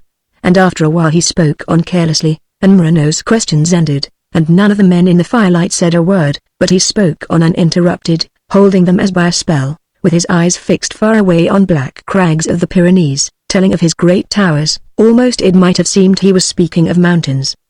And when the fire was only a deep red glow and white ash showed all round it, and he ceased speaking, having told of the castle marvelous even amongst the towers of Spain, all sitting round the embers felt sad with his sadness, for his sad voice drifted into their very spirits as white mists enter houses, and all were glad when Rodriguez said to him that one of his 10 tall towers the captive should keep and should live in it forever. And the sad man thanked him sadly and showed no joy.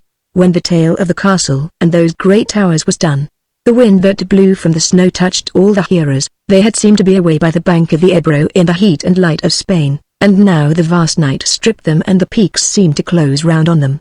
They wrapped themselves in blankets and lay down in their shelters. For a while they heard the wind waving branches and the thump of a horse's hoof restless at night, then they all slept except one that guarded the captive, and the captive himself who long lay thinking and thinking. Dawn stole through the wood and waked none of the sleepers, the birds all shouted at them, still they slept on, and then the captive's guard wakened Moreno and he stirred up the sparks of the fire and cooked, and they breakfasted late. And soon they left the wood and faced the bleak slope, all of them going on foot and leading their horses, and the track crawled until it came to the scorn of the peaks, winding over a shoulder of the Pyrenees, where the peaks gaze cold and contemptuous away from the things of man. In the presence of those that bore them company Rodriguez and Moreno felt none of the deadly majesty of those peaks that regard so awfully over the solitudes. They passed through them telling cheerfully of wars the 4 knights had known, and descended and came by sunset to the lower edge of the snow. They pushed on a little farther and then camped, and with branches from the last camp that they had heaped on their horses they made another great fire and, huddling round it in the blankets that they had brought, found warmth even so far from the hearths of men. And dawn and the cold woke them all on that treeless slope by barely warm embers. Moreno cooked again and they ate in silence. And then the 4 knights rose sadly and one bowed and told Rodriguez how they must now go back to their own country. And grief seized on Rodriguez at his words, seeing that he was to lose 4 old friends at once and perhaps forever, for when men have fought under the same banner in war they become old friends on that morning. "Señors," said Rodriguez, "we may never meet again," and the other looked back to the peaks beyond which the far lands lay, and made a gesture with his hands. "Señor, at least," said Rodriguez, "let us camp once more together." And even Moreno babbled a supplication. "Methinks, Señor," he answered, "we are already across the frontier, and when we men of the swords cross frontiers misunderstandings arise, so that it is our custom never to pass across them save when we push the frontier with us, adding the lands over which we march to those of our liege lord." "Señors," said Rodriguez, "the whole mountain is the frontier. Come with us one day further." But they would not stay. All the good things that could be carried they loaded onto the 3 horses whose heads were turned towards Spain, then turned, all 4, and said farewell to the 3. And long looked each in the face of Rodriguez as he took his hand in farewell, for they had fought under the same banner and, as wayfaring was in those days, it was not likely that they would ever meet again. They turned and went with their horses back towards the land they had fought for. Rodriguez and his captive and Moreno went sadly down the mountain. They came to the fir woods, and rested, and Moreno cooked their dinner. And after a while they were able to ride their horses. They came to the foot of the mountains, and rode on past the inn of the World's End. They camped in the open, and all night long Rodriguez or Moreno guarded the captive. For 2 days and part of the 3rd they followed their old course, catching sight again and again of the river Segura, and then they turned further westward to come to Aragon further up the Ebro. All the way they avoided houses and camped in the open, for they kept their captive to themselves, and they slept warm with their ample store of blankets. And all the while the captive seemed morose or ill at ease, speaking seldom and, when he did, in nervous jerks. Moreno, as they rode, or by the campfire at evening, still questioned him now and then about his castle, and sometimes he almost seemed to contradict himself, but in so vast a castle may have been many styles of architecture, and it was difficult to trace a contradiction among all those towers and turrets. His name was Don Alvidar of the Rose-Pink Castle on Ebro. One night while all 3 sat and gazed at the campfire as men will, when the chilly stars are still and the merry flames are leaping, Rodriguez, seeking to cheer his captive's mood, told him some of his strange adventures. The captive listened with his sombre air. But when Rodriguez told how they woke on the mountain after their journey to the sun, and the sun was shining on their faces in the open, but the magician and his whole house were gone, then there came another look into Alvidar's eyes. And Rodriguez ended his tale and silence fell, broken only by Moreno saying across the fire, "It is true," and the captive's thoughtful eyes gazed into the darkness. And then he also spoke. "Señor," he said, "near to my rose-pink castle which looks into the Ebro dwells a magician also, is it so?" Said Rodriguez, "Indeed so, Señor," said Don Alvidar. "He is my enemy but dwells in awe of me, and so durst never molest me except by minor wonders." "How know you that he is a magician?" said Rodriguez. "By those wonders," answered his captive. "He afflicts small dogs and my poultry. And he wears a thin, high hat. His beard is also extraordinary." "Long?" said Moreno. "Green," answered Don Alvidar. "Is he very near the castle?" said Rodriguez and Moreno together. "Too near," said Don Alvidar. "Is his house wonderful?" Rodriguez asked. "It is a common house," was the answer. "A mean, long house of 1 story. The walls are wide and it is well thatched. The windows are painted green, there are 2 doors in it and by one of them grows a rose tree." "A rose tree?"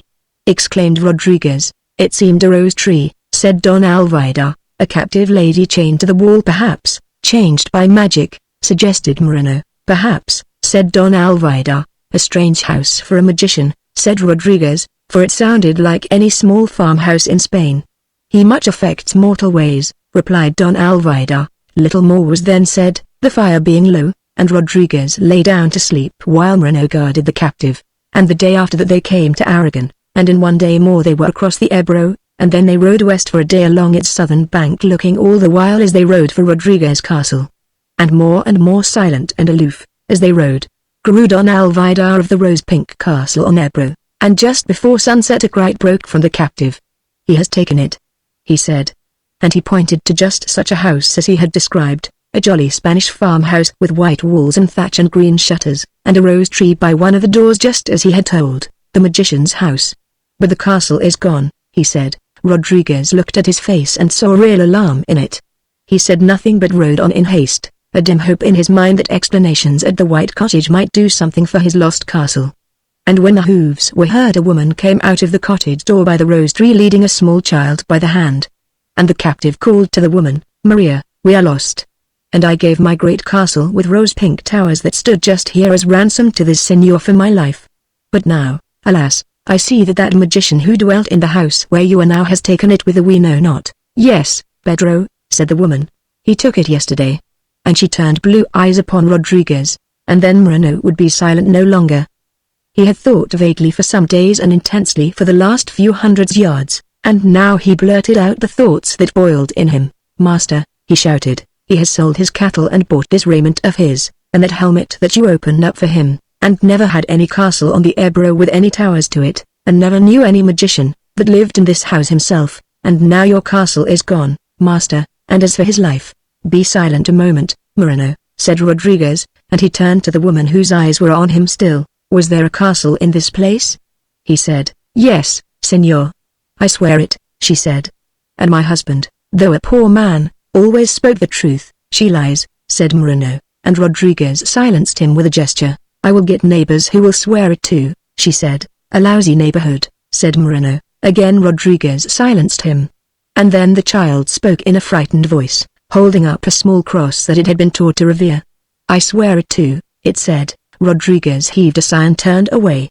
"Master," Moreno cried in pained astonishment, "you will not believe their swearings." "The child swore by the cross," he answered. "But, master," Moreno exclaimed, but Rodriguez would say no more. And they rode away aimless in silence. Galloping hooves were heard and Pedro was there. He had come to give up his horse. He gave its reins to the scowling Moreno, but Rodriguez said never a word. Then he ran round and kissed Rodriguez's hand, who still was silent, for his hopes were lost with the castle, but he nodded his head and so parted forever from the man whom his wife called Pedro, who called himself Don Alvidar of the Rose-Pink Castle on Ebro. The 10th Chronicle, how he came back to Lowlight. "Master," Moreno said. But Rodriguez rode ahead and would not speak. They were riding vaguely southward. They had ample provisions on the horse that Moreno led, as well as blankets, which gave them comfort at night. That night they both got the sleep they needed, now that there was no captive to guard. All the next day they rode slowly in the April weather by roads that wandered among tended fields, but a little way off from the fields there shone low hills in the sunlight, so wild, so free of man, that Rodriguez, remembering them in later years, wondered if their wild shrubs just hid the frontiers of fairyland. For 2 days they rode by the edge of unguessable regions. Had Pan piped then no one had marveled, nor though fawns had scurried past sheltering clumps of azaleas.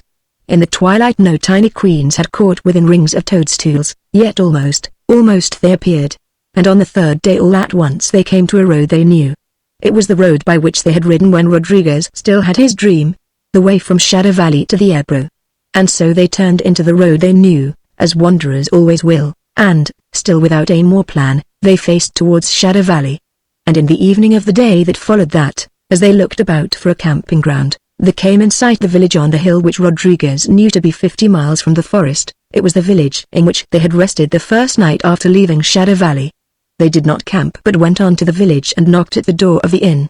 Habit guides us all at times, even kings are the slaves of it, though in their presence it takes the prouder name of precedent, and here were 2 wanderers without any plans at all. They were therefore defenseless in the grip of habit and, seeing an inn they knew, they loitered up to it. Mine host came again to the door. He cheerfully asked Rodriguez how he had fared on his journey, but Rodriguez would say nothing. He asked for lodging for himself and Moreno and stabling for the horses. He ate and slept and paid his due, and in the morning was gone. Whatever impulses guided Rodriguez as he rode and Moreno followed, he knew not what they were or even that there could be any. He followed the road without hope and only traveled to change his camping grounds. And that night he was halfway between the village and Shadow Valley. Moreno never spoke, for he saw that his master's disappointment was still raw, but it pleased him to notice, as he had done all day, that they were heading for the great forest. He cooked their evening meal in their camp by the wayside and they both ate it in silence. For a while Rodriguez sat and gazed at the might-have-beens in the campfire, and when these began to be hidden by white ash he went to his blankets and slept. and Moreno went quietly about the little camp, doing all that needed to be done, with never a word. When the horses were seen to and fed, when the knives were cleaned, when everything was ready for the start next morning, Moreno went to his blankets and slept too. And in the morning again they wandered on. That evening they saw the low gold rays of the sun enchanting the tops of a forest. It almost surprised Rodriguez, traveling without an aim, to recognize Shadow Valley. They quickened their slow pace and, before twilight faded, they were under the great oaks, but the last of the twilight could not pierce the dimness of Shadow Valley, and it seemed as if night had entered the forest with them. They chose a camping ground as well as they could in the darkness, and Moreno tied the horses to trees a little way off from the camp. Then he returned to Rodriguez and tied a blanket to the windward side of 2 trees to make a kind of bedroom for his master, for they had all the blankets they needed. And when this was done he set the emblem and banner of camps, anywhere all over the world in any time, for he gathered sticks and branches and lit a campfire. The first red flames went up and waved and proclaimed a camp, the light made a little circle, shadows ran away to the forest, and the circle of light on the ground and on the trees that stood round it became for that one night home. They heard the horses stamp as they always did in the early part of the night, and then Moreno went to give them their fodder. Rodriguez sat and gazed into the fire, his mind as full of thoughts as the fire was full of pictures. One by one the pictures in the fire fell in, and all his thoughts led nowhere. He heard Moreno running back the 30 or 40 yards he had gone from the campfire. Master, Moreno said, the 3 horses are gone. Gone, said Rodriguez. There was little more to say, it was too dark to track them, and he knew that to find 3 horses in Shadow Valley was a task that might take years. And after more thought than might seem to have been needed he said, we must go on foot. Have we far to go, master? Said Moreno, for the first time daring to question him since they left the cottage in Spain. I have nowhere to go, said Rodriguez. His head was downcast as he sat by the fire. Moreno stood and looked at him unhappily, full of a sympathy that he found no words to express. A light wind slipped through the branches and everything else was still. It was some while before he lifted his head, and then he saw before him on the other side of the fire, standing with folded arms, the man in the brown leather jacket. Nowhere to go, said he. Who needs go anywhere from Shadow Valley? Rodriguez stared at him. But I can't stay here, he said. There is no fairer forest known to man, said the other. I know many songs that prove it. Rodriguez made no answer but dropped his eyes, gazing with listless glance once more at the ground. Come, senor, said the man in the leather jacket. None are unhappy in Shadow Valley. Who are you? Said Rodriguez. Both he and Moreno were gazing curiously at the man whom they had saved 3 weeks ago from the noose. Your friend, answered the stranger. No friend can help me, said Rodriguez. Senor, said the stranger across the fire, still standing with folded arms, I remain under an obligation to no man. If you have an enemy or love a lady, and if they dwell within 100 miles, either shall be before you within a week. Rodriguez shook his head, and silence fell by the campfire. And after a while Rodriguez, who was accustomed to dismiss a subject when it was ended, saw the stranger's eyes on him yet, still waiting for him to say more. And those clear blue eyes seemed to do more than wait, seemed almost to command, till they overcame Rodriguez' will, and he obeyed and said, although he could feel each word struggling to stay unuttered, Senor, I went to the wars to win a castle and a piece of land thereby, and might perchance have wed and ended my wanderings, with those of my servant here, but the wars are over and no castle is won. And the stranger saw by his face in the firelight, and knew from the tones of his voice in the still night, the trouble that his words had not expressed. I remain under an obligation to no man, said the stranger. Be at this place in 4 weeks' time, and you shall have a castle as large as any that men win by war, and a goodly part thereby. Your castle, master, said Moreno delighted, whose only thought up to then was as to who had got his horses.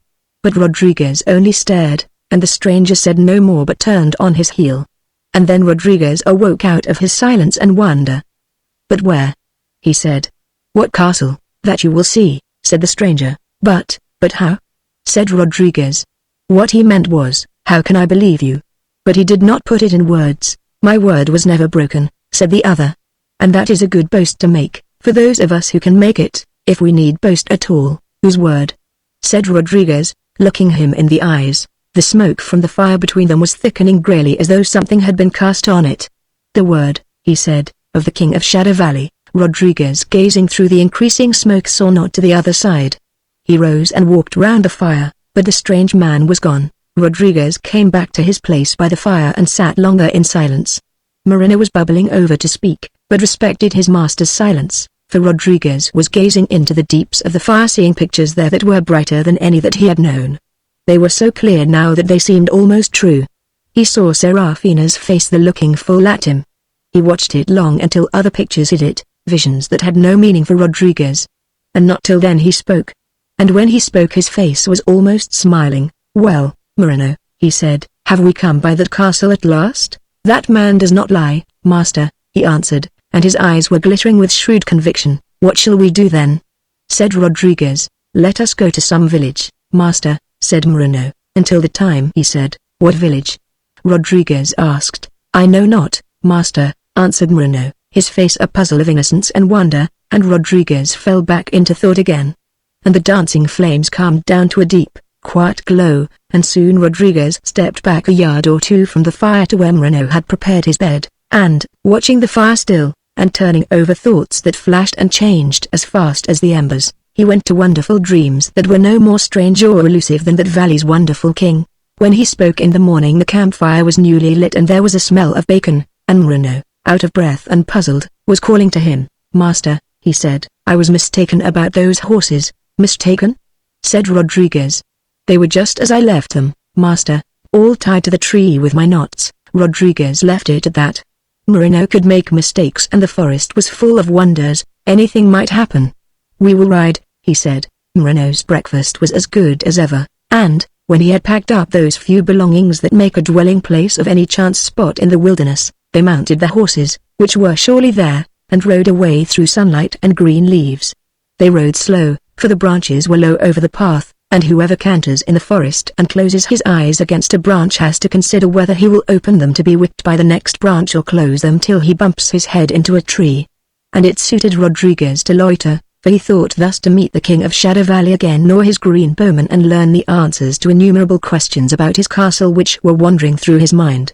They ate and slept at noon in the forest's glittering greenness. They passed afterwards by the old house in the wood, in which the bowmen feasted, for they followed the track that they had taken before. They knocked loud on the door as they passed but the house was empty.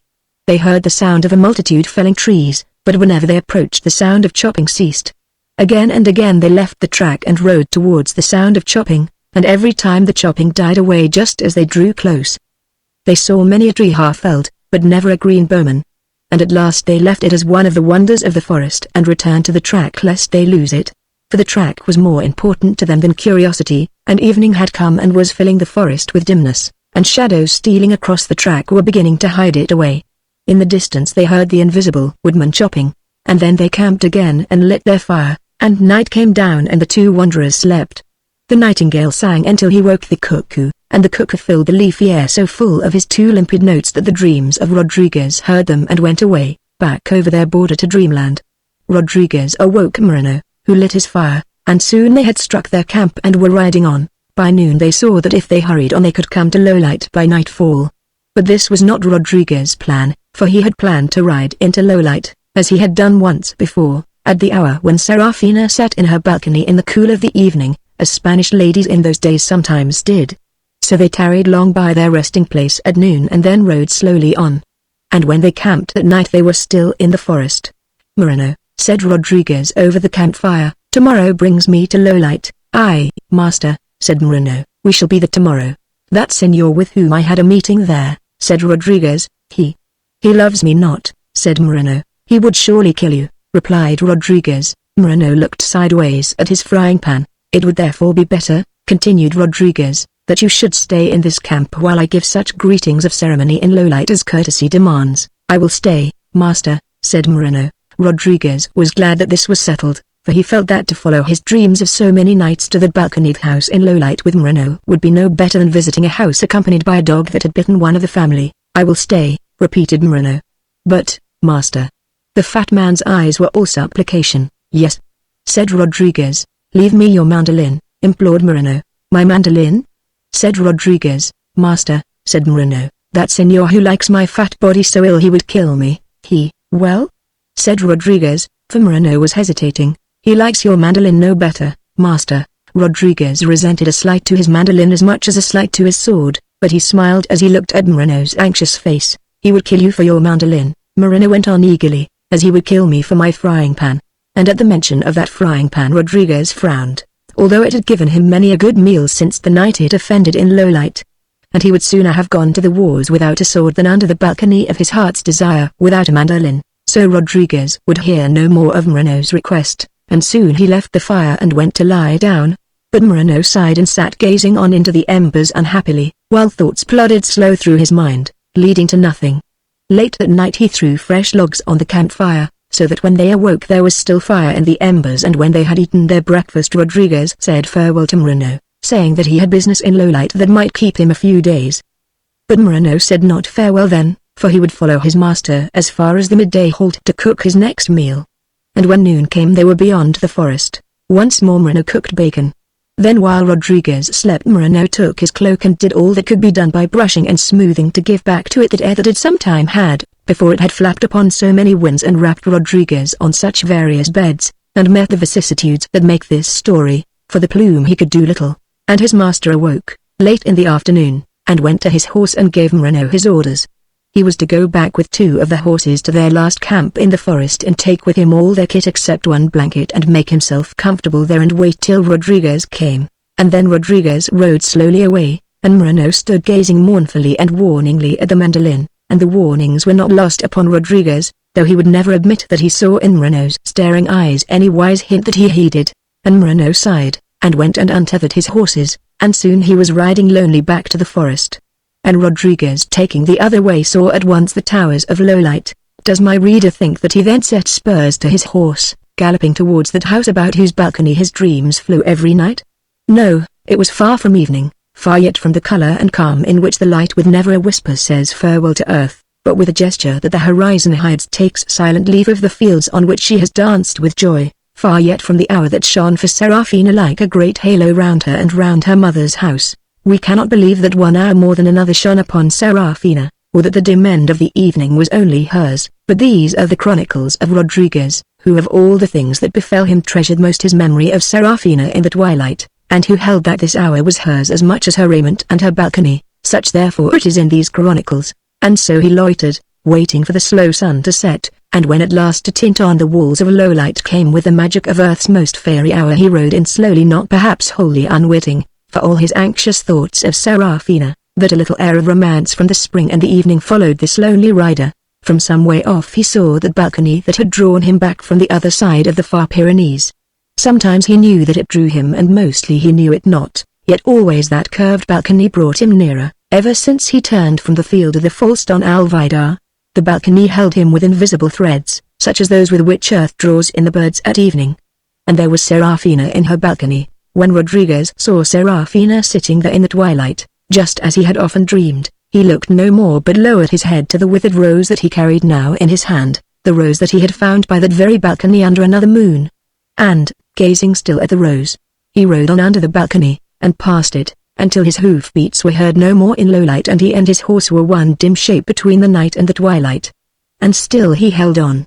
He knew not yet, but only guessed, who had thrown that rose from the balcony on the night when he slept on the dust. He knew not who it was that he fought on the same night, and dared not guess what that unknown hidalgo might be to Serafina. He had no claim to more from that house, which once gave him so cold a welcome, than thus to ride by it in silence. And he knew as he rode that the cloak and the plume that he wore scarce seemed the same as those that had floated by when more than a month ago he had ridden past that balcony, and the withered rose that he carried added one more note of autumn. And yet he hoped. And so he rode into twilight and was hid from the sight of the village, a worn, pathetic figure, trusting vaguely to vague powers of good fortune that govern all men, but that favor youth. And, sure enough, it was not yet wholly moonlight when cantering hooves came down the road behind him. It was once more that young hidalgo. And as soon as he drew rein beside Rodriguez both reached out merry hands as though their former meeting had been some errand of joy. And as Rodriguez looked him in the eyes, while the 2 men leaned over clasping hands, in light still clear though faded, he could not doubt Serafina was his sister. "Señor," said his old enemy, "will you tarry with us, in our house a few days, if your journey is not urgent?" Rodriguez gasped for joy, for the messenger from Lowlight, the certainty that here was no rival, the summons to the house of his dreams pilgrimage, came all together. His hand still clasped the stranger's. Yet he answered with the due ceremony that Aegean land demanded. Then they turned and rode together towards Lowlight. And first the young men told each other their names, and the stranger told how he dwelt with his mother and sister in the house that Rodriguez knew, and his name was Don Alderon of the Valley of Dawnlight. His house had dwelt in that valley since times out of knowledge. But then the Moors had come and his forebears had fled to Lowlight. The Moors were gone now, for which Saint Michael and all fighting saints be praised, but there were certain difficulties about his right to the Valley of Dawnlight. So they dwelt in Lowlight still, and Rodriguez told of the war that there was beyond the Pyrenees and how the just cause had won, but little more than that he was able to tell, for he knew scarce more of the cause for which he had fought than history knows of it, who chooses her incidents and seems to forget so much. And as they talked they came to the house with a balcony. A waning moon cast light over it that was now no longer twilight, but it was the light of wild things of the woods, and birds of prey, and men in mountains outlawed by the king, and magic, and mystery, and the quests of love. Serafina had left her place, lights gleamed now in the windows. And when the door was opened the hall seemed to Rodriguez so much less hugely hollow, so much less full of ominous whispered echoes, that his courage rose high as he went through it with Alderon, and they entered the room together that they had entered together before. In the long room beyond many candles he saw Doña Serafina and her mother rising up to greet him. Neither the ceremonies of that age nor Rodriguez's natural calm would have entirely concealed his emotion had not his face been hidden as he bowed. They spoke to him, they asked him of his travels. Rodriguez answered with effort. He saw by their manner that Don Alderon must have explained much in his favor. He had this time, to cheer him, a very different greeting, and yet he felt little more at ease than when he had stood the late at night before, with one eye bandaged and wearing only one shoe, suspected of he knew not what brawling and violence. It was not until Doña Marina, the mother of Serafina, asked him to play to them on his mandolin that Rodriguez returned. He bowed then and brought round his mandolin, which had been slung behind him, and knew a triumphant champion was by him now, one old in the ways of love and wise in the sorrows of man, a slender but potent voice, well skilled to tell what there were not words to say, a voice unhindered by language, unlimited even by thought, whose universal meaning was heard and understood, sometimes perhaps by wandering spirits of light, beaten far by some evil thought for their heavenly courses and passing close along the coasts of earth. And Rodriguez played no tune he had ever known, nor any airs that he had heard men play in lanes in Andalusia, but he told of things that he knew not, of sadnesses that he had scarcely felt and undreamed exaltations. It was the hour of need, and the mandolin knew. And when all was told that the mandolin can tell of whatever is wistfulest in the spirit of man, a mood of merriment entered its old curved sides and there came from its hollows a measure such as they danced to when laughter goes over the greens in Spain. Never a song sang Rodriguez, the mandolin said all. And what message did Serafina receive from those notes that were strange even to Rodriguez? Were they not stranger to her? I have said that spirits blown far out of their course and nearing the mundane coasts hear mortal music sometimes, and hearing understand.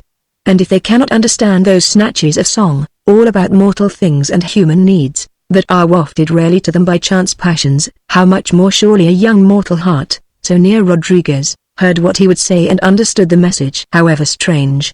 When Doña Marina and her daughter rose, exchanging their little curtsies for the low bows of Rodriguez, and so retired for the night, the long room seemed to Rodriguez now empty of threatening omens.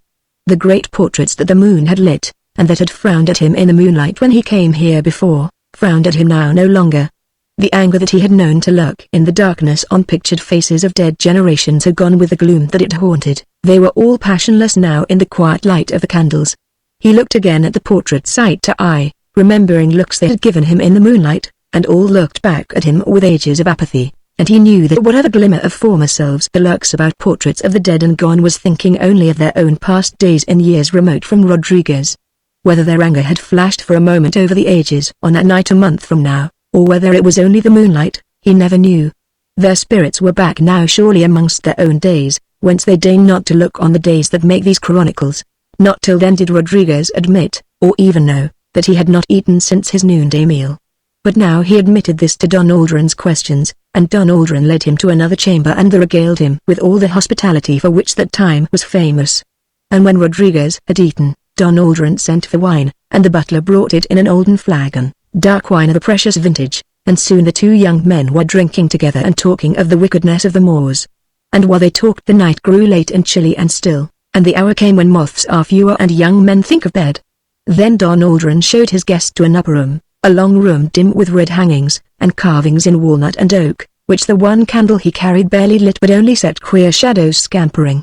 And here he left Rodriguez, who was soon in bed, with the great red hangings round him. And a while he wondered at the huge silence of the house all round him, with never a murmur, never an echo, never a sigh, for he missed the passing of winds, branches waving, the stirring of small beasts, birds of prey calling, and the 100 sounds of the night. But soon through the silence came sleep. He did not need to dream, for here in the home of Serafina he had come to his dream's end. Another day shone on another scene, for the sunlight that went in a narrow stream of gold and silver between the huge red curtains had sent away the shadows that had stalked overnight through the room, and had scattered the eeriness that had lurked on the far side of furniture, and all the dimness was gone that the long red room had harbored. And for a while Rodriguez did not know where he was, and for a while, when he remembered, he could not believe it true. He dressed with care, almost with fear, and preened his small mustachios, which at last had grown again just when he would have despaired. Then he descended, and found that he had slept late, though the three of that ancient house were seated yet at the table, and Serafina all dressed in white seemed to Rodriguez to be shining in rivalry with the morning. Ah, dreams and fancies of youth. The 11th Chronicle, how he turned to gardening and his sword rested. These were the days that Rodriguez always remembered, and, side by side with them, they lodged in his memory, and went down with them into his latter years, the days and nights when he went through the Pyrenees and walked when he would have slept but had to walk half-freeze, and by some queer rule that guides us he treasured them both in his memory, these happy days in this garden and the frozen nights on the peaks, for Serafina showed Rodriguez the garden that behind the house ran narrow and long to the wild. There were rocks with heliotrope pouring over them and flowers peeping behind them, and great azaleas all in triumphant bloom, and ropes of flowering creepers coming down from trees, and oleanders, and a plant named popularly Joy of the South, and small paths went along it edged with shells brought from the far sea. There was only one street in the village, and you did not go far among the great azaleas before you lost sight of the gables, and you did not go far before the small paths ended with their shells from the distant sea, and there was the mistress of all gardeners facing you, Mother Nature nursing her children, the things of the wild. She too had azaleas and oleanders, but they stood more solitary in their greater garden than those that grew in the garden of Doña Marina, and she too had little paths, only they were without borders and without end. Yet looking from the long and narrow garden at the back of that house in Lowlight to the wider garden that sweeps round the world, and is fenced by space from the garden in Venus and by space from the garden in Mars, you scarce saw any difference or noticed where they met. The solitary azaleas beyond were gathered together by distance, and from Lowlight to the horizon seemed all one garden in bloom.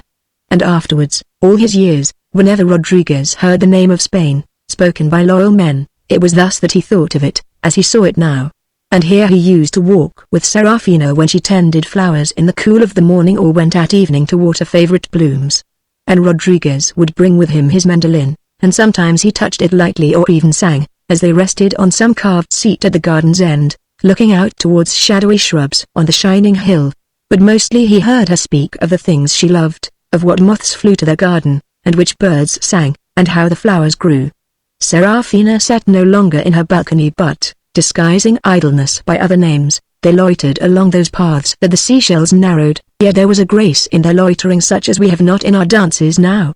And evening stealing in from the wild places, from darkening azaleas upon distant hills, still found them in the garden, found Rodriguez singing in idleness undisguised, or anxiously helping in some trivial task, tying up some tendril that had gone awry, helping some magnolia that the wind had wounded.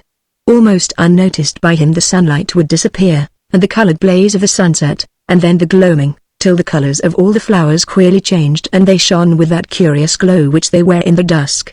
They returned then to the house, the garden behind them with its dim hushed air of a secret, before them the candlelight like a different land. And after the evening meal Alderin and Rodriguez would sit late together discussing the future of the world, Rodriguez holding that it was intended that the earth should be ruled by Spain, and Alderin fearing it would all go to the Moors. Days passed thus, and then one evening Rodriguez was in the garden with Serafina. The flowers, dim and pale and more mysterious than ever, poured out their scent towards the coming night, luring huge hawk moths from the far dusk that was gathering about the garden, to hover before each bloom on myriad wing beats too rapid for human eye. Another inch and the fairies had peeped out from behind azaleas, yet both of these late loiterers felt fairies were surely there. It seemed to be nature's own most secret hour, upon which man trespasses if he venture forth from his house, An owl from his hidden haunt flew nearer the garden and uttered a clear call once to remind Rodriguez of this, and Rodriguez did not heed, but walked in silence. He had played his mandolin. It had uttered to the solemn hush of the understanding evening all it was able to tell, and after that cry, grown piteous with so many human longings, for it was an old mandolin, Rodriguez felt there was nothing left for his poor words to say. So he went dumb and mournful. Serafina would have heard him had he spoken, for her thoughts vibrated yet with the voice of the mandolin, which had come to her hearing as an ambassador from Rodriguez, but he found no words to match with the mandolin's high mood. His eyes said, and his sighs told, what the mandolin had uttered, but his tongue was silent. And then Serafina said, as he walked all heavy with silence past a curving slope of dimly glowing azaleas, "You like flowers, señorita." "I adore them," he replied. "Indeed?" said Doña Serafina. "Indeed I do," said Rodriguez. "And yet," asked Doña Serafina, "was it not a somewhat withered or altogether faded flower that you carried, unless I fancied wrong, when you rode past our balcony?" "It was indeed faded," said Rodriguez, "for the rose was some weeks old. One who loved flowers, I thought," said Serafina, "would perhaps care more for them fresh." Half-dumb though Rodriguez was, his shrewdness did not desert him. To have said that he had the rose from Serafina would have been to claim as though proven what was yet no more than a hope. "Señorita," he said, "I found the flower on holy ground." "I did not know," she said, "that you had traveled so far." "I found it here," he said, "under your balcony." "Perchance I let it fall," said she. "It was idle of me. I guard it still," he said, and drew forth that worn brown rose. "It was idle of me," said Serafina. But then in that scented garden among the dim lights of late evening the ghost of that rose introduced their spirits one to the other, so that the listening flowers heard Rodriguez telling the story of his heart, and, bending over the shell-bordered path, heard Serafina's answer, and all they seemed to do was but to watch the evening, with leaves uplifted in the hope of rain. Film after film of dusk dropped down from where twilight had been, like an army of darkness slowly pitching their tents on ground that had been lost to the children of light. Out of the wild lands all the owls flew nearer, their long, clear cries and the huge hush between them warned all those lands that this was not man's hour. And neither Rodriguez nor Serafina heard them. In pale blue sky where none had thought to see it one smiling star appeared. It was Venus watching lovers, as men of the crumbled centuries had besought her to do, when they named her so long ago, kneeling upon their hills with bended heads, and arms stretched out to her sweet eternal scrutiny. Beneath her wandering rays as they danced down to bless them Rodriguez and Serafina talked low in the sight of the goddess, and their voices swayed through the flowers with whispers and winds, not troubling the little wild creatures that steal out shy in the dusk, and nature forgave them for being abroad in that hour, although, so near that a single azalea seemed to hide it, so near seemed to beckon and whisper old nature's eldest secret.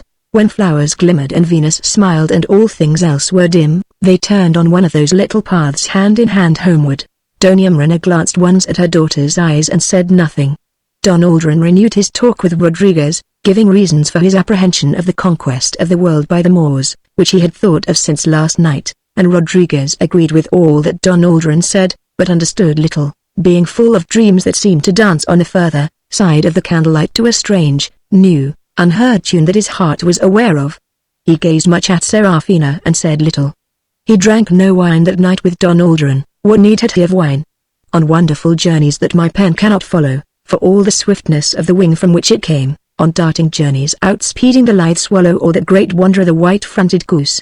His young thoughts raced by a myriad of golden evenings far down the future years. And what of the days he saw? Did he see them truly? Enough that he saw them in vision. Saw them as some lone shepherd on lifted down seas once go by with music a galleon out of the east, with windy sails, and masts ablaze with pennants, and heroes in strange dress singing new songs, and the galleon goes nameless by till the singing dies away. What ship was it? With a bound. Why there? Enough that he has seen it. Thus do we glimpse the glory of rare days as we swing round the sun, and youth is like some high headland from which to see. On the next day he spoke with Doña Marina. There was little to say but to observe the courtesies appropriate to this occasion, for Doña Marina and her daughter had spoken long together already, and of one thing he could say little, and indeed was dumb when asked of it, and that was the question of his home. And then he said that he had a castle, and when Doña Marina asked him where it was he said vaguely it was to the north. He trusted the word of the king of Shadow Valley and so he spoke of his castle as a man speaks the truth. And when she asked him of his castle again, whether on rock or river or in leafy lands, He began to describe how its 10 towers stood, being builded of a rock that was slightly pink, and how they glowed across 100 fields, especially at evening, and suddenly he ceased. Perceiving all in a moment, he was speaking unwittingly in the words of Don Alvidar and describing to Doña Marina that rose-pink castle on Ebro. And Doña Marina knew then that there was some mystery about Rodriguez's home. She spoke kindly to Rodriguez, yet she neither gave her consent nor yet withheld it. And he knew there was no immediate hope in her words. Graceful as were his bows as he withdrew, he left with scarcely another word to say. All day his castle hung over him like a cloud, not nebulous and evanescent only, but brooding darkly, boding storms, such as the orange blossoms dread. He walked again in the garden with Serafina, but Doña Marina was never far, and the glamour of the former evening, lit by one star, was driven from the garden by his anxieties about that castle of which he could not speak. Serafina asked him of his home. He would not parry her question, and yet he could not tell her that all their future hung on the promise of a man in an old leathern jacket calling himself a king. So the mystery of his habitation deepened, spoiling the glamour of the evening.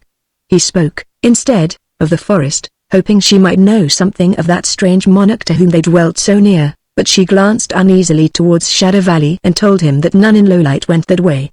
Sorrow grew heavy around Rodriguez's heart at this, believing in the promise of a man whose eyes he trusted. He had asked Serafina to marry him, and Serafina had said yes, and now he found she knew nothing of such a man, which seemed somehow to Rodriguez to weaken his promise, and, worst of all, she feared the place where he lived.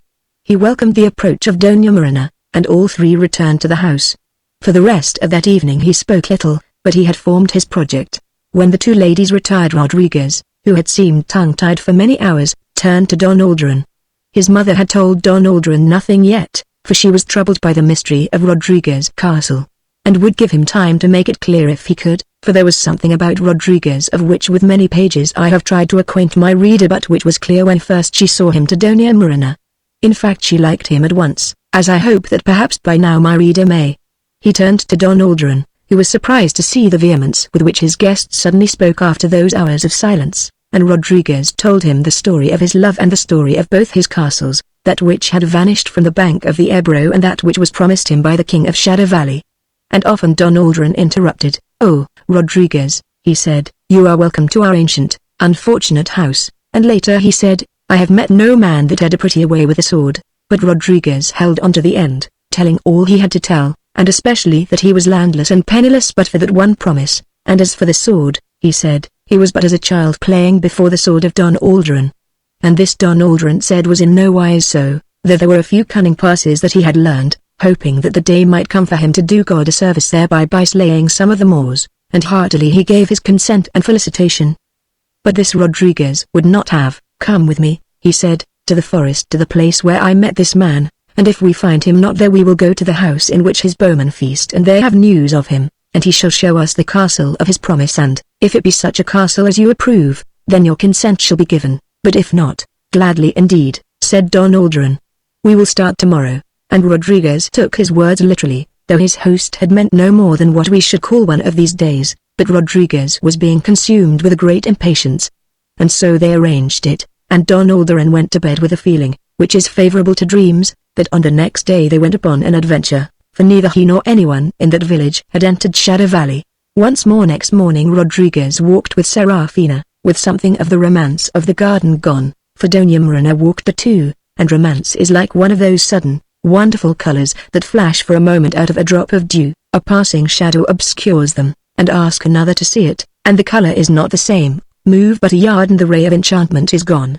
Doña Marina saw the romance of that garden, but she saw it from 30 years away. It was all different what she saw, all changed from a certain day, for love was love in the old days, and to Rodriguez and Serafina it seemed that she could not see romance at all, and somehow that dimmed it.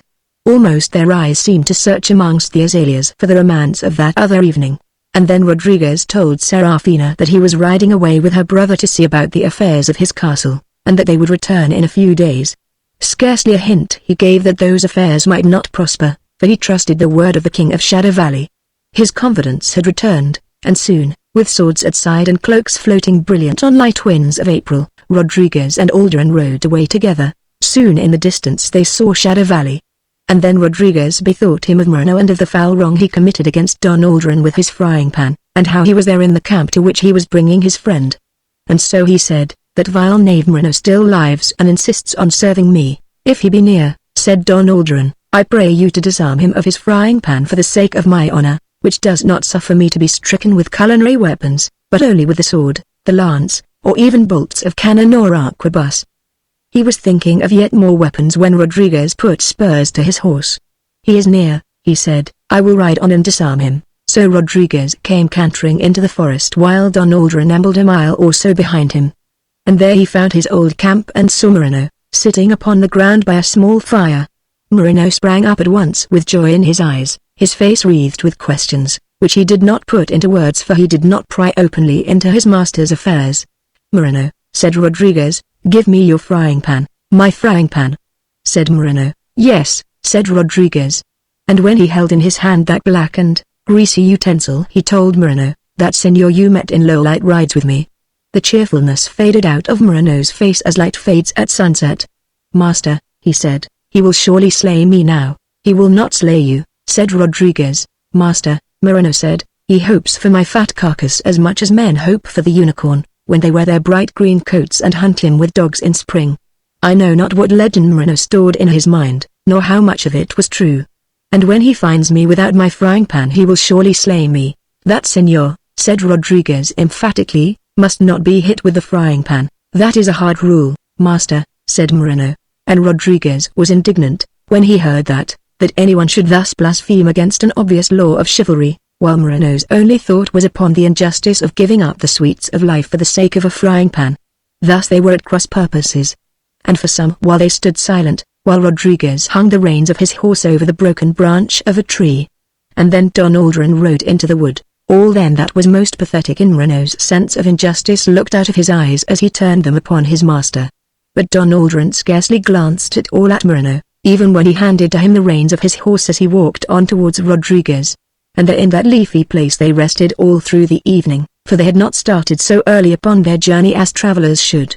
8 days had gone since Rodriguez had left that small camp to ride to Lowlight, and to the apex of his life towards which all his days had ascended, and in that time Moreno had collected good store of wood and, in little ways unthought of by dwellers in cities, had made the place like such homes as wanderers find. Don Aldrin was charmed with their roof of towering greenness, and with the choirs of those which inhabited it and which were now all coming home to sing. And at some moment in the twilight, neither Rodriguez nor Aldrin noticed when Moreno repossessed himself of his frying pan, unbidden by Rodriguez, but acting on a certain tacit permission that there seemed to be in the twilight or in the mood of the two young men as they sat by the fire. And soon he was cooking once more, at a fire of his own, with something of the air that you see upon a field marshal's face who has lost his baton and found it again. Have you ever noticed it, reader? And when the meal was ready Moreno served it in silence, moving unobtrusively in the gloom of the wood, for he knew that he was forgiven, yet not so openly that he wished to insist on his presence or even to imply his possession of the weapon that fried the bacon. So, like a dryad he moved from tree to tree, and like any fabulous creature was gone again. And the two young men supped well, and sat on, watching the sparks go up on innumerable journeys from the fire at which they sat, to be lost to sight in huge wastes of blackness and stars, lost to sight utterly, lost like the spirit of man to the gaze of our wonder when we try to follow its journey beyond the hearths that we know. All the next day they rode on through the forest, till they came to the black circle of the old fire of their next camp. And here Rodriguez halted on account of the attraction that one of his old camps seems to have for a wanderer. It drew his feet towards it, this blackened circle, this hearth that for one night made one spot in the wilderness home. Don Aldrin did not care whether they tarried or hurried, he loved his journey through this leafy land. The cool night breeze slipping round the tree trunks was new to him, and new was the comradeship of the abundant stars. The quest itself was a joy to him. With his fancy he built Rodriguez's mysterious castle no less magnificently than did Don Alvidar. Sometimes they talked of the castle, each of the young men picturing it as he saw it, but in the warmth of the campfire after Moreno slept they talked of more than these chronicles can tell. In the morning they pressed on as fast as the forest's low boughs would allow them. They passed somewhere near the great cottage in which the bowmen feasted, but they held on, as they had decided after discussion to do, for the last place in which Rodriguez had seen the King of Shadow Valley, which was the place of his promise. And before any dimness came even to the forest, or golden shafts down colonnades which were before all cathedrals, they found the old camp that they sought, which still had a clear flavor of magic for Moreno on account of the moth-like coming and going of his 3 horses after he had tied them to that tree. And here they looked for the King of Shadow Valley, and then Rodriguez called him, and then all 3 of them called him, shouting King of Shadow Valley all together. No answer came, the woods were without echo, nothing stirred but fallen leaves. But before those miles of silence could depress them, Rodriguez hit upon a simple plan, which was that he and Alderan should search all round, far from the track, while Moreno stayed in the camp and shouted frequently, and they would not go out of hearing of his voice, for Shadow Valley had a reputation of being a bad forest for travelers to find their way there. Indeed, few ever attempted to. So they did as he said, he and Alderan searching in different directions, while Moreno remained in the camp, lifting a large and melancholy voice. And though rumor said it was hard to find the way when 20 yards from the track in Shadow Valley, it did not say it was hard to find the green bowmen, and Rodriguez, knowing that they guarded the forest as the shadows of trees guard the coolness, was assured he would meet with some of them even though he should miss their master. So he and Alderan searched till the forest darkness came and only birds on high branches still had light, and they never saw the King of Shadow Valley or any trace whatever of any man. And Alderan first returned to the encampment, but Rodriguez searched on into the night, searching and calling through the darkness, and feeling, as every minute went by and every faint call of Moreno, that his castle was fading away, slipping past oak tree and thorn bush, to take its place among the unpitying stars. And when he returned at last from his useless search he found Moreno standing by a good fire, and the sight of it a little cheered Rodriguez, and the sight of the firelight on Moreno's face, and the homely comfort of the camp, for everything is comparative. And over their supper Rodriguez and Alderan agreed that they had come to a part of the forest too remote from the home of the King of Shadow Valley, and decided to go the next day to the house of the Green Bowman, and before he slept Rodriguez felt once more that all was well with his castle. Yet when the next day came they searched again, for Rodriguez remembered how it was to this very place that the King of Shadow Valley had bidden him come in 4 weeks, and though this period was not yet accomplished, he felt, and Alderan fully agreed, they had waited long enough, so they searched all the morning, and then fulfilled their decision of overnight by riding for the great cottage Rodriguez knew. All the way they met no one, and Rodriguez's gaiety came back as they rode, for he and Don Alderan recognized more and more clearly that the bowman's great cottage was the place they should have gone at first. In early evening they were just at their journey's end, but barely had they left the track that they had ridden the day before, barely taken the smaller path that led after a few hundred yards to the cottage when they found themselves stopped by huge chains that hung from tree to tree. High into the trees went the chains above their heads where they sat their horses, and a chain ran every 6 inches down to the very ground. The road was well blocked. Rodriguez and Alderan hastily consulted, then, leaving the horses with Moreno, they followed the chains through dense forest to find a place where they could get the horses through. Finding the chains go on and on and on, and as evening was drawing in, the 2 friends divided, Alderan going back and Rodriguez on, agreeing to meet again on the path where Moreno was. It was darkening when they met there, Rodriguez having found nothing but that iron barrier going on from trunk to trunk, and Alderan having found a great gateway of iron, but it was shut. Through the silent shadows stealing abroad at evening the 3 men crashed their way on foot, leading their horses, towards this gate, but their way was slow and difficult for no path at all led up to it. It was dark when they reached it and they saw the high gate in the night, a black barrier among the trees where no one would wish to come, and in forest that seemed to these 3 to be nearly impenetrable.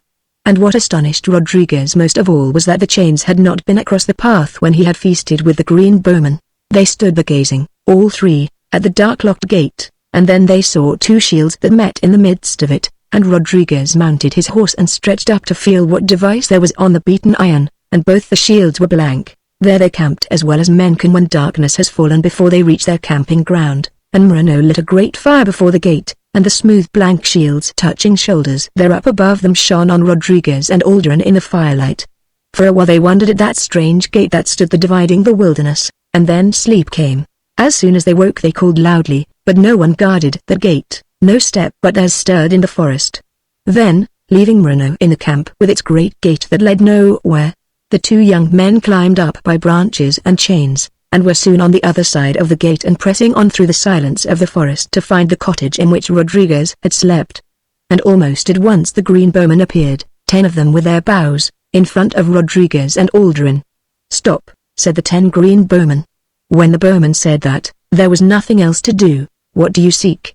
said the bowman. "The King of Shadow Valley," answered Rodriguez. "He is not here," they said. "Where is he?" asked Rodriguez. "He is nowhere," said one, "when he does not wish to be seen." "Then show me the castle that he promised me," said Rodriguez. "We know nothing of any castle," said one of the bowmen, and they all shook their heads. "No castle?" said Rodriguez. "No," they said. "Has the king of Shadow Valley no castle?" he asked, beginning now to despair. "We know of none," they said. "He lives in the forest." Before Rodriguez quite despaired, he asked each one if they knew not of any castle of which their king was possessed, and each of them said that there was no castle in all Shadow Valley. The 10 still stood in front of them with their bows, and Rodriguez turned away then indeed in despair, and walked slowly back to the camp, and Aldrin walked behind him. In silence they reached their camp by the great gate that led nowhere, and there Rodriguez sat down on a log beside the dwindling fire, gazing at the grey ashes and thinking of his dead hopes. He had not the heart to speak to Aldrin, and the silence was unbroken by Moreno who, for all his loquacity, knew when his words were not welcome. Don Aldrin tried to break that melancholy silence, saying that these 10 bowmen did not know the whole world, but he could not cheer Rodriguez. For, sitting there in dejection on his log, thinking of all the assurance with which he had often spoken of his castle, there was one more thing to trouble him than Don Aldrin knew. And this was that when the bowman had appeared he had hung once more round his neck that golden badge that was worked for him by the king of Shadow Valley, and they must have seen it, and they had paid no heed to it whatever. Its magic was wholly departed.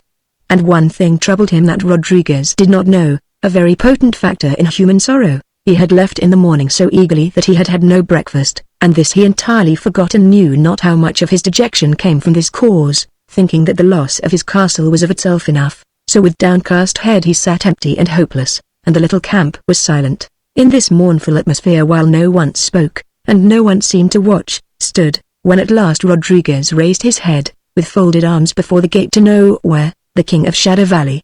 His face was surly, as though the face of a ghost, called from important work among asteroids needing his care, by the trivial legerdemain of some foolish novice. Rodriguez, looking into those angry eyes, wholly forgot it was he that had a grievance. The silence continued. And then the king of Shadow Valley spoke. "When have I broken my word?" he said. Rodriguez did not know.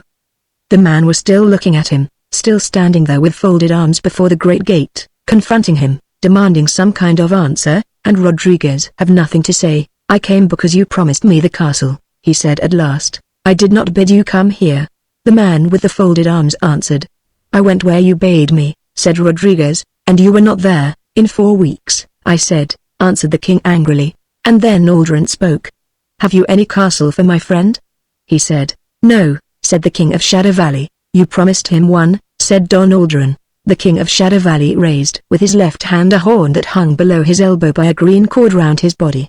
He made no answer to Don Aldrin, but put the horn against his lips and blew. They watched him all three in silence, till the silence was broken by many men moving swiftly through covert, and the green bowman appeared. When 7 or 8 were there he turned and looked at them. "When have I broken my word?" he said to his men, and they all answered him, "Never." More broke into sight through the bushes. "Ask them," he said. And Rodriguez did not speak. "Ask them," he said again, "when I have broken my word." Still Rodriguez and Aldrin said nothing. And the bowman answered them. "He has never broken his word," every bowman said. "You promised me a castle," said Rodriguez, seeing that man's fear size upon him still. "Then do as I bid you," answered the king of Shadow Valley, and he turned round and touched the lock of the gates with some key that he had. The gates moved open and the king went through. Don Aldrin ran forward after him, and caught up with him as he strode away, and spoke to him, and the king answered. Rodriguez did not hear what they said, and never afterwards knew.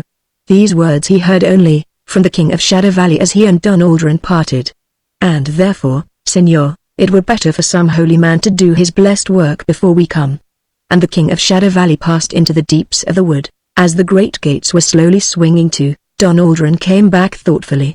The gates clanged, clicked, and were shut again. The king of Shadow Valley and all his bowmen were gone.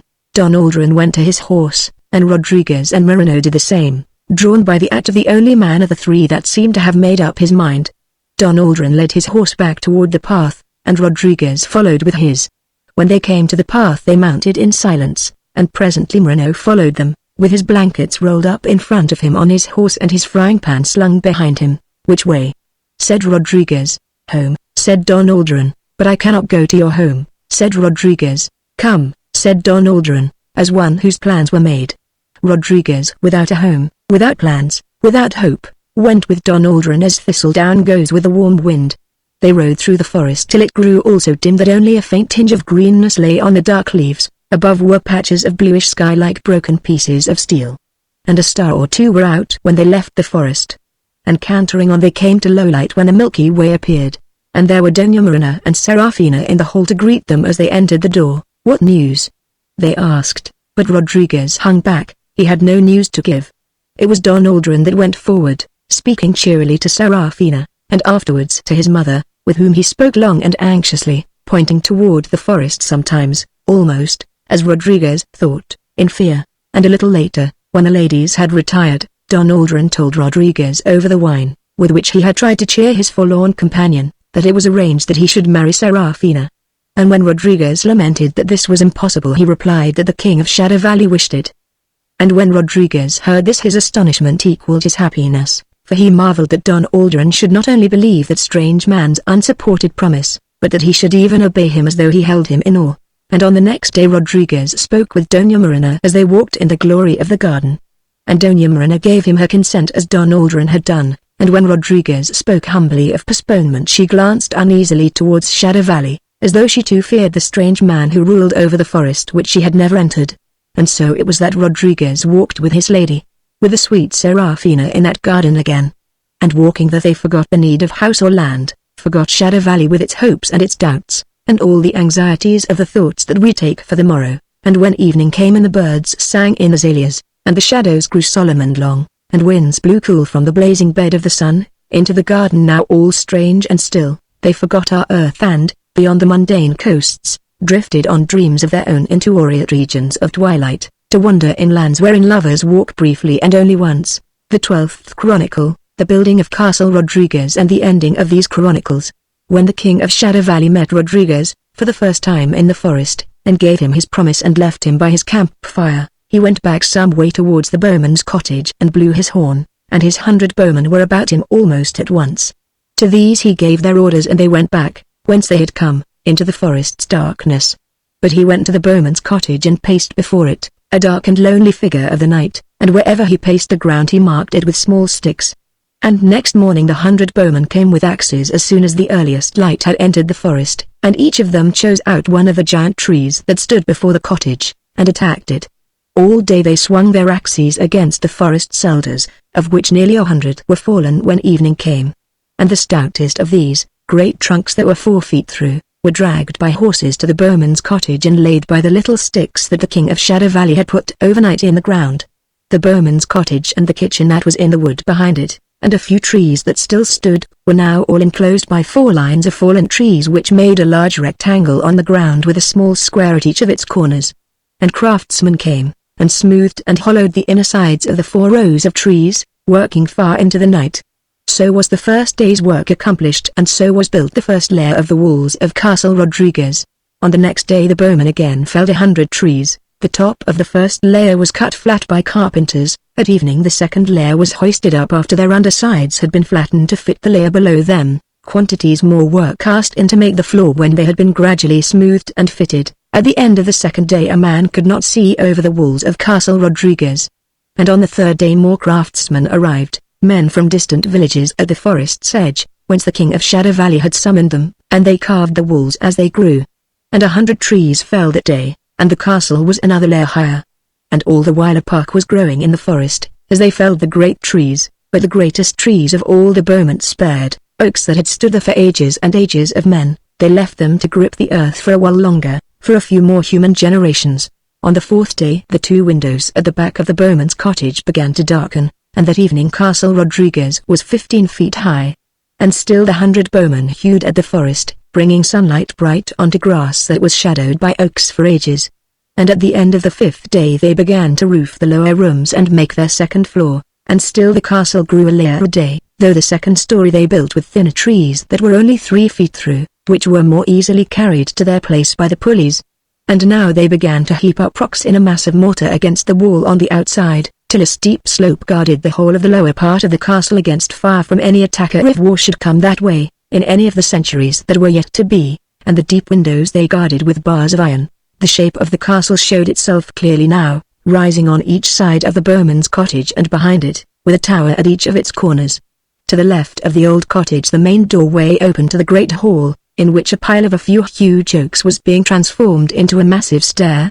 3 figures of strange men held up this ceiling with their heads and uplifted hands, when the castle was finished, but as yet the carvers had only begun their work, so that only here and there an eye peeped out, or a smile flickered, to give any expression to the curious faces of these fabulous creatures of the wood, which were slowly taking their shape out of 3 trees whose roots were still in the earth below the floor. In an upper story one of these trees became a tall cupboard, and the shelves and the sides and the back and the top of it were all one piece of oak. All the interior of the castle was of wood, hollowed into alcoves and polished, or carved into figures leaning out from the walls. So vast were the timbers that the walls, at a glance, seemed almost one piece of wood. And the centuries that were coming to Spain darkened the walls as they came, through autumnal shades until they were all black, as though they all mourned in secret for lost generations, but they have not yet crumbled. The fireplaces they made with great square red tiles, which they also put in the chimneys amongst shrewd masses of mortar, and these great dark holes remained always mysterious to those that looked for mystery in the family that whiled away the ages in that castle. And by every fireplace 2 queer carved creatures stood up holding the mantelpiece, with mystery in their faces and curious limbs, uniting the hearth with fable and with tales told in the wood. Years after the men that carved them were all dust, the shadows of these creatures would come out and dance in the room, on wintry nights when all the lamps were gone and flames stole out and flickered above the smouldering logs. In the second story one great saloon ran all the length of the castle. In it was a long table with 8 legs that had carvings of roses rambling along its edges. The table and its legs were all of one piece with the floor. They would never have hollowed the great trunk in time had they not used fire. The second story was barely complete on the day that Rodriguez and Don Aldrin and Moreno came to the chains that guarded the park. And the King of Shadow Valley would not permit his gift to be seen in anything less than its full magnificence, and had commanded that no man in the world might enter to see the work of his bowmen and craftsmen until it should frown at all comers, a castle formidable as any in Spain. And then they heaped up the mortar and rock to the top of the second story, but above that they let the timbers show, except where they filled in plaster between the curving trunks, and the ages blackened the timber in amongst the white plaster, but not a storm that blew in all the years that came, nor the moss of so many springs, ever rotted away those beams that the forest had given and on which the bowmen had labored so long ago. But the castle weathered the ages and reached our days, worn, battered even, by its journey through the long and sometimes troubled years, but splendid with the traffic that it had with history in many gorgeous periods. Here Valdar the Excellent came once in his youth, and Charles the Magnificent stayed a night in this castle when on a pilgrimage to a holy place of the south. It was here that Peter the Arrogant in his cups gave Africa, one spring night, to his sister's son. What grandeurs this castle has seen! What chronicles could be writ of it! But not these chronicles, for they draw near their close, and they have yet to tell how the castle was built. Others shall tell what banners flew from all 4 of its towers, adding a splendor to the wind, and for what cause they flew. I have yet to tell of their building. The second story was roofed, and Castle Rodriguez still rose one layer day by day, with a hauling at pulleys and the work of 100 men, and all the while the park swept farther into the forest. And the trees that grew up through the building were worked by the craftsmen in every chamber into which they grew, and a great branch of the hugest of them made a little crooked stair in an upper story. On the floors they laid down skins of beasts that the bowmen slew in the forest, and on the walls they hung all manner of leather, tooled and dyed as they had the art to do in that far-away period in Spain. When the third story was finished they roofed the castle over, laying upon the huge rafters red tiles that they made of clay. But the towers were not yet finished. At this time the King of Shadow Valley sent a runner into Lowlight to shoot a blunt arrow with a message tied to it into Don Aldrin's garden, near to the door, at evening. And they went on building the towers above the height of the roof, and near the top of them they made homes for archers, little turrets that leaned like swallows' nests out from each tower, high places where they could see and shoot and not be seen from below. And little narrow passages wound away behind perched battlements or stone, by which archers could slip from place to place, and shoot from here or from there and never be known. So were built in that distant age the towers of Castle Rodriguez. And one day 4 weeks from the felling of the first oak, the period of his promise being accomplished, the King of Shadow Valley blew his horn. And standing by what had been the bowman's cottage, now all shut in by sheer walls of Castle Rodriguez, he gathered his bowmen to him. And when they were all about him he gave them their orders. They were to go by stealth to the village of Lowlight, and were to be by daylight before the house of Don Aldrin, and, whether wed or unwed, whether she fled or folk defended the house, to bring Doña Serafina of the Valley of Dawnlight to be the chatelaine of Castle Rodriguez. For this purpose he bade them take with them a chariot that he thought magnificent, though the mighty timbers that gave grandeur to Castle Rodriguez had a cumbrous look in the heavy vehicle that was to the bowman's eyes the triumphal car of the forest. So they took their bows and obeyed, leaving the craftsmen at their work in the castle, which was now quite roofed over, towers and all. They went through the forest by little paths that they knew, going swiftly and warily in the bowman's way, and just before nightfall they were at the forest's edge, though they went no farther from it than its shadows go in the evening. And though they rested under the oak trees for the early part of the night except those whose art it was to gather news for their king, and 3 of those went into Lowlight and mixed with the villagers there. When white mists moved over the fields near dawn and wavered ghostly about Lowlight, the green bowman moved with them. And just out of hearing of the village, behind wild shrubs that hid them, the bowmen that were coming from the forest met the 3 that had spent the night in taverns of Lowlight. And the 3 told the 100 of the great wedding that there was to be in the Church of the Renunciation that morning in Lowlight, and of the preparations that were made, and how holy men had come from far on mules, and had slept the night in the village, and the Bishop of Toledo himself would bless the bridegroom's sword. The bowmen therefore retired a little way and, moving through the mists, came forward to points whence they could watch the church, well concealed on the wild plain, which here and there gave up a field to man but was mostly the playground of wild creatures whose ways were the bowmen's ways. And here they waited. This was the wedding of Rodriguez and Serafina, of which gossips often spoke at their doors in summer evenings, old women mumbling of fair weddings that each had seen, and they had been children when they saw this wedding. They were those that threw small handfuls of anemones on the path before the porch. They told the tale of it till they could tell no more. It is the account of the last 2 or 3 of them, old women, that came at last to these chronicles, so that their tongues may wag as it were a little longer through these pages although they have been for so many centuries dead. And this is all that books are able to do. First there was bell ringing and many voices, and then the voices hushed, and there came the procession of 8 divines of Mercer, whose vestments were strange to Lowlight. Then there came a priest from the south, near the border of Andalusia, who overnight had sanctified the ring. It was he who had entertained Rodriguez when he first escaped from La Garda, and Rodriguez had sent for him now. Each note of the bells came clear through the hush as they entered the church. And then with suitable attendants the bishop strode by and they saw quite close the blessed cope of Toledo. And the bridegroom followed him in, wearing his sword, and Don Alderan went with him. And then the voices rose again in the street, the bells rang on, they all saw Doña Marina. The little bunches of bright anemones grew sticky in their hands, the bells seemed louder, cheering rose in the street and came all down it nearer. Then Doña Serafina walked past them with all her maids, and that is what the gossips chiefly remembered, telling how she smiled at them, and praising her dress, through those distant summer evenings. Then there was music in the church. And afterwards the forest people had come. And the people screamed, for none knew what they would do. But they bowed so low to the bride and bridegroom, and showed their great hunting bows so willingly to all who wished to see, that the people lost their alarm and only feared lest the Bishop of Toledo should blast the merry bowman with one of his curses. And presently the bride and bridegroom entered the chariot, and the people cheered, and there were farewells and the casting of flowers, and the bishop blessed 3 of their bows, and a fat man sat beside the driver with folded arms, wearing bright on his face a look of foolish contentment, and the bowman and bridegroom all went away to the forest. 4 huge white horses drew that bridal chariot, the bowman ran beside it, and soon it was lost to sight of the girls that watched it from Lowlight, but their memories held it close till their eyes could no longer see to it and they could only sit by their porches in fine weather and talk of the days that were. So came Rodriguez and his bride to the forest, he silent, perplexed, wondering always to what home and what future he brought her, she knowing less than he and trusting more.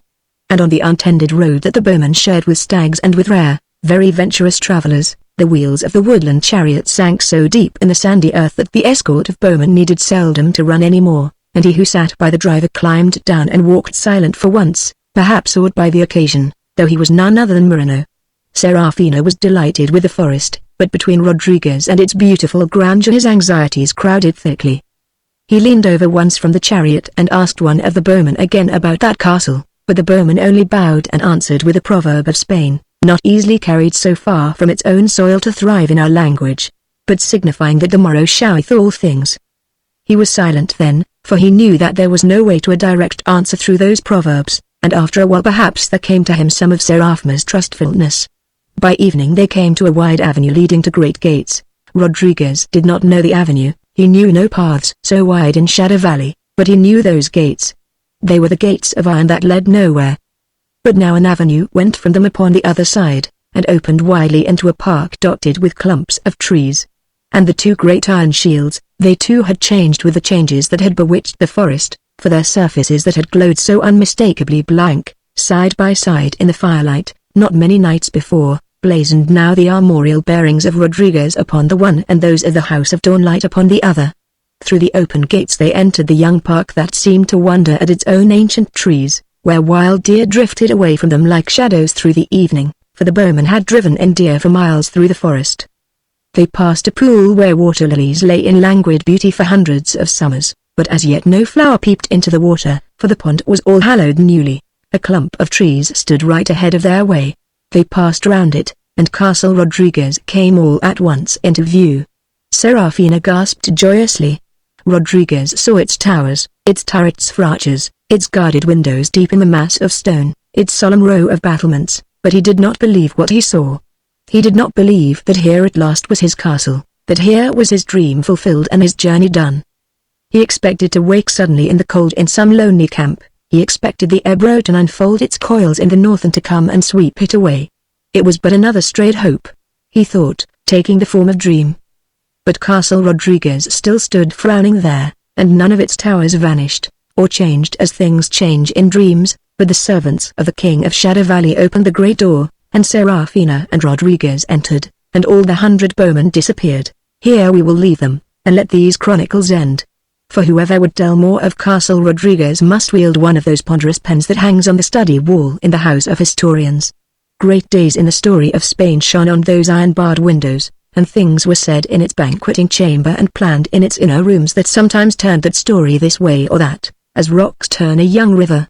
And as a traveler meets a mighty river at one of its bends, and passes on his path, while the river sweeps onto its estuary and the sea, so I leave the triumphs and troubles of that story which I touched for one moment by the door of Castle Rodriguez.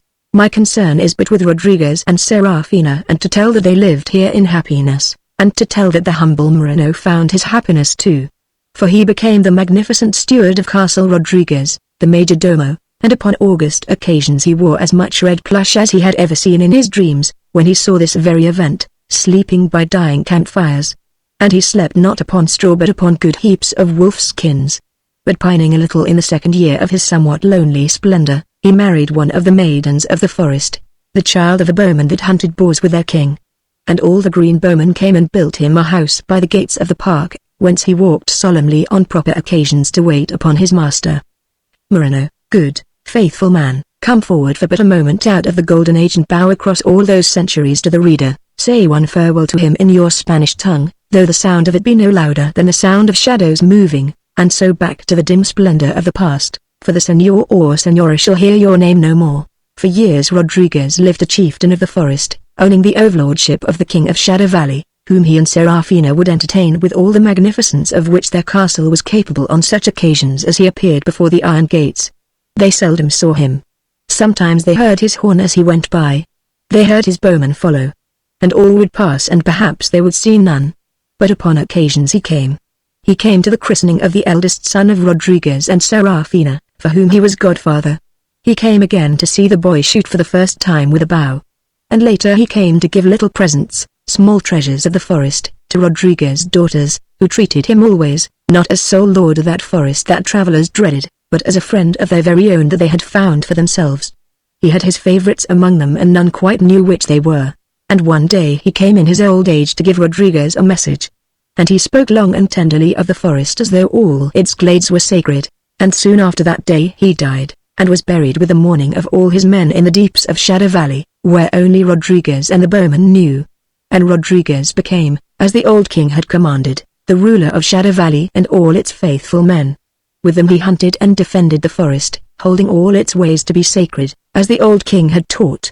It is told how Rodriguez ruled the forest well, and later he made a treaty with the Spanish king acknowledging him sole lord of Spain, including Shadow Valley, saving that certain rights should pertain to the foresters and should be theirs forever. And these rights are written on parchment and sealed with the seal of Spain, and none may harm the forest without the bowman's leave. Rodriguez was made Duke of Shadow Valley and a Magnifico of the first degree, though little he went with other hidalgos to court, but lived with his family in Shadow Valley, traveling seldom beyond the splendor of the forest farther than Lowlight. Thus he saw the glory of autumn turning the woods to fairyland, and when the stags were roaring and winter coming on he would take a boar spear down from the wall and go hunting through the forest, whose twigs were black and slender and still against the bright menace of winter. Spring found him viewing the fields that his men had sown, along the forest's edge, and finding in the chaunt of the myriad birds a stirring of memories, a beckoning towards past days. In summer he would see his boys and girls at play, running through shafts of sunlight that made leaves and grass like pale emeralds. He gave his days to the forest and the four seasons. Thus he dwelt amidst splendors such as history has never seen in any visit of hers to the courts of men. Of him and Serafino it has been written and sung that they lived happily ever after, and though they are now so many centuries dead, may they have in the memories of such of my readers as will let them linger there, that afterglow of life that remembrance gives, which is all that there is on earth for those that walked it once and that walk the paths of their old haunts no more.